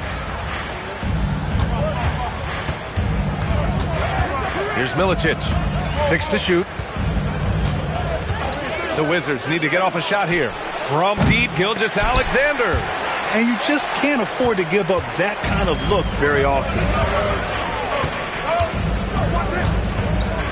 First quarter, just over a minute played. Maxey with a screen on Smith. For three, Vassell. Rebound by the Wizards.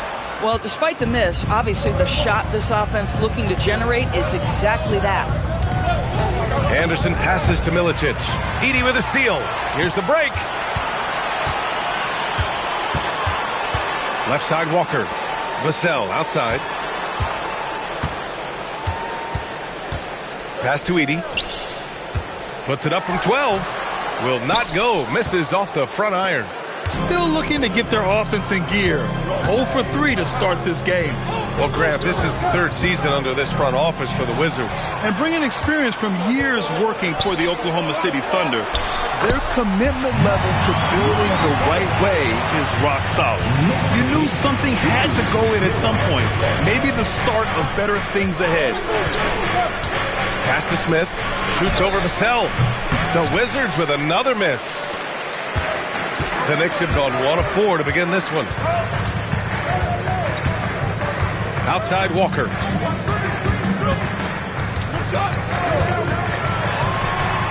He hits the back iron and sinks it. I love this approach. Getting him involved early, and it's already paying off. They know that if this guy goes off, their chances of winning rise exponentially.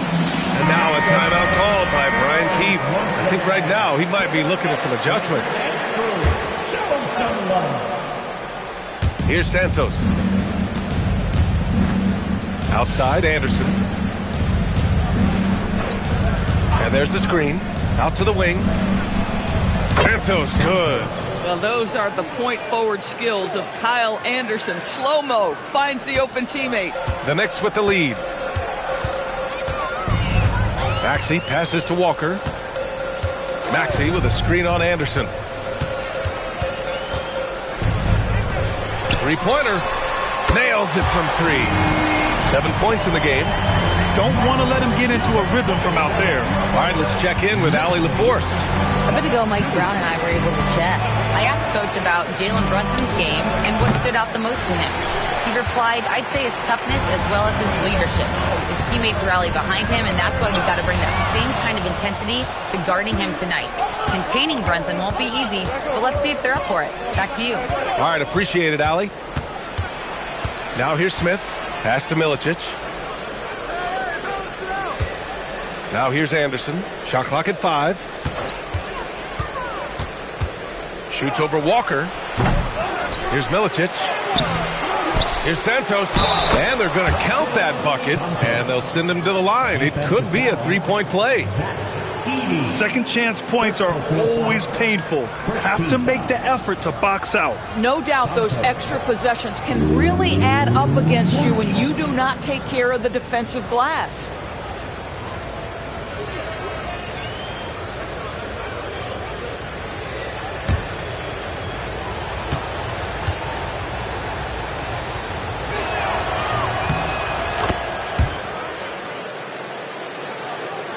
And here are the Knicks now. Now Maxey. Still no points. Walker sets a screen. It's rebounded by Washington. Listen, that's a quality mid-range shot. He just couldn't capitalize. Gilgeous-Alexander against Edey. Pass to Anderson. Shot clock at 6. Stolen by Vassell. By himself. Flushes it down to finish the break. Oh, that's impactful defense right there. Finding a steal and instantly turning it into offense. Well, granted, 6'10", 250. Banchero is a guard in a big man's body. Yeah, B.A., he has a great handle, which allows him to get wherever he wants on the floor. And the vision to create for his teammates, too. But if you put a smaller guy on him, he plays bully ball. Now here's Edey. Not enough on that one as it misses. 1:51 left in the first. Here's the pick. Got a piece of it. Gilgeous-Alexander against Vassell. Outside Maxey. Here's the 3. That's good. For the day, he's 4 for 6. Well, you can see the team is just continuing to call his number. Until the defense figures it out, it ain't going to change. And now a timeout called by Brian Keefe. He's going to gather the troops and talk it over. For the Knicks, Walker comes in for Vassell. Kolek comes in for Tyrese Maxey. 1:29 left in the first quarter. Here's Armstrong. Pulls it from 20. The putback. Oh, he hangs in there and cashes in on the second chance points. That's how you want to see them crash the glass. They've been out-hustled so far. Outside Walker. Pass to Kolek. Back to Walker. Clock at 4. There's the 3. Milicic grabs the board. A chance to go 2 for 1. And you really must play this just right. Here's Kolek to the middle. And it's blocked. Now 5 seconds separating the shot clock and the game clock. Fast break. Here comes New York. Here's Walker. It's deflected. Walker with a steal. And the dunk by Edey. Adding insult to injury with the dunk off the steal. Nice to see a good play on D. That led to some fireworks. Let's see if that serves as a momentum builder. What a great sequence for this group. And so it's New York closing out this quarter with a 7-point lead. A big difference in shooting percentages.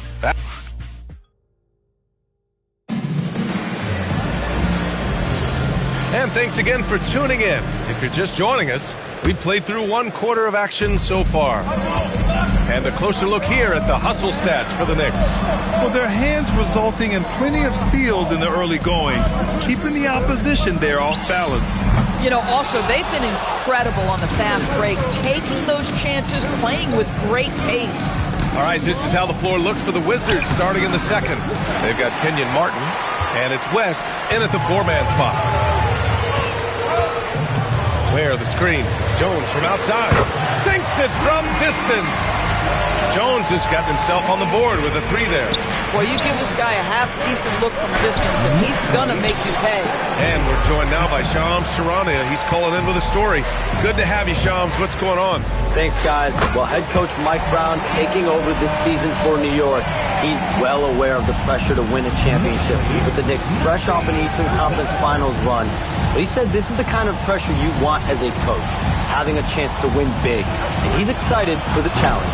You got to respect that mindset. All right, Shams, thanks very much. It's Walker on the wing. Yet to see a basket. Nice one-handed jam. Simple and effective, PA. Hey, with the lead, I'm surprised he didn't come up with something a little more creative. Pass to West.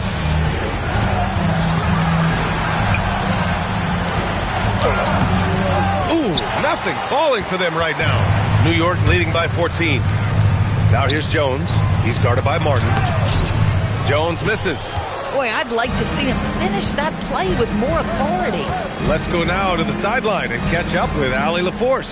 Thank you. Jared Allen has an inquisitive nature. Whether it's cooking, gardening, reading, or basketball, he's a sponge. Allen said, quote, "I love going through life, seeing things and learning about it, no matter what it is. It's just trying to improve my skill set in anything and enjoy it." Guys? He's got that curiosity. Allie, appreciate the report. Well, when you think about Cam Thomas, Doris, what's the first thing that comes to mind? Well, it's the first thing that comes into Cam's mind, and that's put the ball in the basket. And the ability to do it from range or off the bounce, this guy is a special offensive player. Well, Grant, for a late first-round pick, Cam Thomas is a certified bucket. Yeah, B.A. He's got every shot in the book. And he's still rounding out the other aspects of his game. But if you need to score, that he can provide. And players these days with great ball handling, but occasionally getting away with a carry at times. Oh, you know, B.A., the old discontinued dribble. I mean, this might be where tracking cameras could start to help because that's such a tough call for an official to assess in the moment. And here's Maxey outside. Anderson pulls it down. The Wizards trail by 12. Smith outside.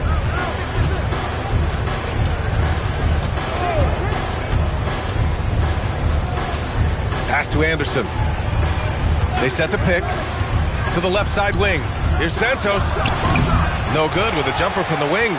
Knicks leading by 12. Outside Jones. Throws it up high. Intercepted. Smith against Vassell. Smith outside. Pass to Armstrong. 6 on the shot clock. Puts it up from the high post. And it's New York with a rebound. He just couldn't finish the job that time. And too bad, because it was a nice look. The big guy attacking the rim. The throwdowns are loud and emphatic. Boy, they need something to go to regain some confidence. No question. Way too many empty possessions for them.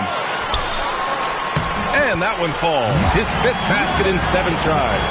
And another great assist. The offense is really clicking now.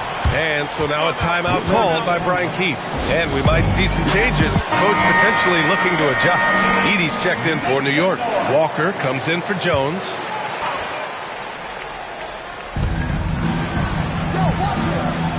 Here's Santos. He picked up 10 in his last game.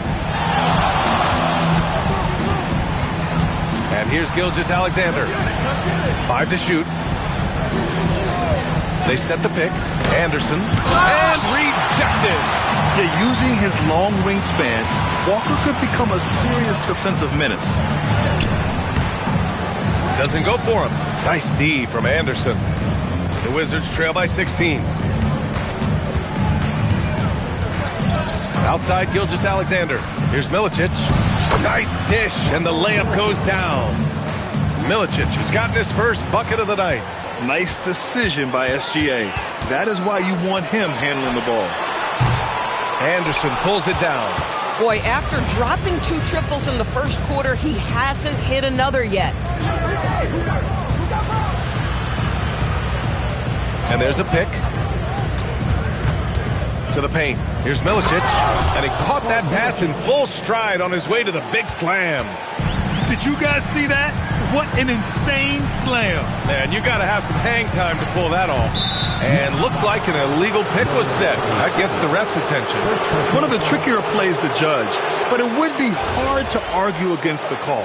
It is really difficult to get your feet completely set, to stay completely still. It's almost surprising to me that it isn't called more often. And he was fouled while in the act of shooting, so he'll take 2 free throws. And while they struggle to win games, the Wizards are focused on achieving what they call smaller wins, Doris. B.A., I think this is an incredibly smart approach for this reason. You do not have enough yet, talent and experience combined, to win in the NBA. So you have to look for the positives as you try to develop your program, which means draft well. Player development is absolutely critical, and your ability to celebrate those smaller wins means you're making progress.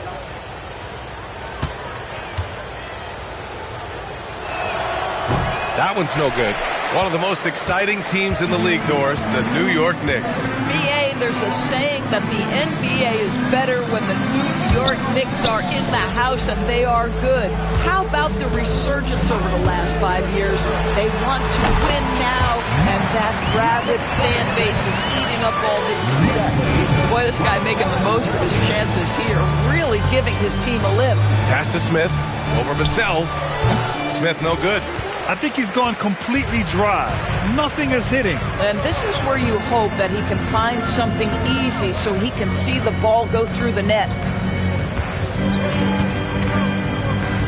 And here's Vassell. Outside Maxey. Walker for 3. Rebound Washington. Milicic has got 4 rebounds now.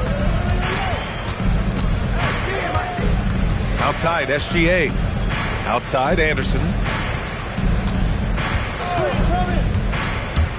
Puts it up from 12. And it's New York with a rebound. They shoot again. And there's a whistle. He'll head to the line to shoot 2. And they seem to have taken a more heads-on approach this quarter. And it's getting them to the free throw line. Washington shooting their 6th and 7th free throw attempts tonight.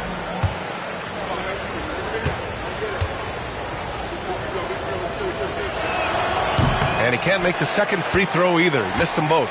New York leading by 14. Pass to Maxey. Outside Walker. New York working the ball around now. Here's Edey. There's the block. And it's going to be out of bounds. The Knicks will retain possession.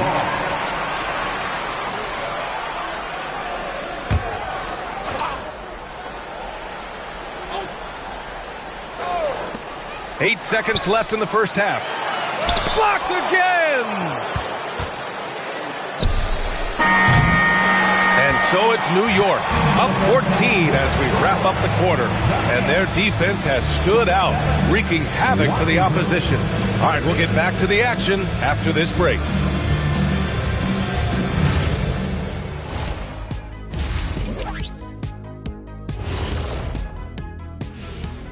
Hello, everybody.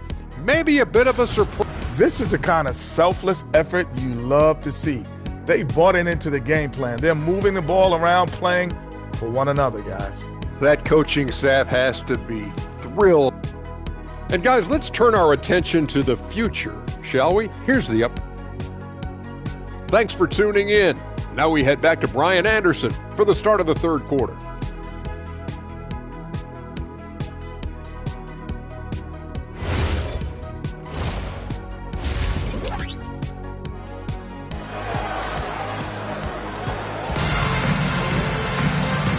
And with a big gap on the scoreboard, the second half begins with very different goals for these teams. One side trying to mount a comeback, one side trying to protect their lead.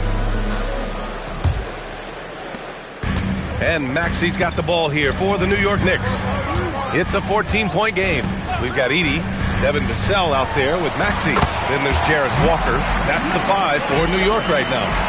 And just not letting up at all. I mean, you have to love this approach. You want to get the ball to the guys who make plays. One thing we've learned in the NBA, the game is never over. So you've got to continue to score, continue to build your lead. To the middle. Oh, and that one, no question, powered it down. And just shredding apart the defense with his passing. He's helping to pace this offense so well. And I think they count on him for that. He is a tone setter, extremely unselfish. Maxey passes to Walker. And about a minute of action so far in the third quarter. 6 to shoot. Gilgeous Alexander against Maxey. Off target from outside. The Wizards trail by 16. And you look at Brunson, listed at 6'2". You wouldn't think he'd be such a handful inside doors. Handful might be an understatement, B.A. He is a nightmare free throw line in town. Why?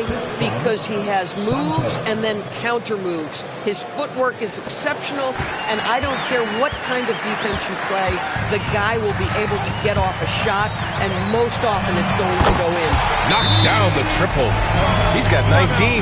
Boy, you have got to be pleased with the start of this third quarter. 3 for 4 out of the gate. Just keep your rhythm now. And now let's take a look at the scoring breakdown tonight as divided up between the starters and the reserves for the Wizards.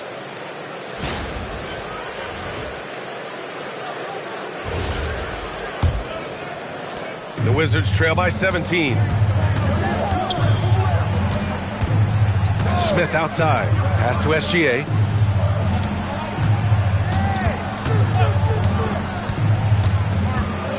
Inside. And the dunk to finish it off. A beauty. And what an aggressive move to the rim. He's really trying to fire up his teammates right now. Boy, it's not hard to feel inspired after a teammate makes that kind of finish. Where was the defense? No help. You can't afford to give up these kinds of buckets. Vassell against Smith. Pass to Santos. The shot comes out. Edey with a defensive effort. Oh, he goes up high for the two-handed slam. Transition basketball. The most reliable way to generate easy looks. The very definition of quality transition offense. If it can end at the cup, it's exactly where you want it. And there it is for him. Santos has got 11 points. They have no answer defensively inside. Maxey passes to Walker.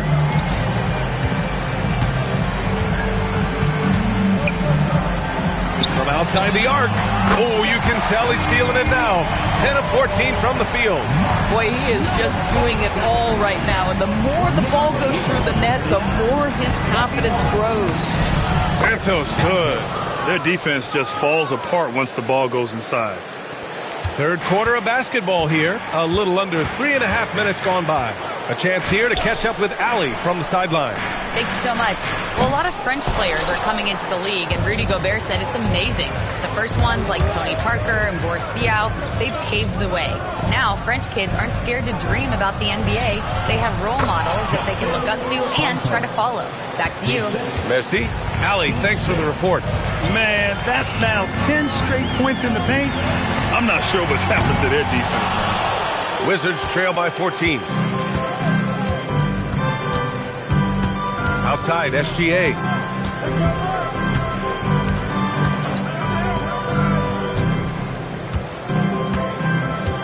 Back to Smith. Clock at 6. Here's Anderson. Off target from the wing. New York leading by 14. Here's Walker. New York again can't hit. The Wizards have gone 6 for 9 in the half. Outside for Gilgeous Alexander. Smith outside. Here's Milicic. 6 points for him. And there's a 3-second violation. I think that's going to stick with them for a while. Huge mistake at a critical juncture in the game.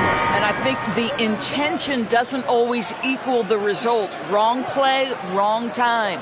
Walker, he's checked in for New York. The Knicks have gotten 5 of 10 shots to go. And so Mike Brown decides to call a timeout. He might have seen something and needs to review with his guys. Good idea to call timeout. It looked like the guys were getting some heavy legs out there. Ware's checked in for New York. And Washington making a change here.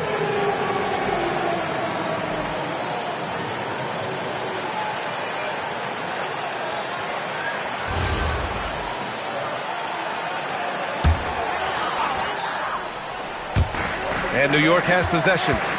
They led by as many as 18. Here's the sell. The shot no good. Nice D from Anderson. Here's SGA. Kicks it out to Anderson. Pass to West. Here's Smith. Beyond the arc. Oh my goodness! He'll go to the line with a chance at a 4-point play. It's on Devin Vassell. All right, well, a look at how the hustle game has been going for the Knicks. Well, they did a tremendous job keeping guys fresh. Their aggressiveness took over, showcased by their points off the fast break. I think one of the things that also strikes me is their activity, forcing turnovers, coming up with steals. It has really shaped the tenor of this game. Grant, looking at Cooper Flagg, his versatility is what makes him such a highly touted prospect. Yeah, B.A. Cooper can do a little of everything offensively. He also covers a lot of ground defensively at 6'9". And on top of his balanced skill set, his intangibles are just elite. Knicks lead, 42-29. Gilgeous-Alexander looking it over. Corner shot. And the basket by West. Man, we talk so often and appropriately about Shai Gilgeous-Alexander as a scorer. How about that dime? Pass to Kolek. Three-pointer. Smith with the rebound. One thing they've done well tonight, and that's rebounding. To the inside. Hibbert. And a miss there with a chance to cut the lead to single digits. New York leading by 11.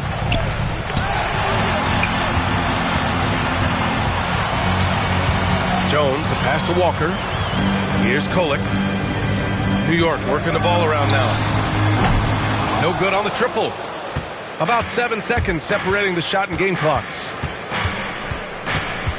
Smith outside. Pass to West. Here's Hibbert. Walker covering. 4 on the clock. Oh, trying his luck from deep. The rebound by Ware. Ware's got 4 rebounds in the game. And so it's New York. They lead by 11 as the quarter comes to a close. Their defense has forced a number of key turnovers. And we reach the 4th quarter in a game that may already be out of hand. Wizards trail by 11. 4th quarter on the court for the Wizards. They've got Kenyon Martin, and it's Santos in at the center position. Here's West. Off the mark. Had a chance there to trim it to single digits. Now here's Jones. Outside Walker. Takes the 3. Rebounded by West. I'll tell you, this is not a game he'll want to individually remember, but they are positioned to close this thing out. Down low. Here's Santos. And down it goes. Jam that one home. Trying to cut into the deficit. He wouldn't normally attempt to dunk that difficult, but he's trying to spark this team right now. And you know, it's something he does for them. And again for 3. Yeah, he's one of the greatest from distance in NBA history.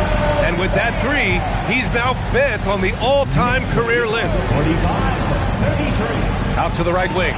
Pulls it from 20. And the powerful one-handed slam. And it's so hard to stop the putback when you let him live at the rim like that. Boy, once he gets his hands on it around the rim, it's too late. How about the activity level, the effort level? This team right now feeding off his energy. And the defense has no one to blame but themselves. I mean, they just let him get right to the rim. To me, this has simply stated been a complete lack of defensive attention and focus all night long. They set a pick. All alone. And it's New York with a rebound. They led by as many as 18. Pass to Kolek. Now here's Ware. Ware, the screen. He shoots it. The jumper from the wing, off target. The Wizards trail by 12. A touch under 2.5 minutes have passed now here in the fourth. Here's West. Ball stolen. Right side, Walker. To the paint. It's picked off. Martin against Jones. Pass to Armstrong. Here's West. Ware covers. West misses. You know, he made an easy shot so much harder, and it really cost him the bucket pass. Jones feels it out. Tipped. Martin with the ball. Picked up by Ware. Fast break. Here comes New York. And it's Walker. That time on the assist from Jones. Jones has got his third assist of the night. The Wizards trail by 14. Pass to West. There's a screen. To snap the cold streak. Here's Santos. It goes. He's 10 for 13. So much confidence. We see it over and over again. More teams sending activity to the offensive window, and it pays dividends. And it's Mike Brown calling timeout here. He was quite emphatic, demanding the timeout, clearly wanting to address strategy with his team. A big group substitution here for New York. Edey's checked in for Ware. Walker comes in for Jones.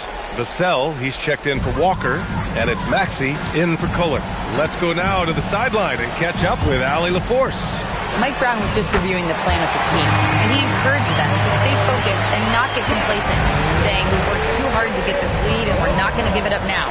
Stay connected, play smart, let's get this win. Guys, back to you. Thanks for that, Allie. Plays like that, so easy for him. New York leading by 13. Now it's Maxey. Outside Walker. Outside Maxey. Jacks up a three. Oh, the shot is off. The Wizards have gotten 4 of 9 shots to go in during this fourth quarter. Now Gilgeous-Alexander. And it's Smith penetrating. Vassell there for the rebound. And so it's Vassell who brings up the ball for New York.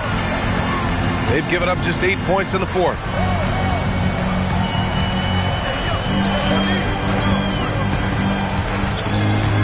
Six to shoot.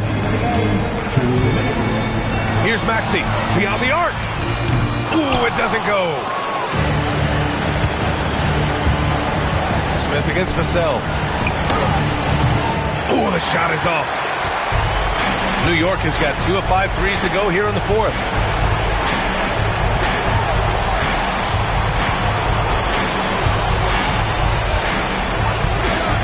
For three. Can't get it. The Wizards trail by 13. Here's Gilgeous-Alexander. And we've got 1:18 left in the fourth quarter. There's a screen. And the Baby J is good. Boy, remarkable how efficient he's been scoring the ball. He feels good right now. New York leading by 11. Nothing left to do but to watch the clock tick towards 0. Nice victory here for the Knicks. They had more assists and shot the ball more efficiently. Those things tend to go hand in hand. And that's so true. Without a doubt, their ball movement was essential to winning this game. And so this win marks their first victory of the new year. They got a big lift from their crowd tonight, giving them the energy they needed. What an impressive performance, to say the least. At this point, it looks insurmountable. Anderson against Walker. Oh, a gorgeous feed. He hammered it down. Mark, number 27. Third personal foul. First team foul.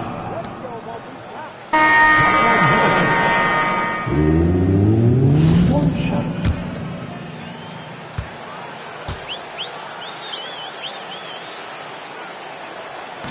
And the free throw, no good.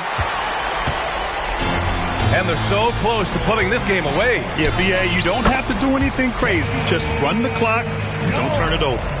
Stepping up and nailing an important shot to put this away. Yeah, playing with great energy and great effort. And as a coach, you'd love to see this from your team every single night.